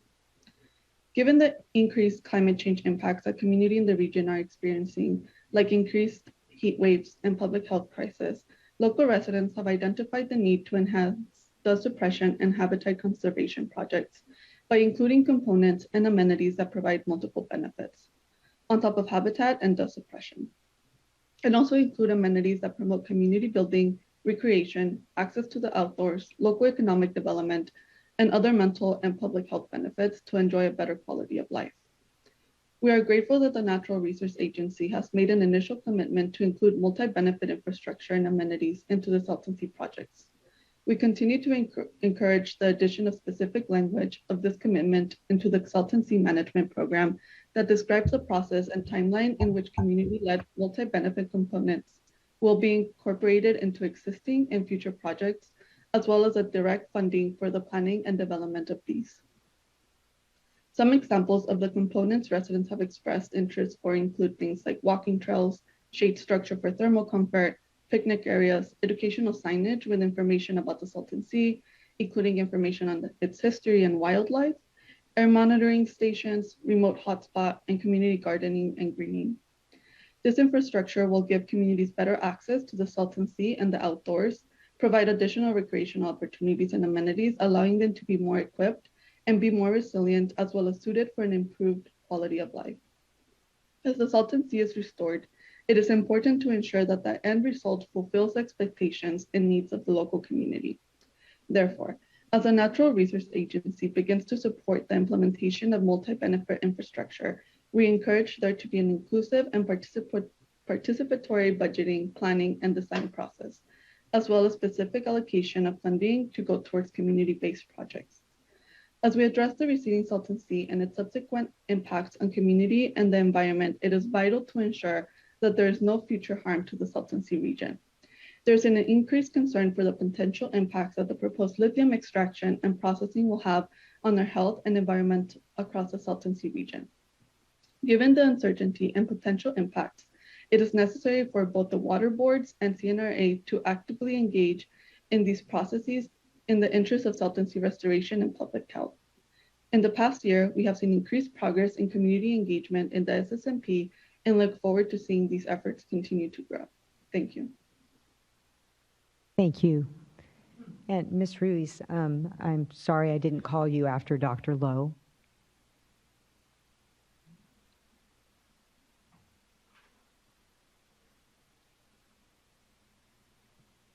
Go ahead. Ms. Ruiz. Not on this list, no, on the panel. Oh, okay.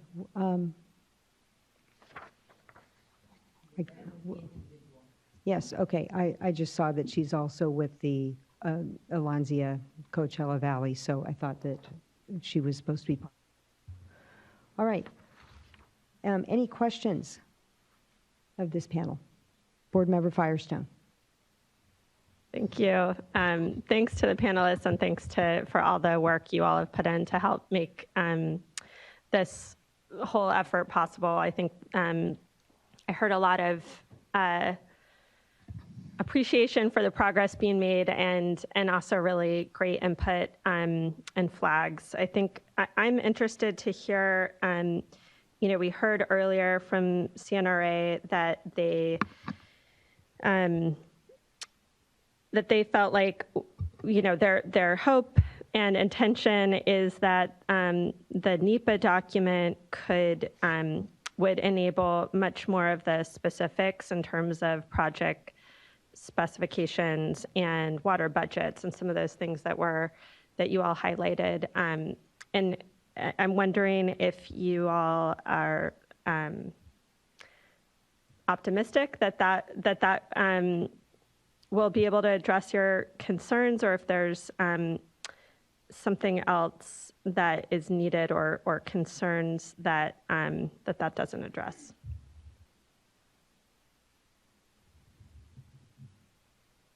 And it's probably to the first couple speakers maybe on this panel. I think we're the ones that brought it up more specifically. Yeah. And while they are assembling themselves to answer this question, we do note that Ms. Ruiz has raised her hand. So once this question's answered, we'll give her a chance to unmute and speak. Mike Cohen may have a good answer for this too, but I know, these are things I think we've asked for before, and we still haven't seen it. And so, we like to be optimistic and say, yes, hopefully we do see it, but we remain vigilant and in our requests for it to actually happen. Mr. Cohen? And I guess I would add that we've been asking for a lot of these items for many years and working, striving to work collaboratively on identifying some of these projects and ways that we can implement the projects, identify water sources, and meeting the functional needs of the habitat, not just the specific acreage needs. And a lot of it has been resting on the release of this draft environmental assessment from the Corps. I guess part of my thinking there is that it's been a little backwards, that the alternatives should be developed first, and then the EA come out around them, but that's not the way this particular process has moved forward. So At this point, we're looking forward to seeing the EA released and hoping to have real input into the development of the alternatives moving forward. It's not clear how much of that's going to happen, but I think in many ways the EA will provide a broad coverage, and then there'll be room moving forward after that to help specify specific projects. That's helpful. Thank you. Anything else, Board Member Firestone? I had one other question, but I don't know if we want to go to the hand raised or wait. Yeah, let's go ahead and, Ms. Ruiz, we're inviting you to unmute yourself at this point in time. Hi, can you hear me? Yes. Yes, the reason why I am on the call is because I am here for the community panel. I have the community panelists here. You can see them on the screen and ready to start the panel if we're able to do that.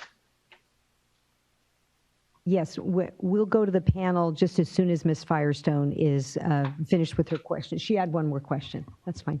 Thank you. Thank you. I don't want to hold it up. I guess I'll just flag, I am really interested in this point, or the point really resonated with me on the idea of needing to think about how our staff could work with CNRA to support thinking about framework for metrics of success, or these more functional, broader goals beyond just the specific acreages. So I think it'd be great to just follow up on that a bit and see if that's something we could support. Thank you. All right, so now we'll move on to the community members. The panelists are the panelists that I have, and we may have had some change, but Ed Luna, Elizabeth Jamie, and Lupita Molina. Yes, that is correct. Oh, almost. We were able to unite at the Alianza office so that we could hold we could have the community panelists together. I will be acting as moderator for the Q&A session we're going to be having. All right, thank you. Proceed. Thank you for the opportunity to hold this panel. I will just start with some very brief introductions. My name is Nilda Ruiz. I am with Alianza Coachella Valley as Program Coordinator, and I'll pass it on. I am a longtime resident of Coachella, and I'll pass it on to Elizabeth Jaime. Hola, mi nombre es Elizabeth Jaime, vengo de la ciudad de North Shore. Thank you. Hi, thank you for allowing me to. Yeah, we're having some difficulty hearing you in the room. Community of Naka. Very familiar with Salton Sea. Yeah, just one moment. I've lived there in the past. Mr. Luna, we're not able. Enjoyed it, and so They can't hear you well, Ed. So hopefully people can move a little closer to the microphone while they speak. That should help the Zoom platform pick it up. I apologize. Let me talk a little louder. Ed Luna from the community of Mecca, and very familiar with the Desert Salton Sea region historically, and continue to be interested in it. Thank you very much. Were you able to hear Ed? I'm trying to get the mic closer to him. Yes, we were able to hear Mr. Luna pretty well. All right, sounds good. Thank you. I do want to know, unfortunately, Lupita Molina is not able to join us today due to an emergency, but we will go ahead and continue with the panel as it is. I will start by, I will ask several questions that will provide in both English and Spanish, and each of our panelists will be able to have at most 3 minutes to answer each question. So let's start with the first question. The SSMP 10-year plan started in 2018, and while there has been progress, there is a sentiment that residents of the Salton Sea have not been adequately engaged and updated on progress in the SSMP. What needs to improve in Salton Sea plans to adequately involve the community? Ahora le voy a hacer la pregunta en español. El plan de 10 años del SSMP comenzó en 2018, y mientras el Estado ha avanzado, existe la sensación de que los residentes de Salton Sea no se han involucrado adecuadamente ni actualizado sobre el progreso del SSMP. ¿Qué necesita mejorar en los planes del Salton Sea para efectivamente actualizar e involucrar a la comunidad? ¿Quién gusta empezar? Hace falta que se haga más alcance en persona. Hace falta Ms. Ruiz. más información We're going to need to get you closer to the microphone, please. Como televisión, radio, hablando español e informando todo lo Ms. Ruiz. a la comunidad. Pienso que si se mantiene informada la comunidad, va a ser más fácil de que se involucre. I think it's a good question, and I think that Elizabeth addressed it very well. We're still having difficulty hearing you. I apologize for interrupting. Can you get closer to the microphone? Financial obligation that's planned to be imposed. If I can interrupt you one moment. If you can give me 1 second, please. Oh.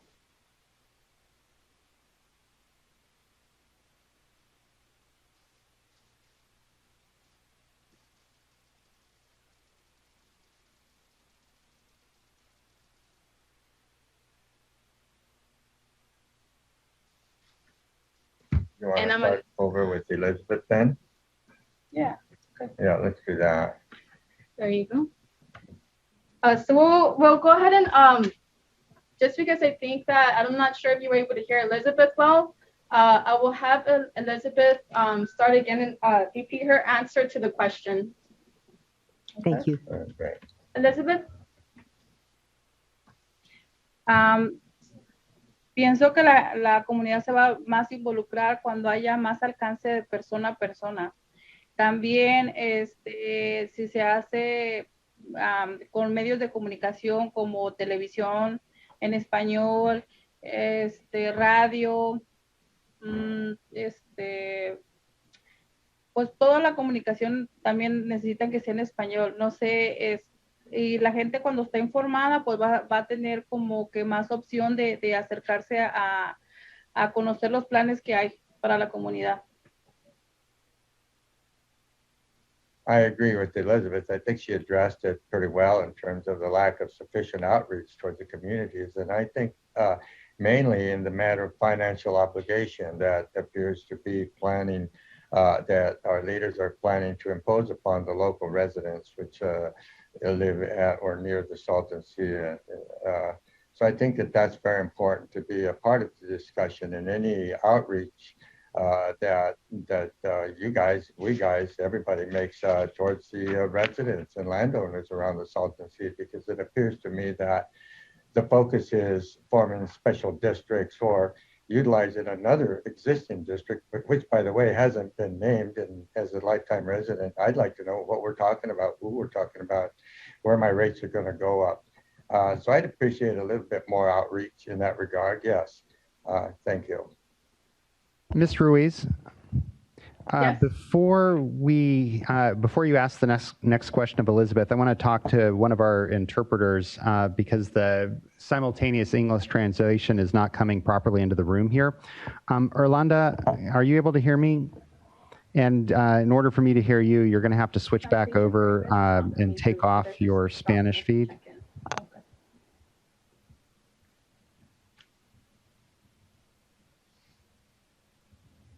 And Orlando, actually, because of the problem in the room, if you can switch not from Spanish to English, but just turn off all translation services so that you're going into the main room.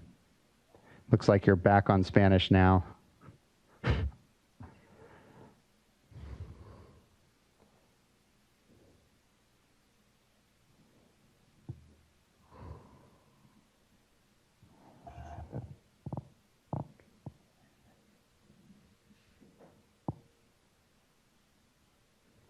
And again, you're on Spanish. Maybe I can ask Ms. Townsend to see if we can disable you from interpreting for a minute.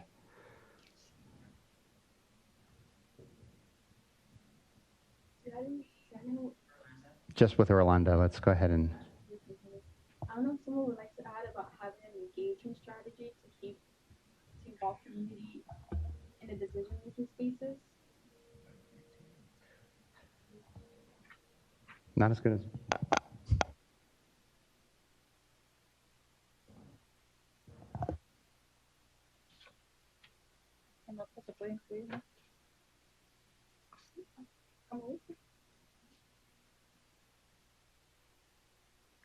Number 4.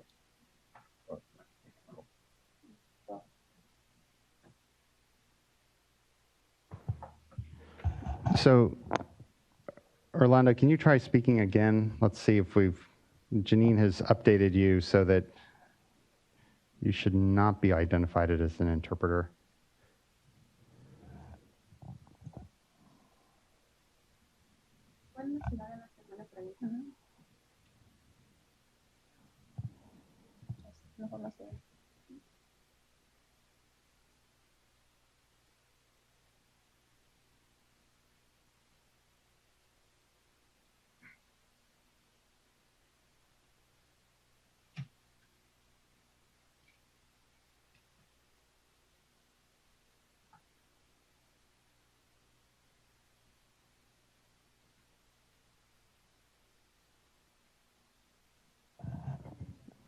Go ahead and try that.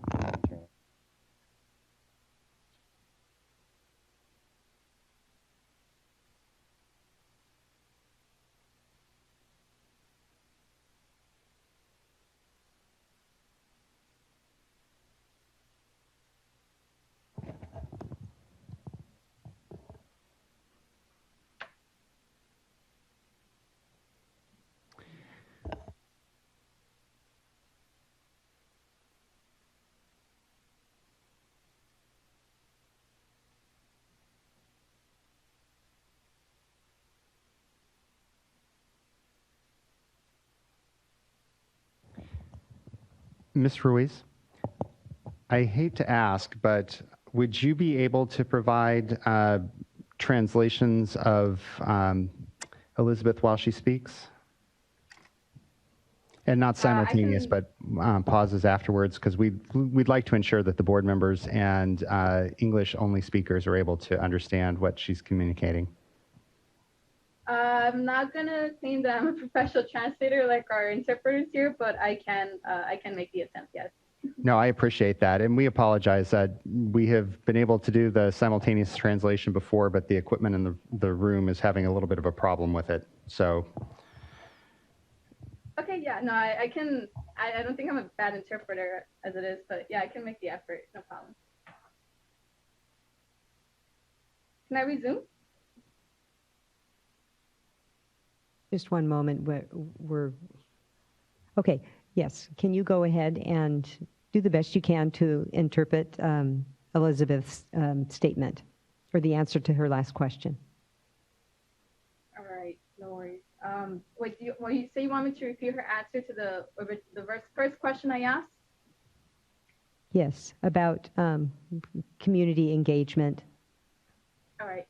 So Elizabeth's answer to the first question was that she would like to see more person-to-person outreach, door-to-door outreach.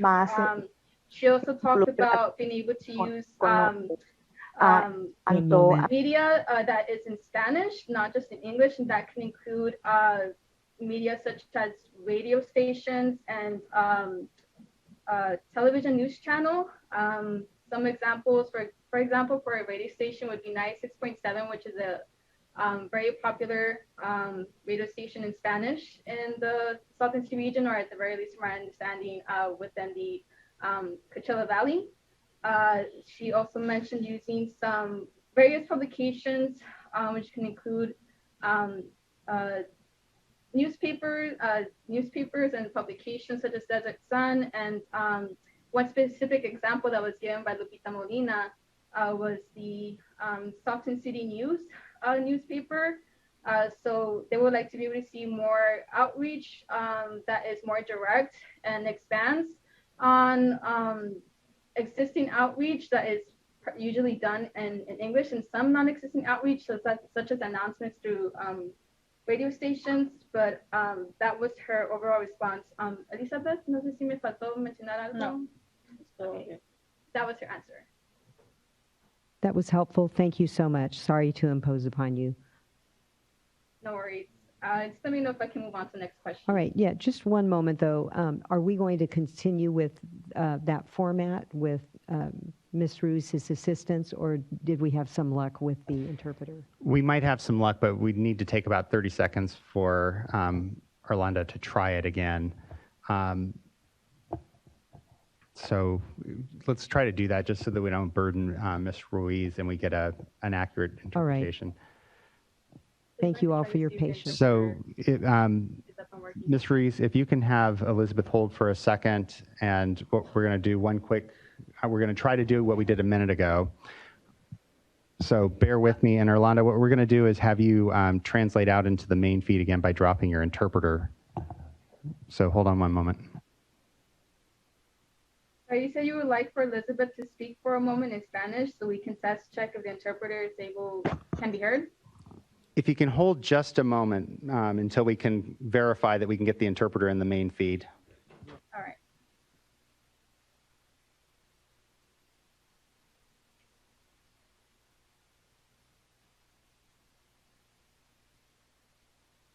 Si necesitan que yo salga por usted, no sé qué piensa usted mejor, que... So, Orlando, you should be back in the main feed right now. And so, first of all, if you could speak, Orlando, just so we can make sure we'll be able to hear you in English. Yeah, can you guys hear me? Hello? Hi, Orlando. Hi, this is Orlando.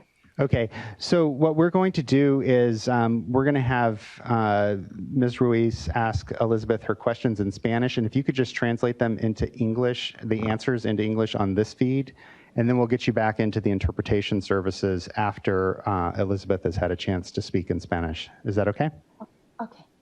Is it possible during that time, can we make sure that the other interpreter is providing the Spanish feed for any English spoken during the session? Yes, hold on, just give me a moment. Let me send her a message. Great, thanks.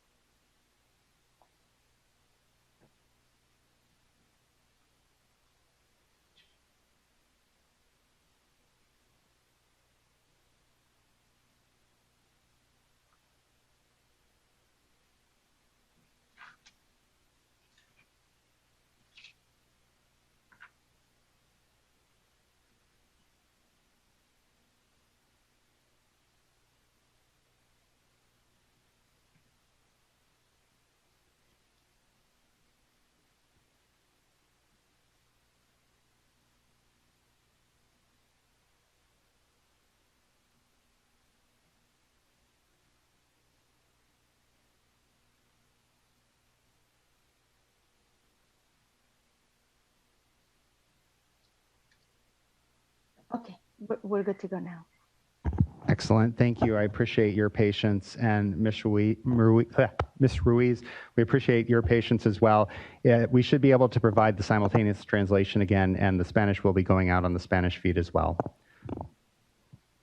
So if you would like to resume your questioning. All right, thank you. I'll start saying the questions in Spanish. Así que la siguiente pregunta es, ¿por qué es importante involucrar a la comunidad local en los espacios de toma de decisiones? ¿Cuál es el impacto? Making the decisions, what is the impact? Yeah. Pues principalmente sería la transparencia con el Estado. First of all, the transparency. Y brindaría confianza it will give a us cada more, uno. Y ya ellos serían responsables de involucrarse. And people will be responsible, or they will be responsible to get more involved with us.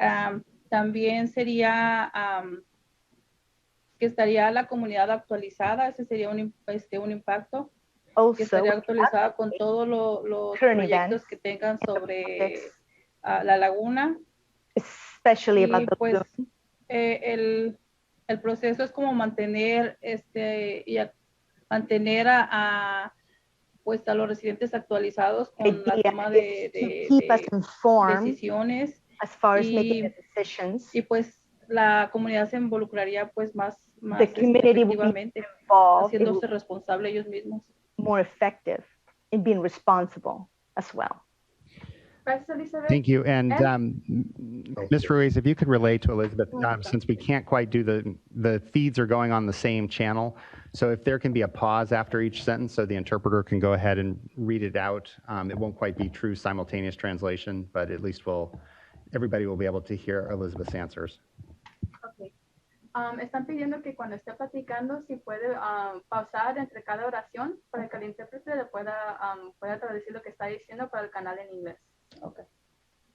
Right. Thank you. I communicated that with Elizabeth. Maybe move on to Ed Luna so you can provide his answer. Ed, I'll just repeat the question for you in English. Why is it important to engage the local community in decision-making spaces? What is the impact? Well, again, I want to give Elizabeth a lot of credit for the important point of transparency by the agencies, all of them that are involved in development of any plans in the making for correction of the situation that we refer to as the Salton Sea.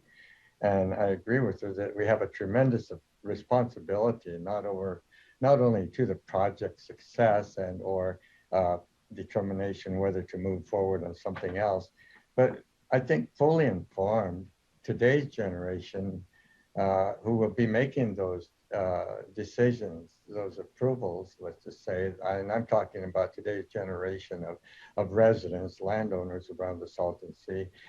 They're heads of household. They have children that are going to grow up and maybe raise their own families around the Salton Sea. And I think what I understand by transparency, responsibility in this regard, I think it's important to engage the local community in these decision-making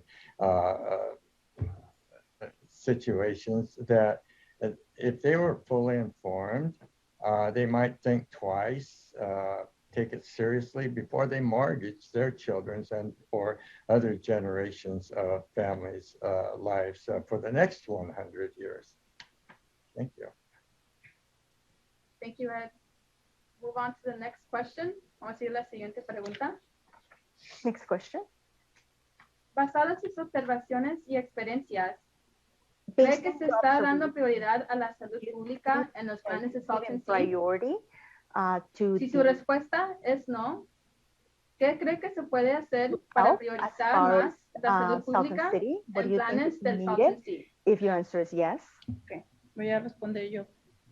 I'm going to sí se está haciendo, como ya hablaron los otros compañeros sobre like las my universidades colleagues como just mentioned, UCR, Davis, que ellos son los que han estado haciendo los proyectos como monitoreando la calidad del aire. Monitoring the quality of the air.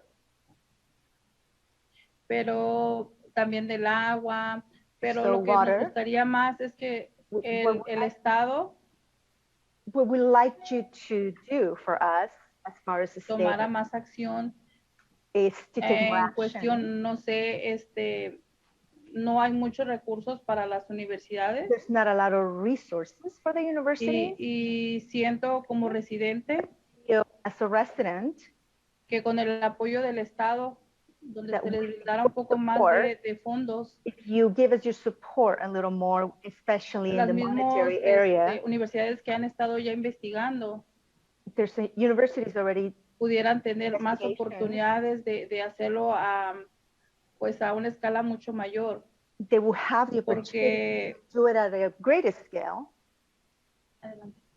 Porque tienen limitados sus recursos. Since our resources are limited now. Yo personalmente I personally he estado ayudando con el proyecto. Been helping with the project. Ya que mi hijo tiene asma. My son suffers from asthma. Y ahorita la Universidad de UCR. In the University of UCR at the moment. Hay en mi casa no sé cómo se puede decir, un monitor. We have a monitor. De polvo para ver qué le puede estar afectando a mi hijo. To see what's affecting his health. Pero eso es lo que principalmente es lo que se le pediría al Estado, que pudiera apoyar este tipo de universidades para que sigan to these universities con sus investigaciones y así podamos continue que conducting nos puedan ayudar a la the comunidad. investigation and Muchas help gracias. us that way, the community. Thank you so much. Thank you. You want to ask me that question in English, please? Yeah, chance for you guys. From your observations and experiences, do you think that public health is being prioritized in saltancy plans? If not, what do you think can be done to prioritize public health more in saltancy plans?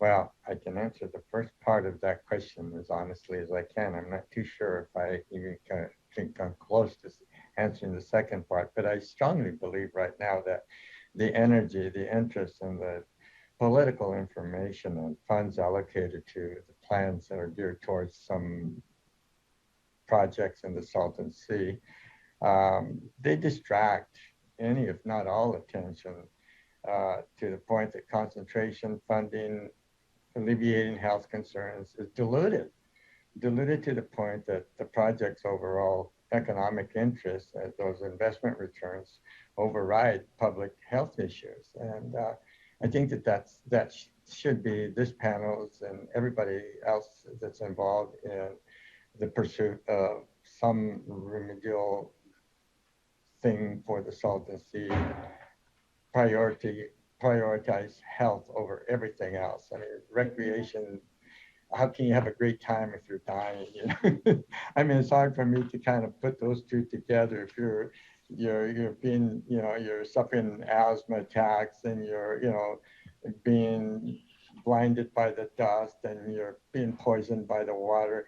I mean, how can I even imagine that we'd be having a great time? It's just, there's an oxymoron there, you know, and in those two thoughts, I don't see how that can work. And I think that these panels that are all engaged in this are intelligent enough to recognize that. And I think that they have an empathetic concern towards communities and communities' health. Thank you so much for asking.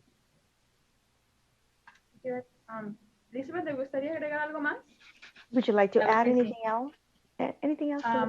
Aparte de que si el gobierno estatal estuviera ofreciendo este tipo de apoyo para estas organizaciones que están haciendo estas investigaciones, también me gustaría que se demostrara y se reportara.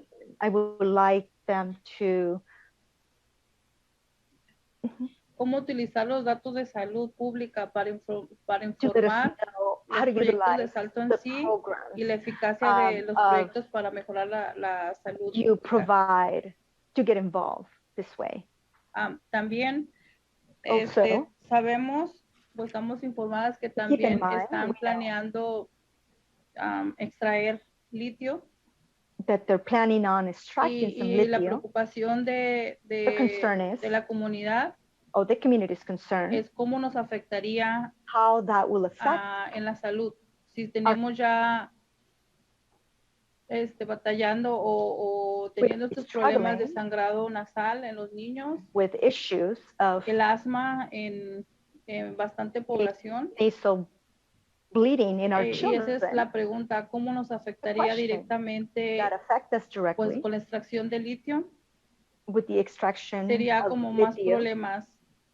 Pero si se llegara a hacer, nos gustaría también la comunidad, cómo nos beneficiaría a nosotros. I would like to know how that ya will sea en todo, ¿no? La infraestructura, los parques, the parks. Por decir algunas cosas, no sé, más estudios de cómo sería el impacto en la salud. More studies and how that will impact our lives. Sería como que más zonas verdes. Hay muchísimas cosas que hace mucha falta aquí en North Shore y, many things that are needed pues todo este valle de Coachella, ¿no? La parte sureste. The Coachella Valley. Muchas gracias. In the south area. Thank you so much. Gracias, Elizabeth. Ya vamos a concluir el panel. Solamente una pregunta final y si pueden hacer sus respuestas Questions? lo más breve posible. If you can please ¿Hay ask algo más que les questions gustaría compartir con quienes shorter. acompañan hoy que Anything no, else that you would like que to no share? compartieron Anything that you antes? would like to share that you didn't share before? Ed, I'll translate for you, Ed. Thank you. It's just the last question to conclude the panel. Is there anything else you would like to share with those joining us today that you previously did not share? And thank you very much for asking. And I want to bring it back to my tendency is to place always the horse before the cart that's been enlisted to pull. So I mean, I'm going to just kind of summarize what I've said in the previous answers. And my immediate concern is the use of language suggesting the formation of special districts that would assure sustainable financing for any vehicle that would be designed or utilized for continued management of the Salton Sea projects now and in the future. And also, of course, we missed out on panel members' mention of any existing special district to achieve the same goal. It's always nice to have a for example. I mean, when I'm listening, I always look for that. And so I guess my main thing here is that the magnitude of these suggested restoration projects emphasize the statewide benefits of in the pursuit and any or all of these projects, statewide benefits. But yeah, I asked myself, okay, so why, if these ideas promoting any of these costly projects, both in the study, design, construction, and implementation of the same, why should the assessment district just be among the existing residents around or near the Salton Sea? It's just, I can't put that together for some reason. It does. So I'm going to have to need some help. I'm going to have to do a little more research on this. I can only rely on statements that are made by our local supervisors, just chomping at the bit. There goes that horse in front of the cart again. Chomping at the bit to form a special district around the Salton Sea. And I'm very concerned about that we're going to pay for the benefit of the entire state of California. Thank you very much. Thank you, Ed. Thank you, Elizabeth. With that, I just want to apologize for the little difficulty in being able to hear us at the start of the panel. But thank you for your patience. And with that, I think we can conclude the community panel. Thank you, Ms. Ruiz, Mr. Luna, and Ms. Jaime. We really appreciate you sticking with us despite all the technical difficulties. And I think we were able to understand most of what you had to say, and it's just very important for us to be able to hear these concerns directly from you. So thank you. Any questions? Thank you, and I hope you'll be able to continue to participate. All right, this concludes the prepared presentations for the workshop. We'll now take a 30-minute break, and when we come back, we will open the workshop to public comments. As a reminder, if you're attending virtually and want to provide comments, you either needed to have completed the virtual speaker card online, or you can send an email during the break to commentletters@waterboards.ca.gov. I'll repeat that, commentletters@waterboards.ca.gov, requesting to speak. If you're attending in person in Sacramento and intend to speak, please fill out a blue speaker card, or at the front of the room, you can fill out the speaker card online. So we will break now and resume at 7 o'clock.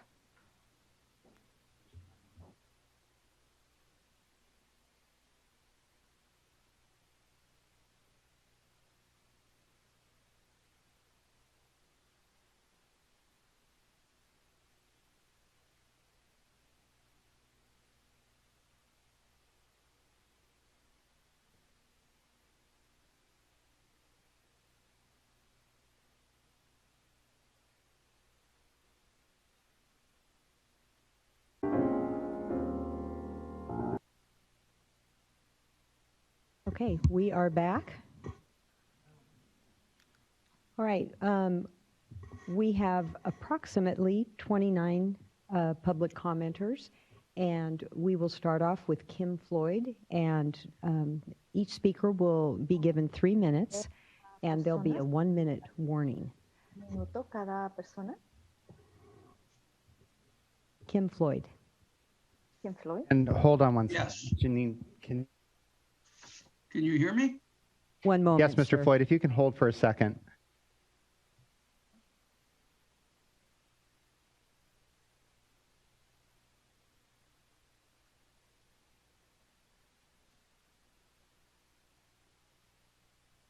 Ready? Okay, 1 moment, sorry. Un momento.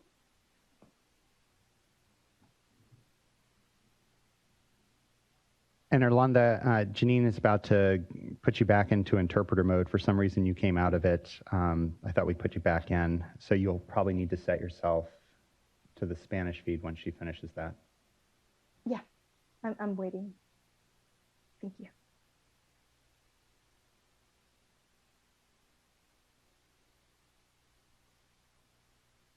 All right, Mr. Floyd, good evening. Good evening. My name is Kim Floyd. I live in the Coachella Valley, and I am very concerned about our long-term ability to stay focused on improving conditions at the sea. My concerns center around the history of action and inaction at the sea. We need to bake in solutions that will not backslide when the budgets get tight. The greater Salton Sea area has long been left with unacceptably low levels of investment in community level infrastructure. We can do better. Also, I think that there's a great opportunity here to engage the local communities in the ongoing efforts at the sea. We need a plan that provides specifics about how and when community knowledge can influence the state's plans, a plan with clear outcomes and goals for engagement, and a plan with specific points in the project design and planning process where community input would be the most influential and beneficial. We have a long history of community members feeling, quote, not listened to, end quote. We have an opportunity to change that. My final comment tonight that may not fit directly into the current SSMP discussion, but we know that county leadership and industry leaders will be fully informed and at the decision-making table with lawyers and financial experts when it comes to negotiating how to share the financial benefits from lithium mining and geothermal expansion. I am concerned that local communities will be left out of these negotiations. Thank you. Thank you. Next is Lauren Elachi.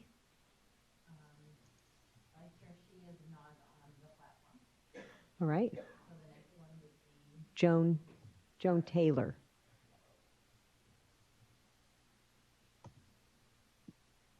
Can you hear me? Yes, we can. Good evening. Thank you.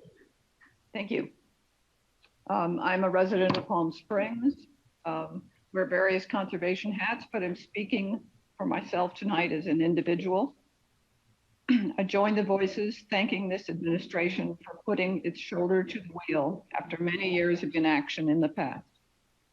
But I have the following comments and suggestions for improvement.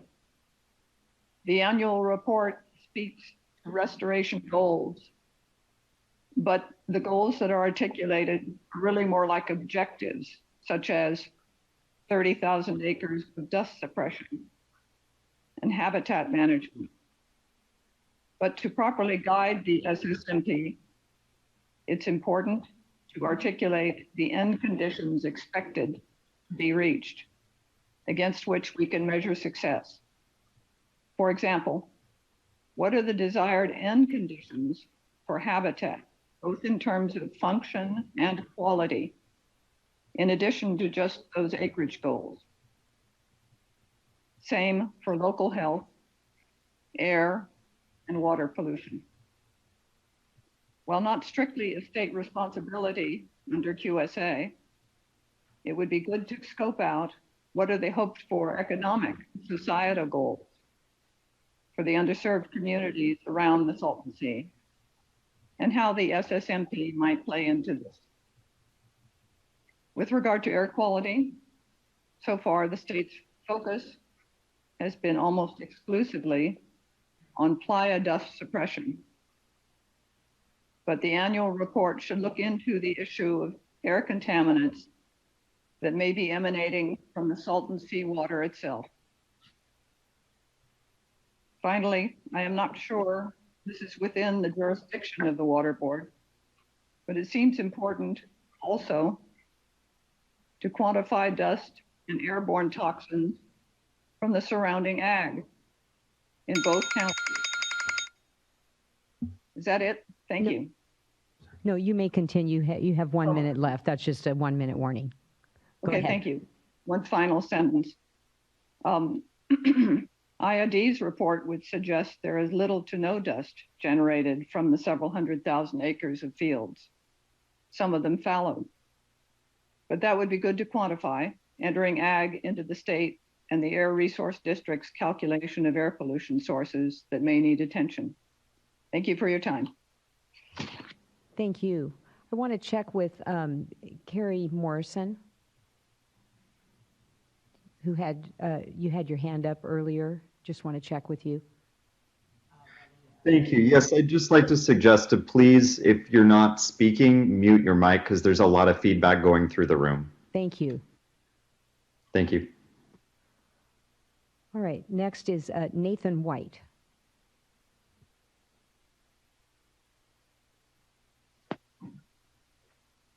Hi, good afternoon.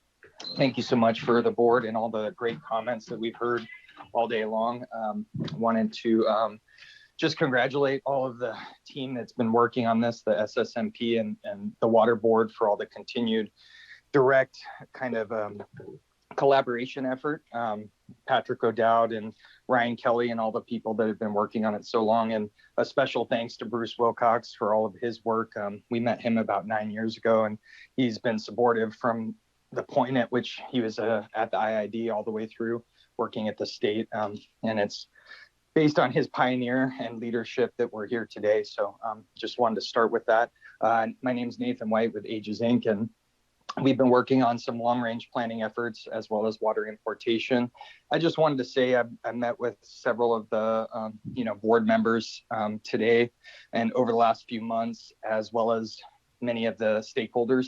And I just wanted to say that the urgency of the issue is, I would say, of utmost importance when it comes to climate change and things that are going on at the global level, but all the way down to our state level. This is one of those emergencies that is also an opportunity. It kind of goes unsaid sometimes that some of the emergencies and change happens when there is an emergency. But I think that the current governorship, as well as what's happening with the whole California Natural Resources Agency, has saw that and are acting accordingly. And I think there's been a lot of progress over the last 2 years with the Long Range Planning Committee, but also with the water importation. And I think that level of urgency, if we can get smaller projects implemented as well as these bigger projects and have them all kind of firing on the same pistons, that's the goal. But I guess my comment that I'll say today is that level of urgency. I think Imperial County asked for an emergency declaration. I would say that we're at that level with Lake Mead and Lake Powell, that Salton Sea could be an opportunity for restoration that can also have a positive impact when we refill the Salton Sea. I want to just kind of say that I supported when they talked about emergency declaration, but we can still do projects that are locally, started and locally implemented, like Desert Shores Restoration. And hopefully that project gets done, as well as all these other efforts. So I just want to thank everybody for their time and the great feedback. Also wanted to say that maybe part of our environmental studies should be some regional climate modeling for real-time data of possible water importation, but also non-water importation as that relates to the California water budget. Thanks everybody for your time. Have a great day. Thank you, Mr. White. Next is Jenny Binstock with Sierra Club.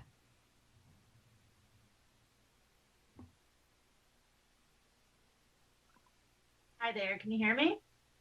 Yes, good evening. Okay, great. Thank you so much. My name is Jenny Binstock. I work as a senior campaigner with Sierra Club National on many issues around public lands and waters and wildlife, but specifically on the Salton Sea.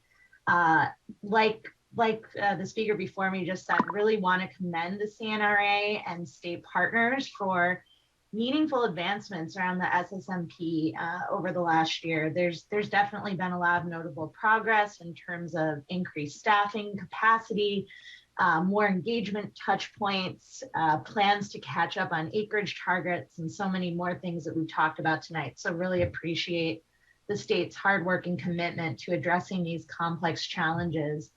But we really need to address the critical points that Dr. Lowe raised in his presentation.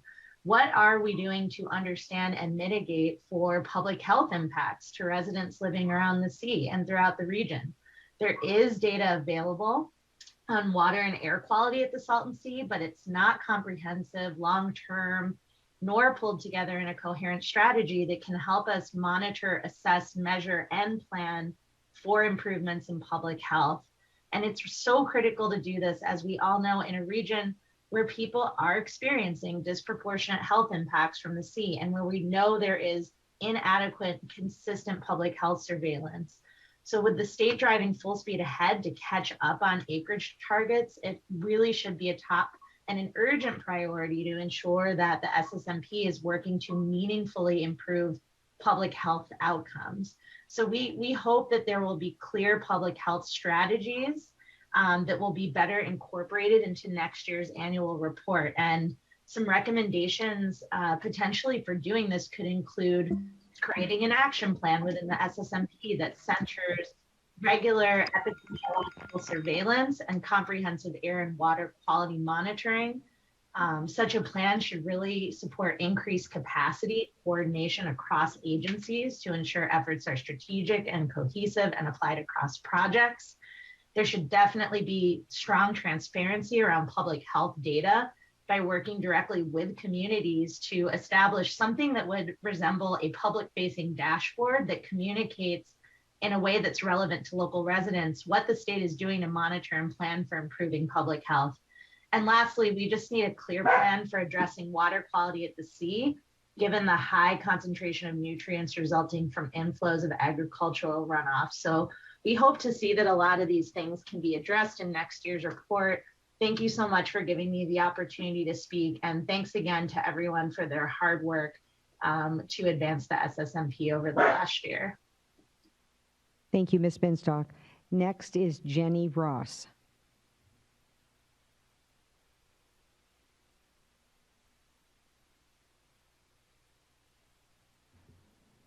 Hi, I am not going to comment in the interests of time to give members of the community more time to do that. However, I did submit written comments and I direct the board's attention to those detailed written comments and the appended scientific report I included relating to significant emissions of greenhouse gases from proposed long-range plans, as well as from sea management program activities that are currently ongoing. And thanks very much. Thank you, Ms. Ross, and thanks for flagging that issue. Next is Carly Creeley. Hi. Hi, I'm Carly Creeley. I'm from Los Angeles, and I just want to let you know that I'm extremely happy to find out that work on the new river to cover it through Calexico is going to begin this summer. That work is really vital for a safe, healthy, and fulfilling life for the people that live and work in the area. But I also urge you to find funding provided from a state and a federal level to get the project done and to make sure that the work in the region continues. It's all of our responsibility as state residents and as national residents, and really from an international, there's international influence on these issues. So additionally, I'd really like to see green belts that are made along the river and usable, inviting recreation areas along the Salton Sea. We need to work with Mexico and find some agreement that will allow us to have cleaner water coming into the New River, from the New River into the Salton Sea. And we need to secure water to maintain the habitat and reduce the dust that is going through the area. If we don't have a clear water budget, then there's no reason to assume that that's going to continue into the future and that we're going to be able to save the lives that will be saved with the work that's been started. The area has a vibrant multi-generational community. It's full of active citizens who are trying to improve the air and water quality and to make sound decisions for their lives. But they can't do that unless they have clear information available. I've just completed a long-term project looking at some of the issues that are happening here, and it's really impossible to find any up-to-date data on water quality. So I'd like to see a dashboard that includes air quality, such as that provided by CCV right now, but it needs to have nutrient loads, dissolved oxygen, pesticides, metals, and the air quality along the waterways from the Salton Sea itself, as well as the inflows, such as the New River, the Whitewater River, the Alamo River, and the canals in the area, so that people can understand it in an easily translatable, understandable way for the general public, so that they can make appropriate decisions for their lives, and so that people in the Imperial Valley and in the rest of the state and country know what needs to be done and what we can do to make everything better. The Imperial Valley and the Salton Sea region are a beautiful place with vital habitat for wildlife and incredible tight-knit communities that really want to help and do the right thing. But it's up to all of us, statewide and nationwide. So I really urge you to find that money at all levels to make this happen. Thank you. Thank you for your comments. Next is Chuck Parker with the Salton Sea Coalition.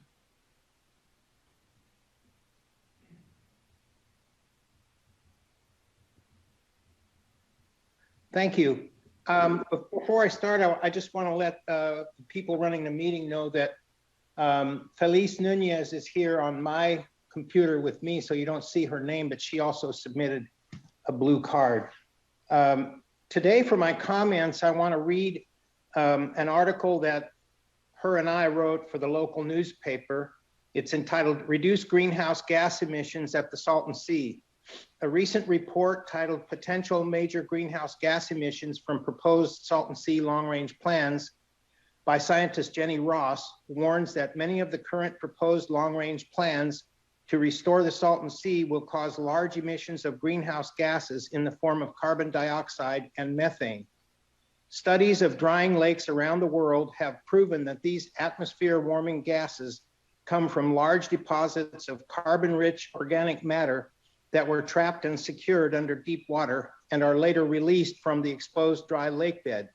These unhealthy gases increase with shallow water habitats and exposed lake beds that are further disturbed by furrowing used as a dust control measure.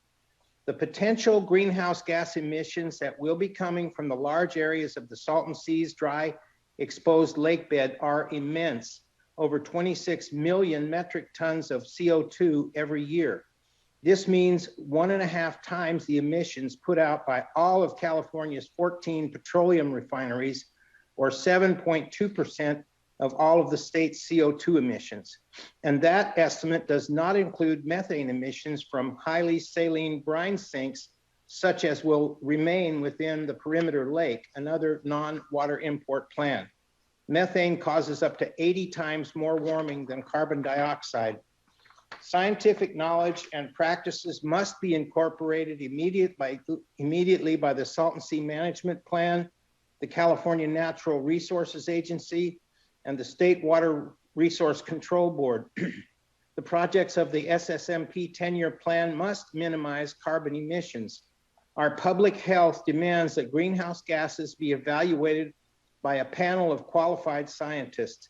If California implements plans at the Salton Sea that cause major increases in greenhouse gases, such plans will make the drought worse and put public health in greater danger from hotter temperatures and blowing dust.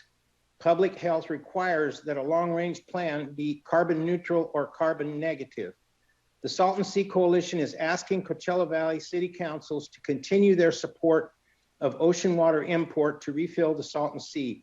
This is the long-range plan most likely to restore the ecosystem, to protect public health, contribute to a vigorous regional economy, and avoid ongoing releases of greenhouse gases to the atmosphere. Thank you.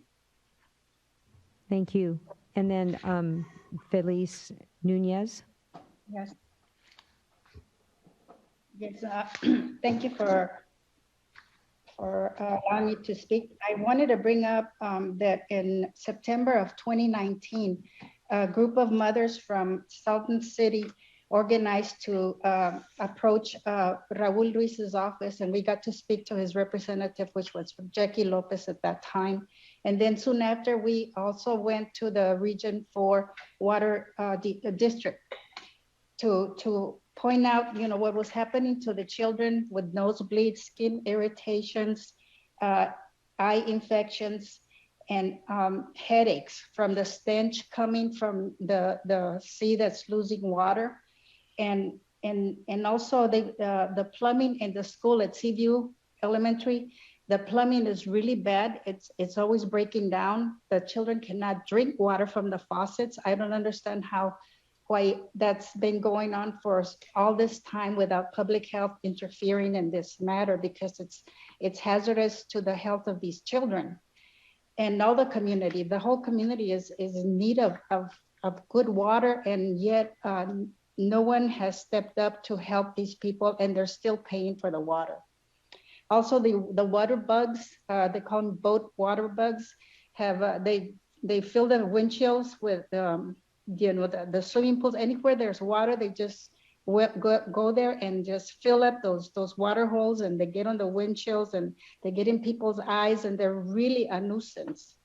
Costco, that's a big company, refuses to put filters because they do not work. The water is so dense with chemicals and nutrients that there's no way that filters work. The Border Patrol has reported clusters of cancer. They have had deaths because they work around the Alamo and New Rivers. And we also have the Calipatria prison very close to there, where the guards and the inmates will also be affected. We have allowed up to this time the serial killing of fish and wildlife. How long are we going to stand to watch children being affected and chronic diseases happening, and with the pandemics on top of us? There is a great need to bring water, because immediately you can take care of the air quality problem, and then start cleaning up the water with wastewater plants. That's what we need.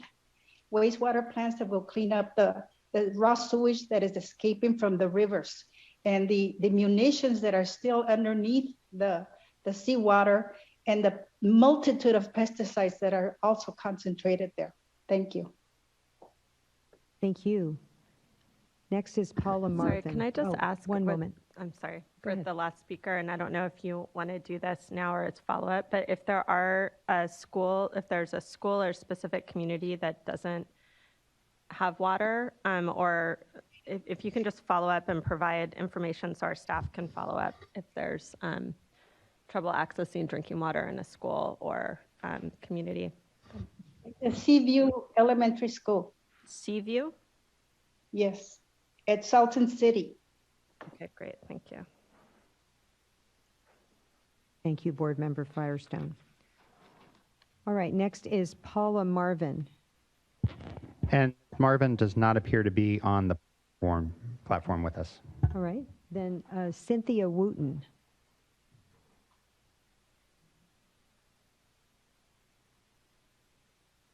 Hello, can you hear me? Yes. Okay. I am I'm on various environmental groups, members of various environmental groups, and I wanted to thank the SSMP for developing a master form for permits in order to speed things up. The IID said that their lawyers have been reviewing issues before signing permits, most particularly those issues involving liabilities and responsibilities for maintaining projects in the future. Many people have grown somewhat impatient and would like to know whether there would be some kind of a joint powers agreement to manage and fund the future programs. And if so, Who are the parties that would participate? And how can the process of permitting be sped up? Also on another subject, the subject of water, in May 2021, there was a binational agreement to release water from the Mexicali Dam into the Colorado River Delta. It's been successful to fill up groundwater lagoons and create habitat for residents and wildlife. In the past centuries, the limited water from the Colorado River created lagoons for old habitats. This might require California to manage water-intensive crop production, as the water district is starting to do in Central Valley. They're subsidizing farms to change crop choices and buying some farms as well.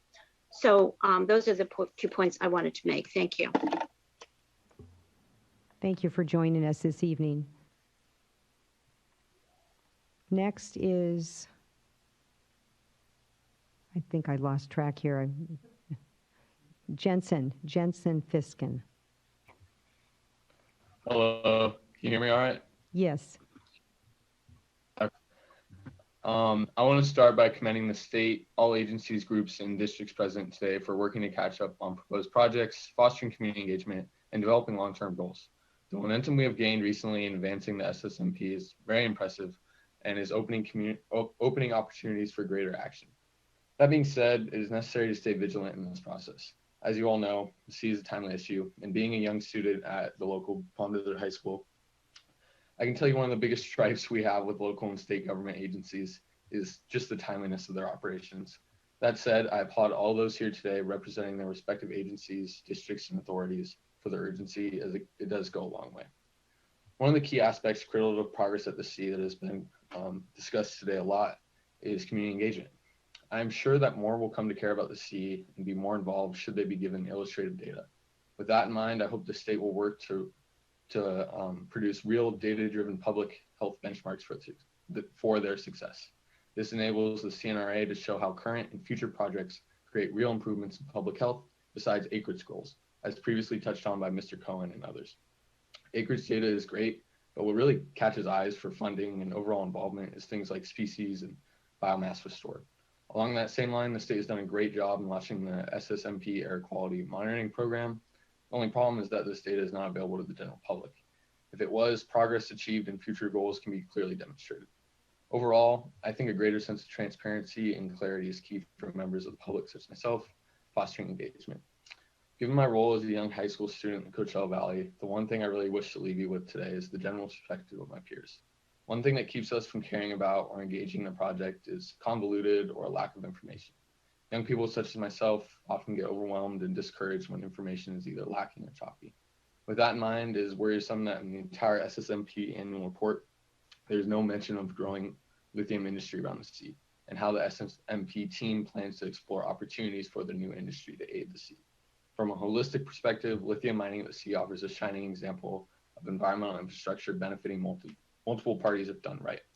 Michael McKibben is a UCR geochemist working with the Department of Energy and the Berkeley Lab over at the sea and mapping the concentrations of lithium. He notes, we need to get students to understand they can have very lucrative careers involving green energy. This is one opportunity to do that. So given the benefits of lithium extraction if done right, the CNRA should work with local energy companies such as the Berkshire Hathaway renewables company there to promote the safest, most environmentally friendly lithium extraction. That's all I have today. Thank you. I just have a question for you. Where do you attend school?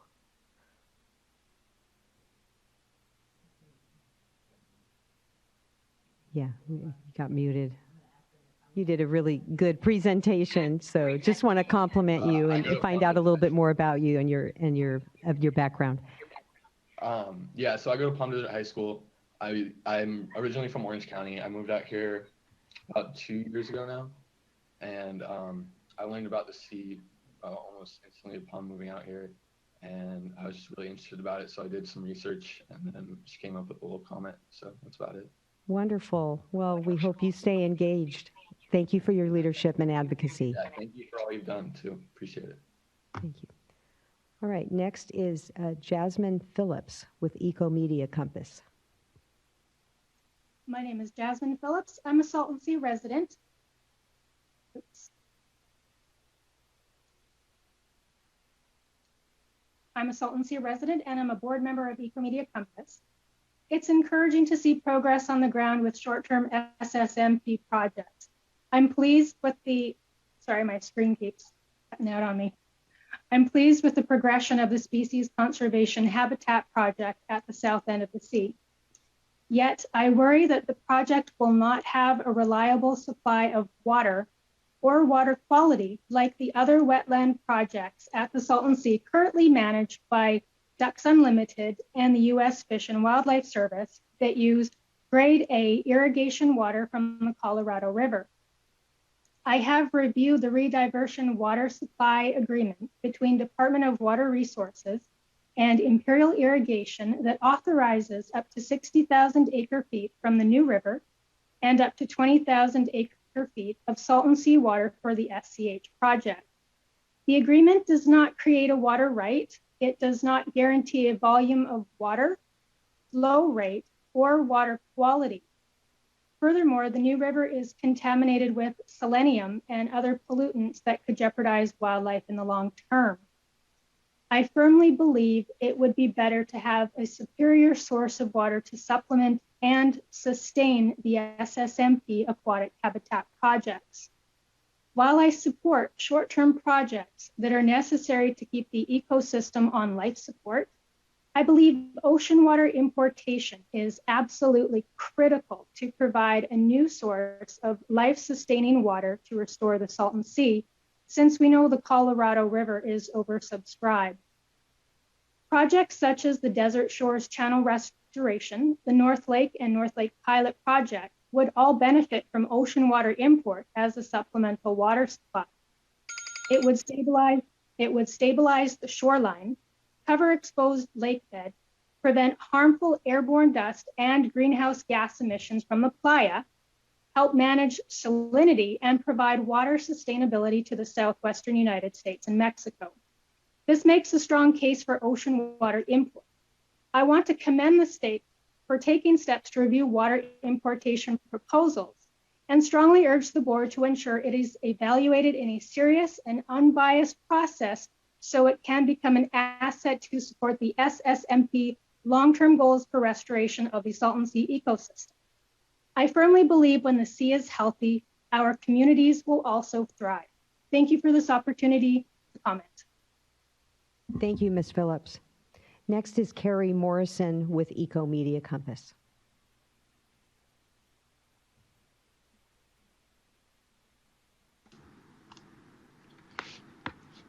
Good evening. Good to see you all. I'm so happy that this conversation is ongoing.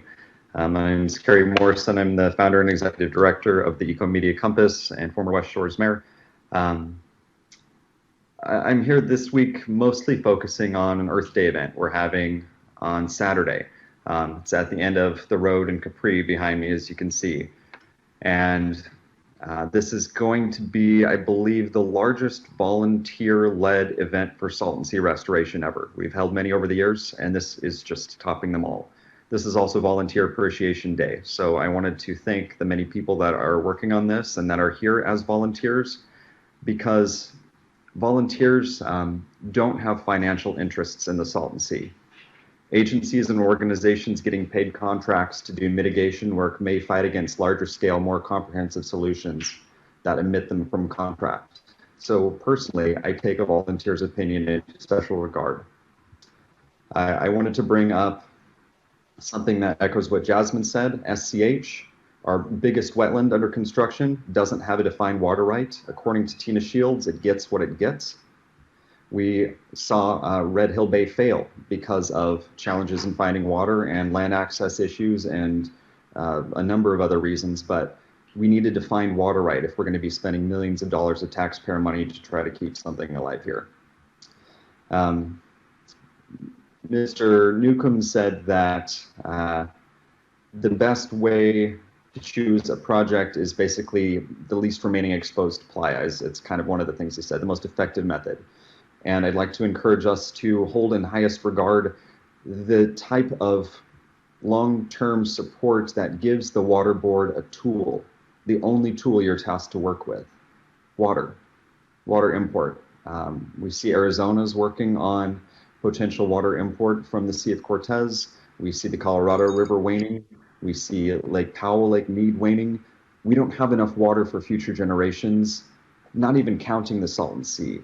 So I believe that the Salton Sea is a symptom of not enough water for what we happen to be working with in the Southwest.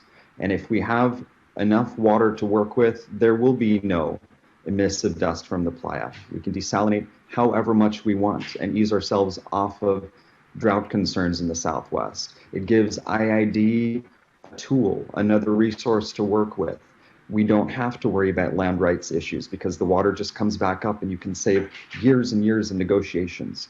So I encourage us to support the concept that will make all of these projects better, which is water import. I'll also invite you all to Earth Day. It's this Saturday from 10 to 10. We have scientific speakers, community and political leaders, bands, art, music, food, and it's at the site of the Desert Shores Channel Restoration Project to ensure that this does not fall off the map. Thank you all so much. We really appreciate the work. I'm very grateful for the organization of the CNRA and the committees that have been organized recently. I think they're doing a really good job, but we definitely need to ramp it up. And federal has been printing billions and billions of dollars. Why don't we ask them for some more money? Thank you. Thank you for joining us. Good to see you. Next is Tom Sefton with Eco Media Compass.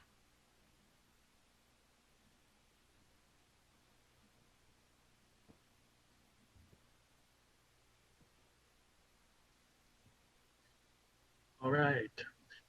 Thank you for all you've done, everybody who's on this call. I'm an Imperial County resident. I work by the Salton Sea, and I'm going to miss Bruce Wilcox personally, as many of you do already. A critical issue was raised today. What is the water budget for the 10-year planned projects? Beyond that, what is the water budget for Salton Sea projects in the long term? We know the Colorado River is in long-term drought, a 25% probability of shortage conditions in the next few years, forecast by Bureau of Reclamation. We know the Colorado River is oversubscribed, locking in a long-term water undersupply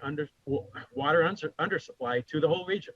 Yet the Colorado River, as ag rainwater, is the only major source of water for the projects now identified by the SSMP 10-year plan. Why not make a plan to have a new source of water for the Salton Sea and for the region more broadly? Two oceans are 120 miles away, the Pacific Ocean and the Sea of Cortez. 500,000 acre-feet a year from either of these sources would make up the losses to the Salton Sea resulting from the QSA. Salt removed from seawater can actually be a commercial product. We know how to do these things. Seawater can be separated from salts with the renewable energy resources right at the Salton Sea. Geothermal, solar. California already moves millions of acre-feet of water across much of the state every year. Bringing water to where it's needed is something people know how to engineer cost effectively and sustainably. In past years, public agency officials have opposed these concepts, calling them a distraction. A distraction from what? From partial mitigation strategies with insufficient water supply to sustain them? Spurred by local public demand, an independent review panel is now reviewing several proposals to import water to restore and sustain the Salton Sea. We hope that this year, state officials will take these whole Salton Sea restorations concepts seriously. They are long-term solutions that can really solve the main problems: ecosystem damage, community economic impacts, and the public health of residents. We saw today the huge area of Salton Sea playa likely to be exposed in Imperial County over the next 20 years, and we saw photos of the dust blowing off some of the 28,000 acres of playa already exposed. We heard about the health impact concerns for people exposed to playa dust. We know that water provides 100% dust elimination, not just mitigation, elimination. A Salton Sea refilled with imported water will achieve 0 emissions of playa dust. Salt dust mitigation is a partial solution. Why not take a complete solution seriously? Why not cover all the dust with imported water and sustain the ecosystem and revitalize the economy of the region? Thanks for your time. Thank you for joining us. Next is Aaron Woolley with the Sierra Club. Hello, can you hear me? Hopefully. Yes. Okay, excellent. Good evening, Vice Chair, members of the board. My name is Erin Woolley, and I'm a policy advocate with Sierra Club California. Thank you for the opportunity to comment today on the update of the Salt and Sea Management Plan. I want to start by saying that we really appreciate the work that the SSMP team has put in towards catching up on projects and increasing planning and efforts to reconvene community stakeholder meetings and outreach in the last year. However, we do have a few concerns that I want to touch on today. CNRA is making a commendable effort to pursue projects that, if their plan is achieved, will help catch up on project construction goals over the next 2 years. We're concerned that CNRA has not detailed or outlined specific projects for beyond 2024, which puts the SSMP at risk of falling behind schedule again. It's been really reassuring in this meeting to hear the SSMP team discuss plans to identify future projects through the NEPA process and that they expect this to be produced within the next year. We must see these details in next year's annual report to ensure that the momentum that's been achieved over the past 2 years is not lost.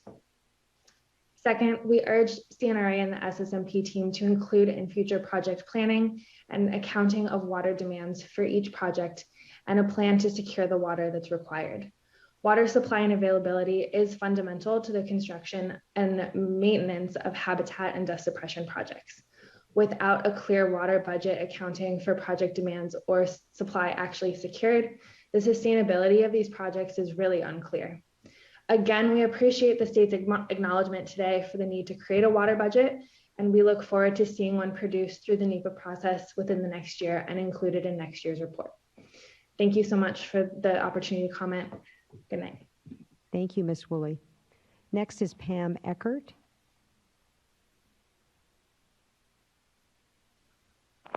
Hi, my name is Pam Eckert, and I'm a resident of Salton City. First, I'd like to thank you for the opportunity to speak this evening. As a resident, I have great concern. The focus seems to be on mitigation and not restoration. My understanding is the QSA required the state of California to restore, not mitigate.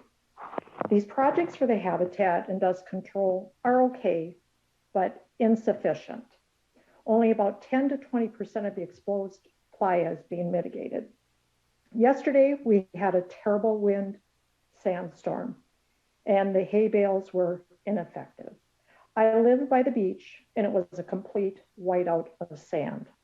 Within a year or two, these bales will be buried like the vegetation is now, and we'll be back to square one. We, the residents, want a real, not temporary solution, and that is water import. Whether it be from the Pacific or the Gulf of Mexico, we need a permanent water source. The current projects are going to need a solid water source as well. As we know, we are in a major ongoing drought. So where is the water going to come from to sustain these projects? There are proposals out there that can bring water to California, and these companies have the expertise needed and can desal. And best of all, end the water shortage. This is the real fix we need and want.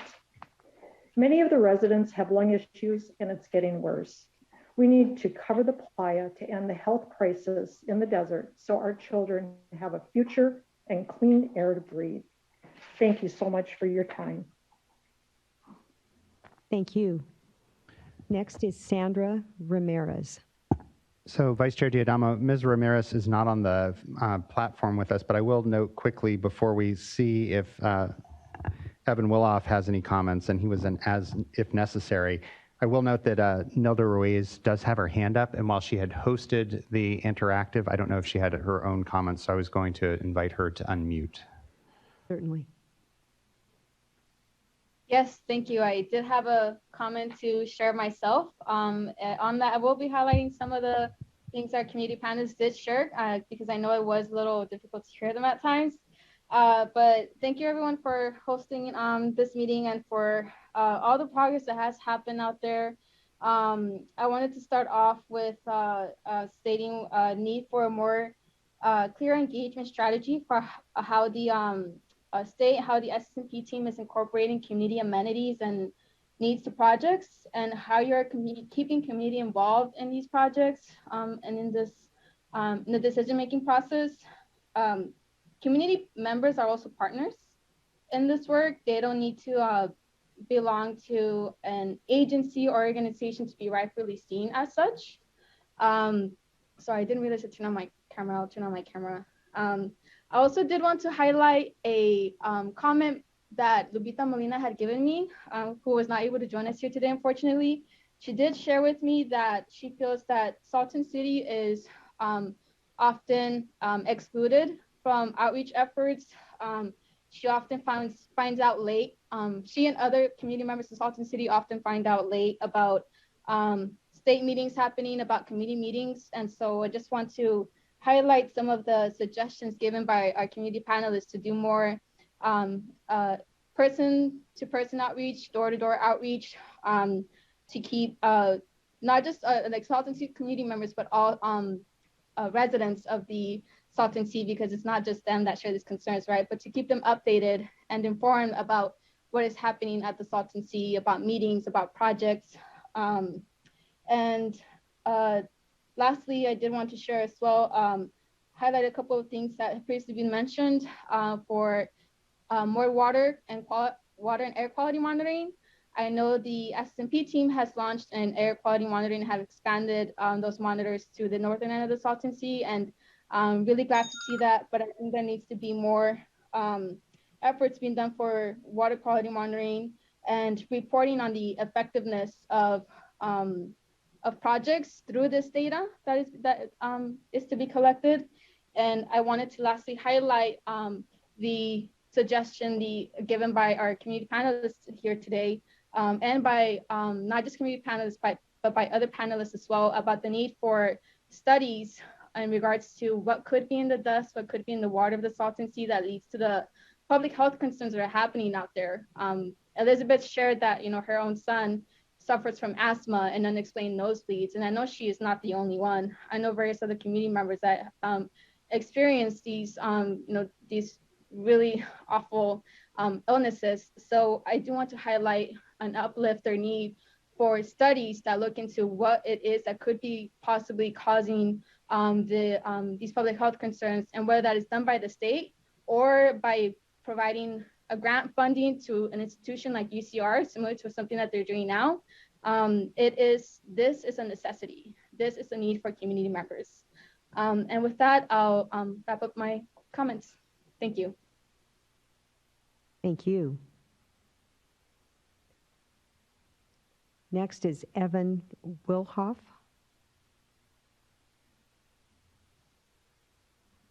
Good evening, everyone. I don't have comments prepared. I work for the California Department of Water Resources, and I'm participating to hear all of the comments, and I'm grateful to everyone who has stuck with this workshop to the end, and we are grateful for all the feedback that's being shared.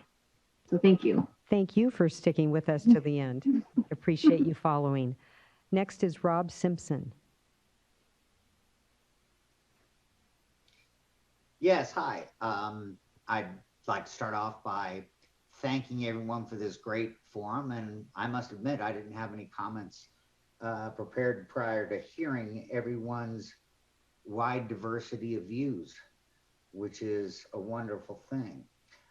I'd like to ask Mr. Newcomb and actually, well, ask Mr. Newcomb about systems integration management and really highlight the work of Michael Cohen in the Bay Delta up by San Francisco as how these issues can affect what we do.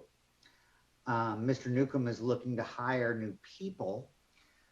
Right now we have two different parallel programs. One is the 10-year plan, one is the seawater importation plan. If you build some of the proposed 10-year plan things, they end up interfering or making the cost of importing seawater much greater. Systems integration would say that, well, you build that 10-year plan stuff that you can build today in conjunction with the ability to make that work with saltwater importation. Kind of an example of this is Mr. Cohen's work on the Yolo bypass and the Yolo weir in the Bay Delta up close to San Francisco. Now, back in the day, they had a number of different plans. One was the peripheral canals, the twin tunnels, the Bay Delta Conservation Program, the California Water Fix. All these are programs that never got built. Mr. Cohen, dealing in the construction industry, we have an old saying, he took a bucket of poop and turned it into a bowl of ice cream by taking floodwaters from the Sacramento River, spreading them out over a large delta-like area and making a better rookery for juvenile salmon, an additional pathway for salmon migration, as well as environment for a lot of other things. He engineered a way to do more with less. What I'm saying to Mr. Newcomb is, hey, if you're going to hire people, look for systems integration people that can reach out to all different aspects of the 10-year plan and the seawater importation plan and integrate them so you can work on the first thing, get some projects in the ground, but don't interfere with the ability to import seawater. That's all I got to say. Thank you much. Mr. Newcomb, I see you've joined. We're about to wrap up the public comment, but before we close out, we'll give you an opportunity, okay? Next is Melinda Dorin. Okay, then Vivian Masson-Nueve.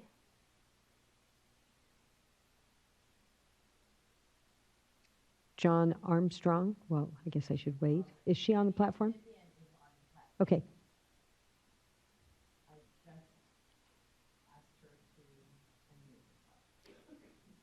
One moment, Mr. Armstrong.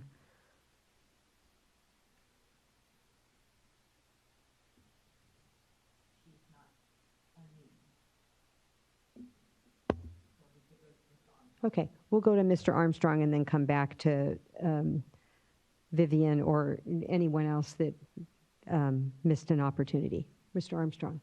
This is John Armstrong representing myself. There are some causes for optimism at the Salton Sea Imperial Valley.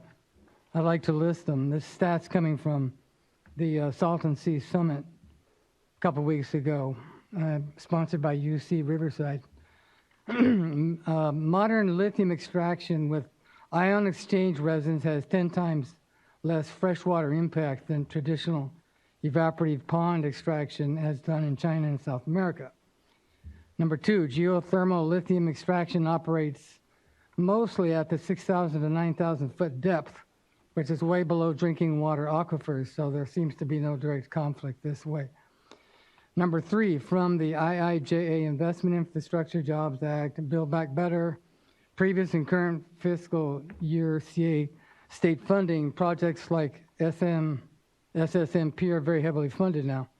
Number four, although some extraction companies at Salton Sea are producing lithium and then shipping it elsewhere to make it battery ready, as with Lilac Solutions or Bill Gates shipping it to Vancouver, Canada, others like ESM are making it battery ready in the US at least. So there's much pressure to make lithium battery ready in the SSIV area to keep jobs local. Lastly, there's enough lithium at SSIV to keep the US in a dominant market position for a long time. All those estimates are ranging around 3 trillion metric tons of lithium. Thank you. Thank you. All right, let's go back to. We do have one speaker. Mary Ellen had not yet had a chance to be called on, and she is on the platform with us. Or pardon me, Mary Ann Ruiz. Ruiz, okay. Ms. Ruiz?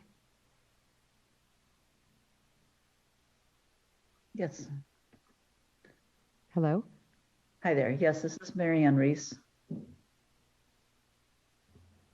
I'm Go here. ahead. Yes, go ahead. Good evening. Okay. Good evening. Thank you. Hanging in here till the end, and I appreciate the opportunity to comment tonight. Some other speakers ahead of me have brought this subject forward, and especially listening to the speaker about the problems with water in the schools. You know, for years, the communities around the Salton Sea have asked that SSMP projects invest in community infrastructure and amenities. Communities want projects that not only advance public health outcomes and restore the health of the environment, but they also want the SSMP projects to address historic areas of neglect in the region. Yeah, I'm encouraged by the growing conversations in the last year and what I've heard here on this call this evening about leveraging the SSMP projects for greater investments in communities and incorporating community input into project design process. However, we still need more specific action plans to achieve community amenities if the state's going to stay true to its commitments to environmental justice, outdoor access for all, and supporting local economies, which are all baked into our state's commitments. I look forward to seeing an official process led by the state for integrating community infrastructures and amenities into SSMP projects and planning. The process must support economic development, recreational opportunities, and basic infrastructure investment. Process should clearly demonstrate how community input, which has been a little bit difficult tonight in a process like this, local community input should be actively incorporated into project design and planning. And I again want to thank you for the opportunity to speak and for the work you're all doing. Thank you. All right, lastly, Vivian Mesan Nueve.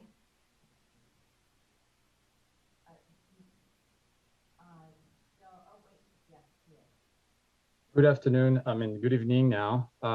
Thank you so much for this opportunity. I'd like to thank the Vice Chairman of the board and the full board, of course, for allowing us to talk about the SSMP.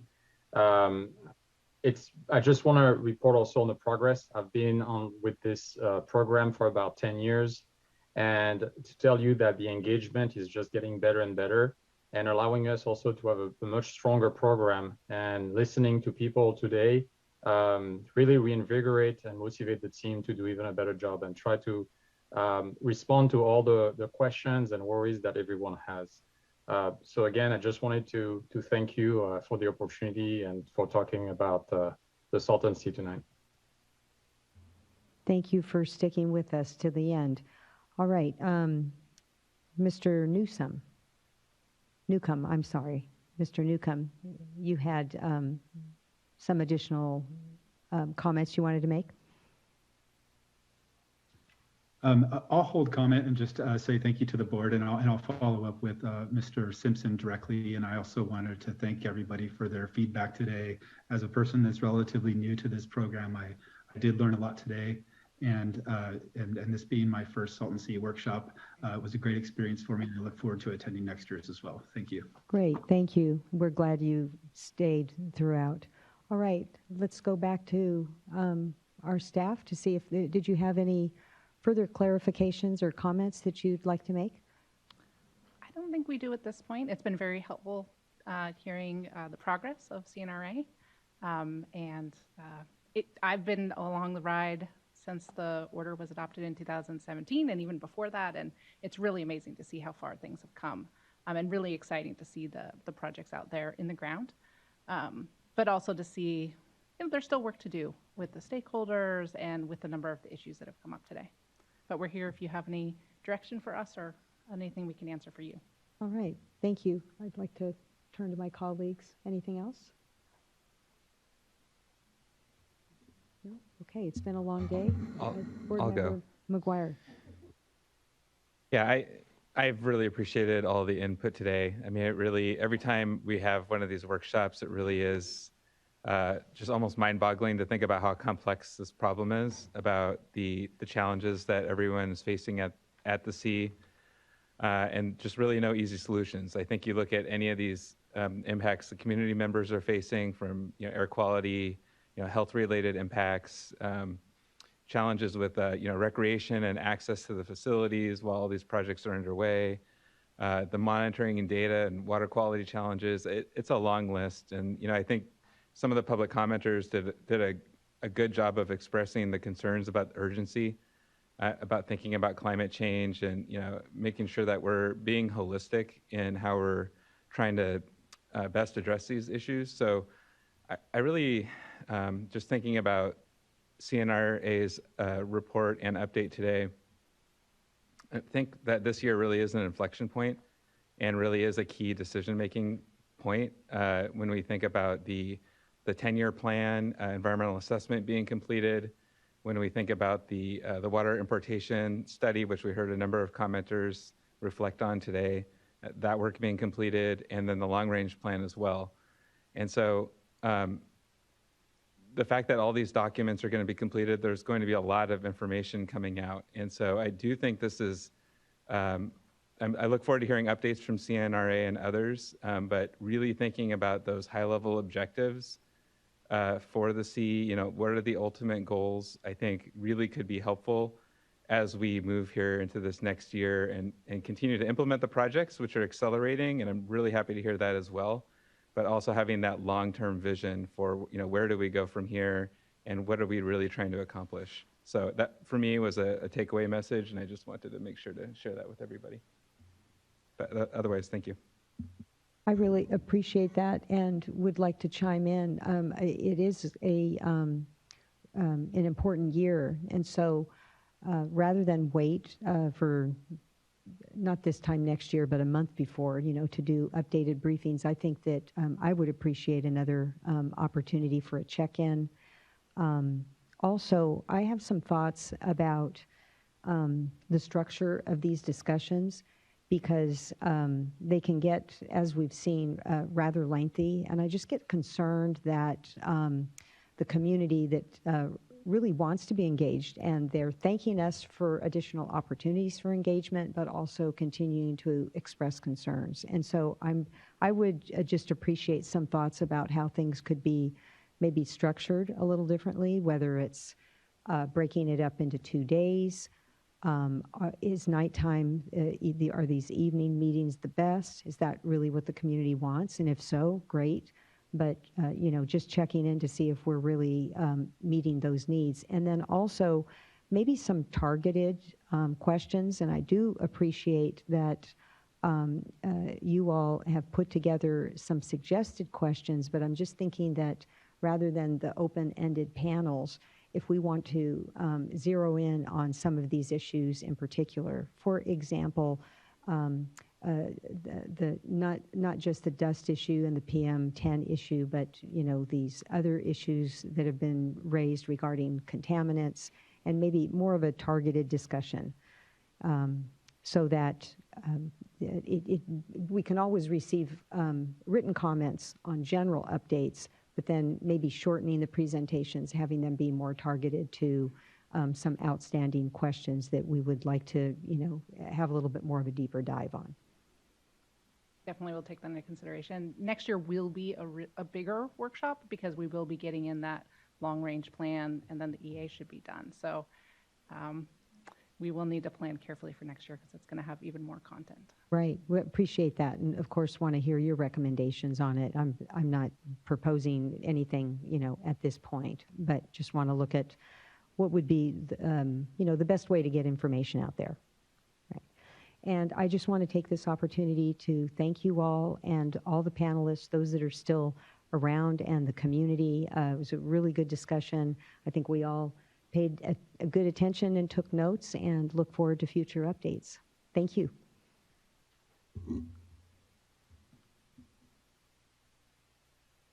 Yes, we're adjourned.